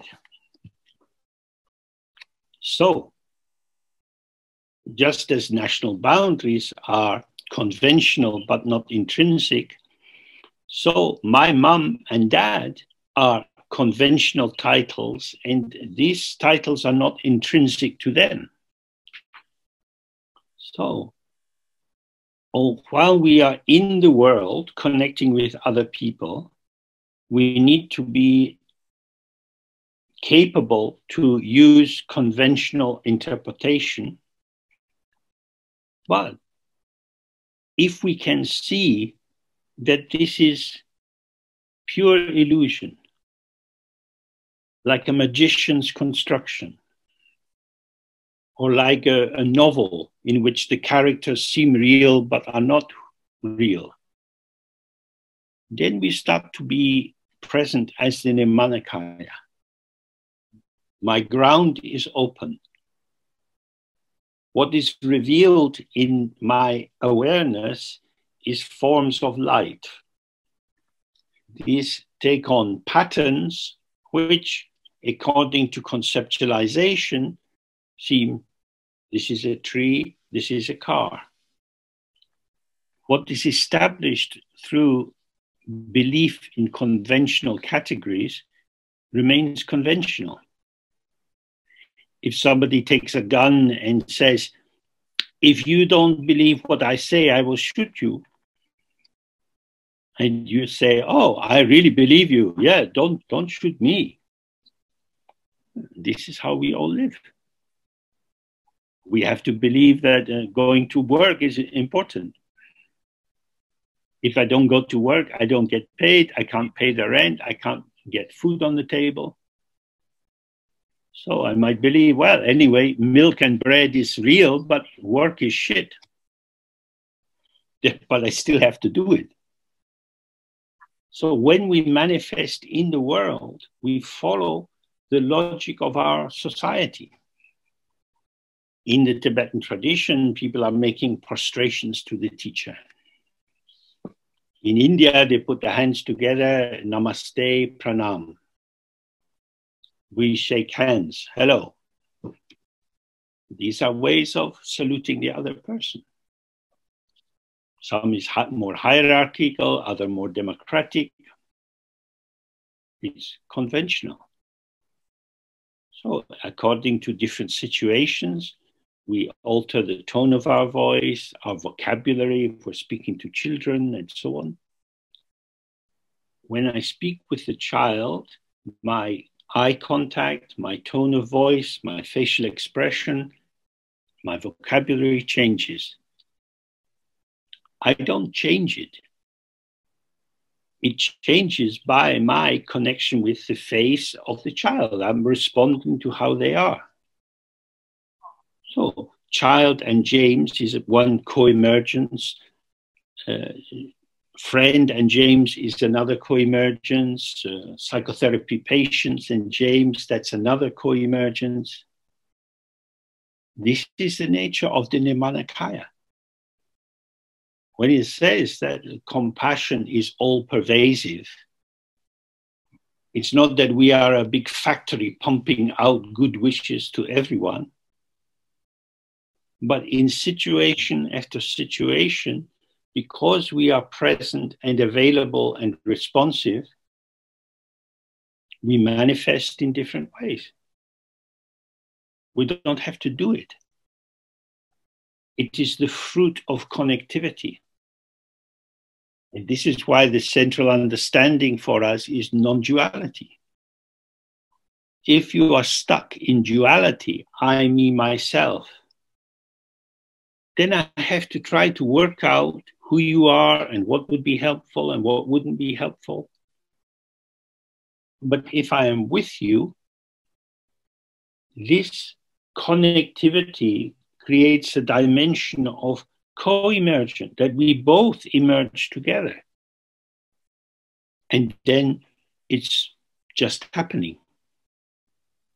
And this is why they say that the Nirmanakaya is like an effortless closeness and kindness with others. And so it allows participation within duality without going under the power of duality. It's not that the Buddhas, when they manifest in the world, are having to pretend to be ordinary beings as if it's in a science fiction film about aliens. The authenticity lies in the connectivity. It's not artificial. It's not something you have to work at making. We receive and respond, receive and respond. So part of the practice here is to observe, do we actually receive other people? Are we judging other people? Are we fitting them into interpretive categories? Because then there will be a distortion. But can we open, receive, be touched and moved and respond? So that's a practice. Okay, so we have a break now for half an hour and then we're back for the last section on the text. Good. Good, good, good. Good, good, good, good, good.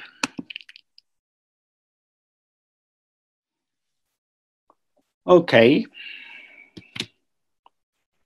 So we're coming to the the last section of this text.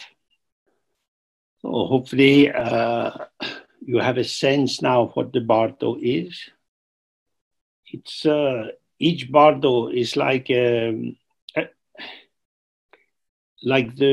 props on a theater stage. The stage is emptiness. And as we are in each of these bardos, the props, the scenery, and so on, they set the scene for the enactment of the drama of that particular intermediate period. That is to say, my sense of my identity arises through my participation in the drama, which is available on that stage with these particular props. Your whole life has been an interaction with different environments. And these give rise to the freedom or restriction on manifesting different aspects of your potential. And this manifesting is an ongoing unfolding. The potential never shows itself directly. but is revealed through the interaction with events. So you have the mood of the family that you were born into, whether the parents were caring or not caring, supportive or exploitative, whether the school suited you or not, whether you have found friends easily or lovers, or whether your life has felt blocked emotionally. The story of our life is like the story of a drama. Some things which seemed possible when we were young did not unfold for us, and other things which seemed impossible later on became present in our life. The particular orientation that Dharma can help us to bring to to clarifying the nature of our experience is not to focus on events in an objectifying way, but rather to attend to the experiential quality of having participated in that kind of situation.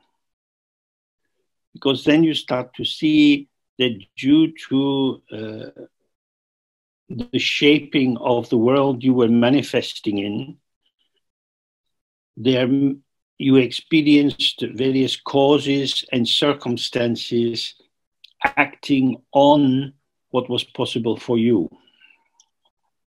So, say, for example, in your childhood, you experienced cruelty or unkindness or humiliation, which filled you with anxiety and hesitancy.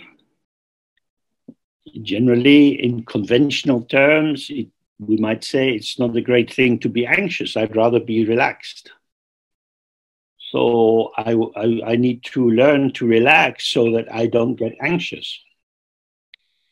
So now the anxiety is understood as a problem or a limitation. But from this Dharma view that we have been exploring together, it's also possible to be relaxed about being anxious. I'm anxious. Maybe I get anxious among a lot of people. I don't like being in noisy situations. That's how I am. It's not who I am or what I am, but it's how I am. How points to the shaping, to the formation. It's not imputing some internal anxious essence. Just if I'm in a situation with a lot of people I don't know and they're talking, I don't feel so at ease. So that's a simple description of the phenomena. It's not attributing any value judgment to them. And that is essential if you are going to welcome yourself. You have the patterns of this life. They are part of you. You are part of this world. Given your shaping and the shaping of the world around you, certain doors you can go through and others you can't go through. So the Dzogchen texts say, if you go to heaven, go to heaven. If you go to hell, go to hell. This essentially means be open to however the situation is. This is not suggesting a kind of passive, powerless, subjugated adaptation, but rather, okay, this is the possibility. You might like to dance. You go to a party. They play music you don't like. So you don't dance. It's just like that. You could say it's a terrible party, or if only they had better music. These thoughts don't change anything. If the music touches me, my body will start to move. And if it doesn't touch me, I won't move. This is how I am. So, as we come into the world, it's by appreciating the patterning of ourselves that we can explore how to pattern ourselves with others. The key thing from the Dzogchen point of view is not to become artificial. We're already in the theater of this life. If you act trying to interpret being an actor in this theater of life, you become very removed from the immediacy of the moment. The key thing is to be kind to ourselves. How I am doesn't define an essence. My essence is empty and ungraspable. My potential manifests, but not by me, from me, but according to causes and circumstances. So if we stay with that, we can feel relaxed and open, while within the particular shaping of how we are manifesting at the moment. For many years, at the end of his life, Sia Lama was in a wheelchair. There was always someone around who could push the wheelchair. He always seemed quite at home sitting in the wheelchair. Of course, in some ways it's a limitation because you can't go all the way. I remember being in a small town in Germany with him, and he wanted to eat ice cream. But in order to get to the ice cream shop, we had to push him in the wheelchair across the cobblestones. So the wheelchair was bumping very much, and he just kept saying, ice cream, ice cream. It's like that. How should he behave? What kind of report card can we prepare for the guru? He was just how he was. Not frightened or ashamed or shy, but also quite aware of what doors opened and didn't open for him. So the key point here is, if you are present with your situation as you manifest into the situation, then it's like this. Of course, you could try to change the outer form of your life, but the encouragement would be to find the middle way. If you really don't like your job, then probably you could try to retrain or get a different job or do the same job in another institution. But if you find that you're always disappointed with the work situation and you always want to change your job, then that probably shows it's something about you. Working with circumstances is the middle way between a kind of passive masochistic position and an aroused controlling position.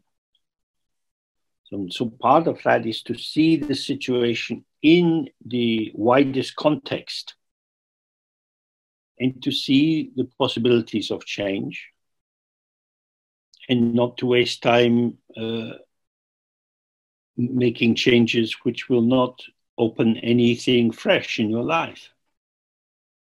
When we think about a situation, if you observe your mind, you find that you are formulating a conclusion about the situation. But our key orientation is to stay with the arising of the patterning of the phenomena of the moment. That is to say, don't think too much about your situation. Because the more you think about the situation, the more you isolate it from its context. And if you simply inhabit this particular formation, then you start to see the micro movements that can shift without making yourself artificial. So then we come to the last verse. It says, thoughtlessly never believing that death will come. I have passed this life in the constant practice of meaningless activity. You might have some money in the bank and you can check your account, but you don't have time. You never know how much time you have. There are many forms of cancer. People can have a stroke at a young age. Time is not a commodity. So, what is a meaningless activity? How would you waste your time in life? There are two main ways. One is to be merged into the situation, and the other is to isolate yourself from the situation. So the middle way that takes us free of these extremes is to be with your experience as it is arising. Where am I? I'm here. Where is here? If you run into giving a conceptual description of where you are, this is a sign that you're not here. If you're here, there's nothing to say. There's nothing to say. To be here and now is not resting on any concept. You don't need to know the name of the street you live on. You don't need to know what day of the week it is.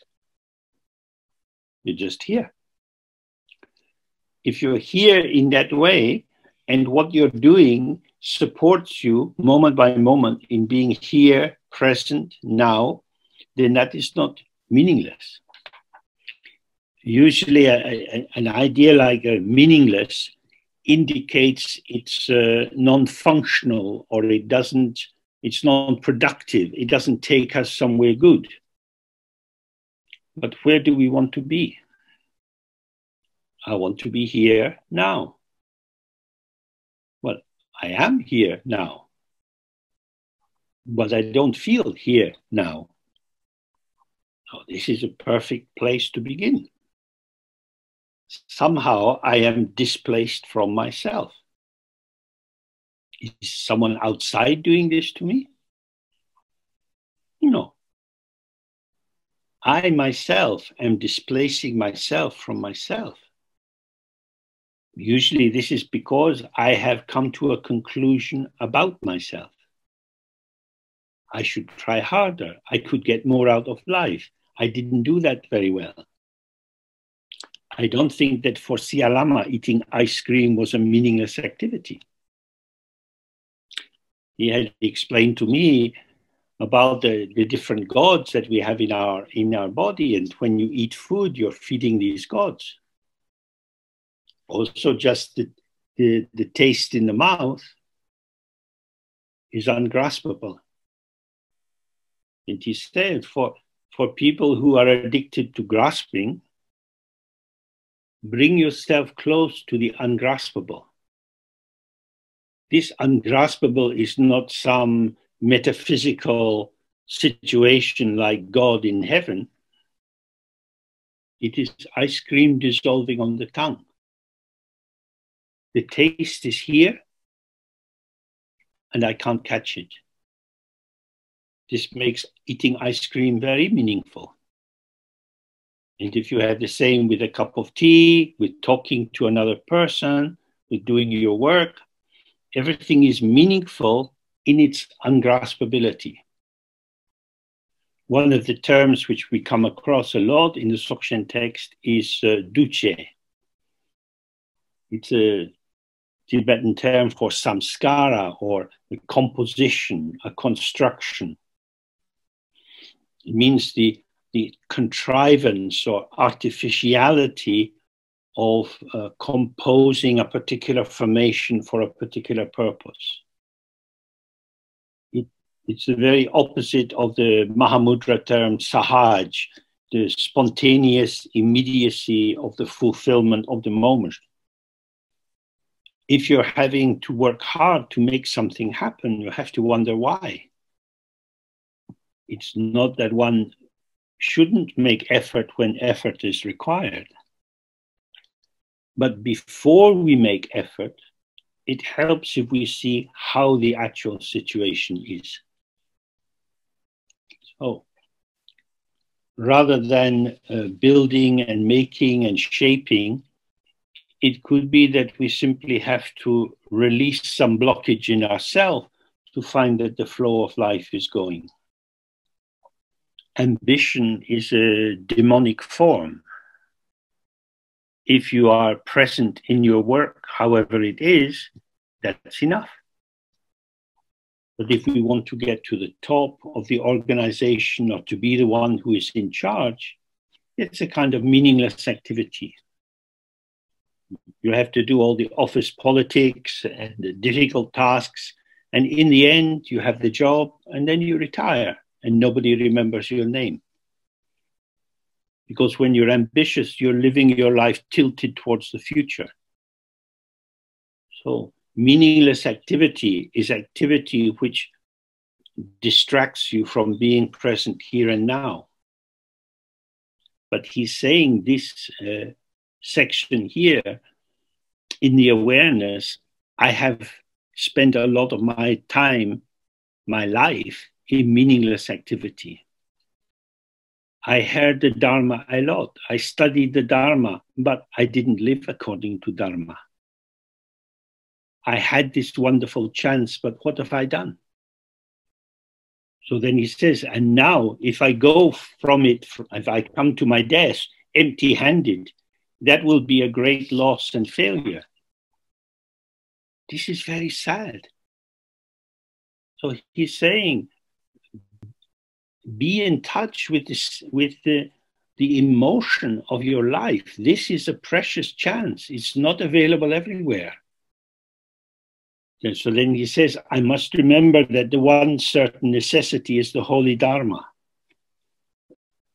This is not about being a Buddhist. Buddhist is a term in English language. It's just a conventional term. The question is, am I awake or am I asleep? Am I like a mole tunneling under the ground, buried in the labyrinth of my own little pathways in the dark? To truly practice the Dharma is to wake up, to be here now. Breath is going in and out, senses are open, experiences are coming, going, the mind doesn't move. Experience moves, but the mind doesn't move. So he says, therefore, if now at this moment I do not meditate on the divine forms or bear in mind the instructions that I have received. So we have heard the instructions. Hopefully it is meaningful, but we need to massage it into ourselves and apply it so that it illuminates each and every moment of our life. So whether we're doing a tantric practice, visualizing the deities, or whether we're doing Dzogchen, direct awareness sitting, I have to give myself to these. I have to open to the practice. It's not a matter of doing long, long hours of practice. We have the view, the meditation, the activity, and the result. The key thing is the view. The view illuminates the true structure of our experience. Being aware of the view, we see the propositions that are all around us in this world of samsara for what they are. These are things that people believe. There are different political parties, different analysis of the economic situation. You see, oh, samsara is a construction. People are capitalist or communist or socialist or liberal, conservative. These are ways in which individual egos give themselves an identity. All propositions are the clothing of the ego. But we are concerned with naked awareness. Awareness doesn't need any beliefs or assumptions or propositions in order to function.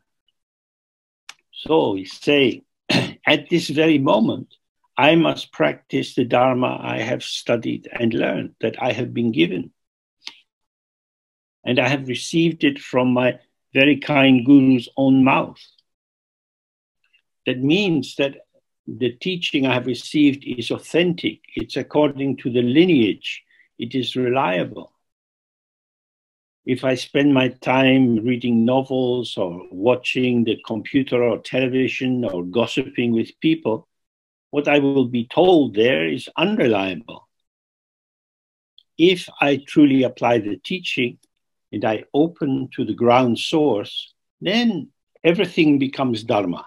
And I can spend all day gossiping or sleeping. It doesn't matter, because I will be present whatever is happening.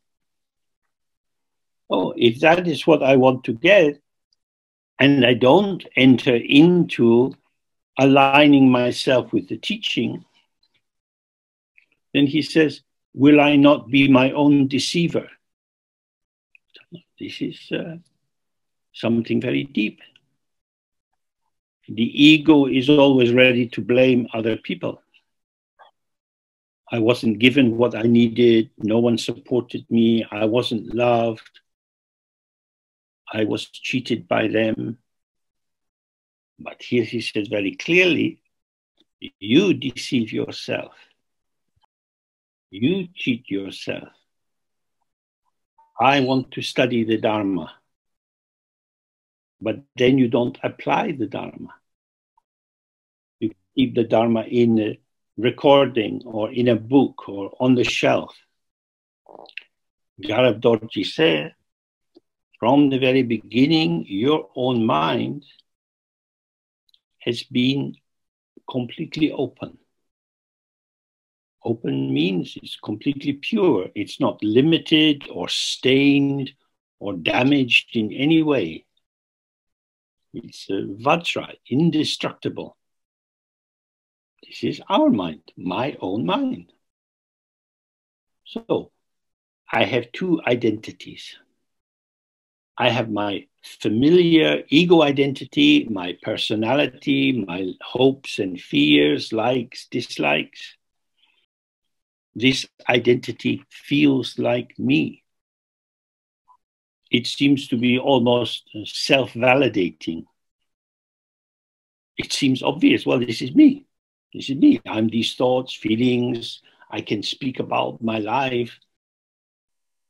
And the second possibility is to hear what Garab Dorje said. From the very beginning, your mind is Buddha. Everything which arises as experience is the radiance of this illuminating awareness. When the sun rises in the morning and the rays spread out, they illuminate the potential of the environment. As the light spreads and the sun rises, the angle shifts and there's different forms of illumination. What I see is the illumination. What I conceptualize is my own thought. So this first form of identity, my personality, myself, it is the formulator of interpretation. The ego is allergic to salad. It has to cook everything. Frying, boiling, adding spices, so that everything tastes according to the tongue of the chef. But awareness is naked, fresh, unartificial. It's described as raw. It's not cooked. It's not prepared. It is as is. Whereas for the ego, everything is as if. The chef looks in the fridge and sees, oh, I could do this with that. He looks at the egg and it's as if he sees omelette. It's already cooked in his mind. So this is the issue for us. If you practice the worldly way, you will get many people agreeing with you. Now we have thousands of millions of human beings. Very few are interested in Dharma. People are interested in themselves, developing a good life for themselves according to how they understand it. But when we start to study Dharma, we say, oh, the values I have been living under they seem real, they seem true, but Dharma says it's a delusion. Belief is not enough. We have to look with our own eyes, but with fresh eyes, not ones that are looking through the lenses of our assumptions. So in this short text, Karma Lingpa has set out the basic structure of life in a human existence. For people living in samsara, concepts are a very good food. But if you want liberation, you need to change your diet. Open to space, to light, to the immediacy of the ever-changing moment. Life is a lonely business. Most of us are not living surrounded by Sangha who will support us and encourage us. We ourselves have to keep the light of Dharma in our hearts. This is our choice. Is it worthwhile? Then you can see for yourself. Has anything changed since you opened yourself to Dharma? Do you have more flexibility, more spontaneity, more intuition? This particular Dharma path is not so much about struggling and striving. It's about aligning yourself with the intrinsic, that which is already the case. To be aligned is to be in truth. To be unaligned is false. So in your body, if you can stand in a relaxed posture and allow your weight to go down through your skeleton, then the muscles relax. Everything is aligned. There's no effort to stay aligned. But then if you lean a little bit and you go off balance, you feel your muscles tensing in order to maintain your posture so you don't fall over. You can try that for yourself. And then try to see, oh, the same is the case for my mind.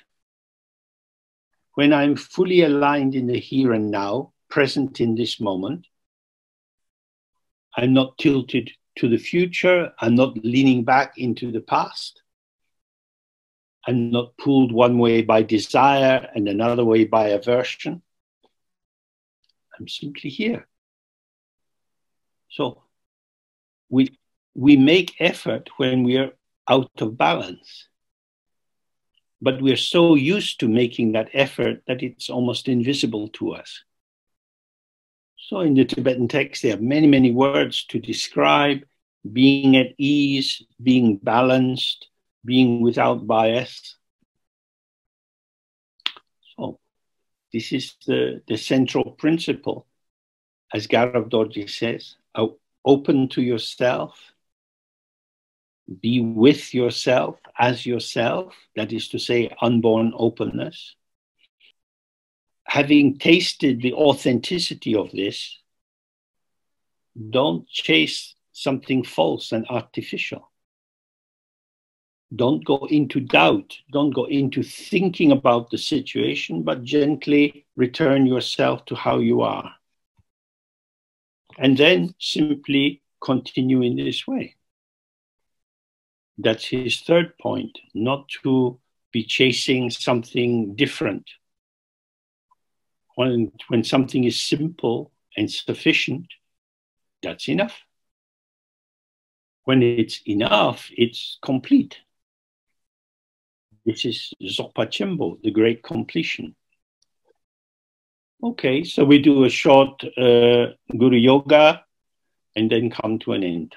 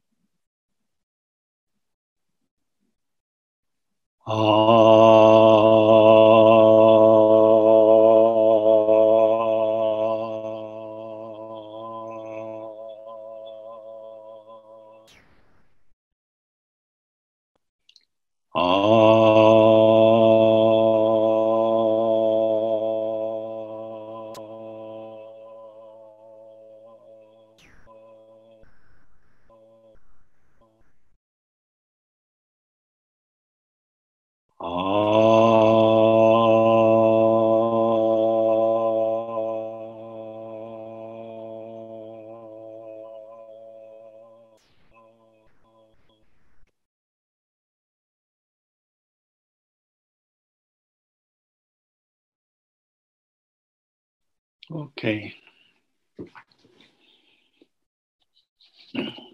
So now we come to the end.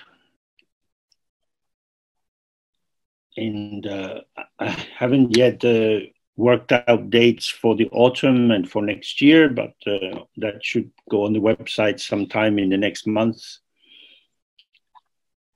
I've got a few events, one in Germany, one in Spain, lined up. That's also on the website, but we don't know what will happen with the virus, whether travel will become difficult again.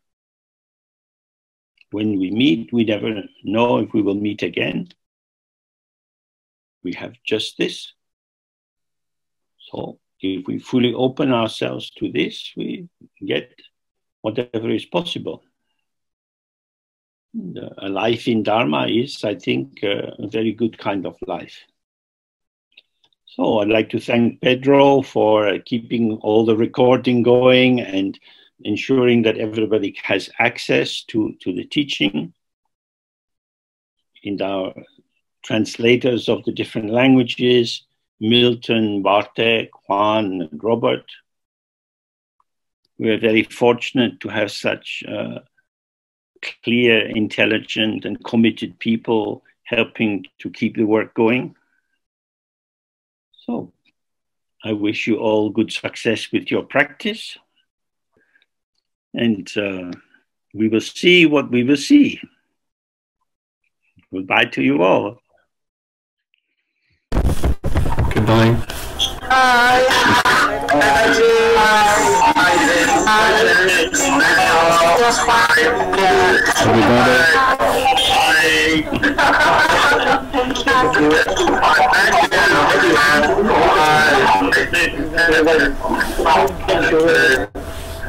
Obrigado.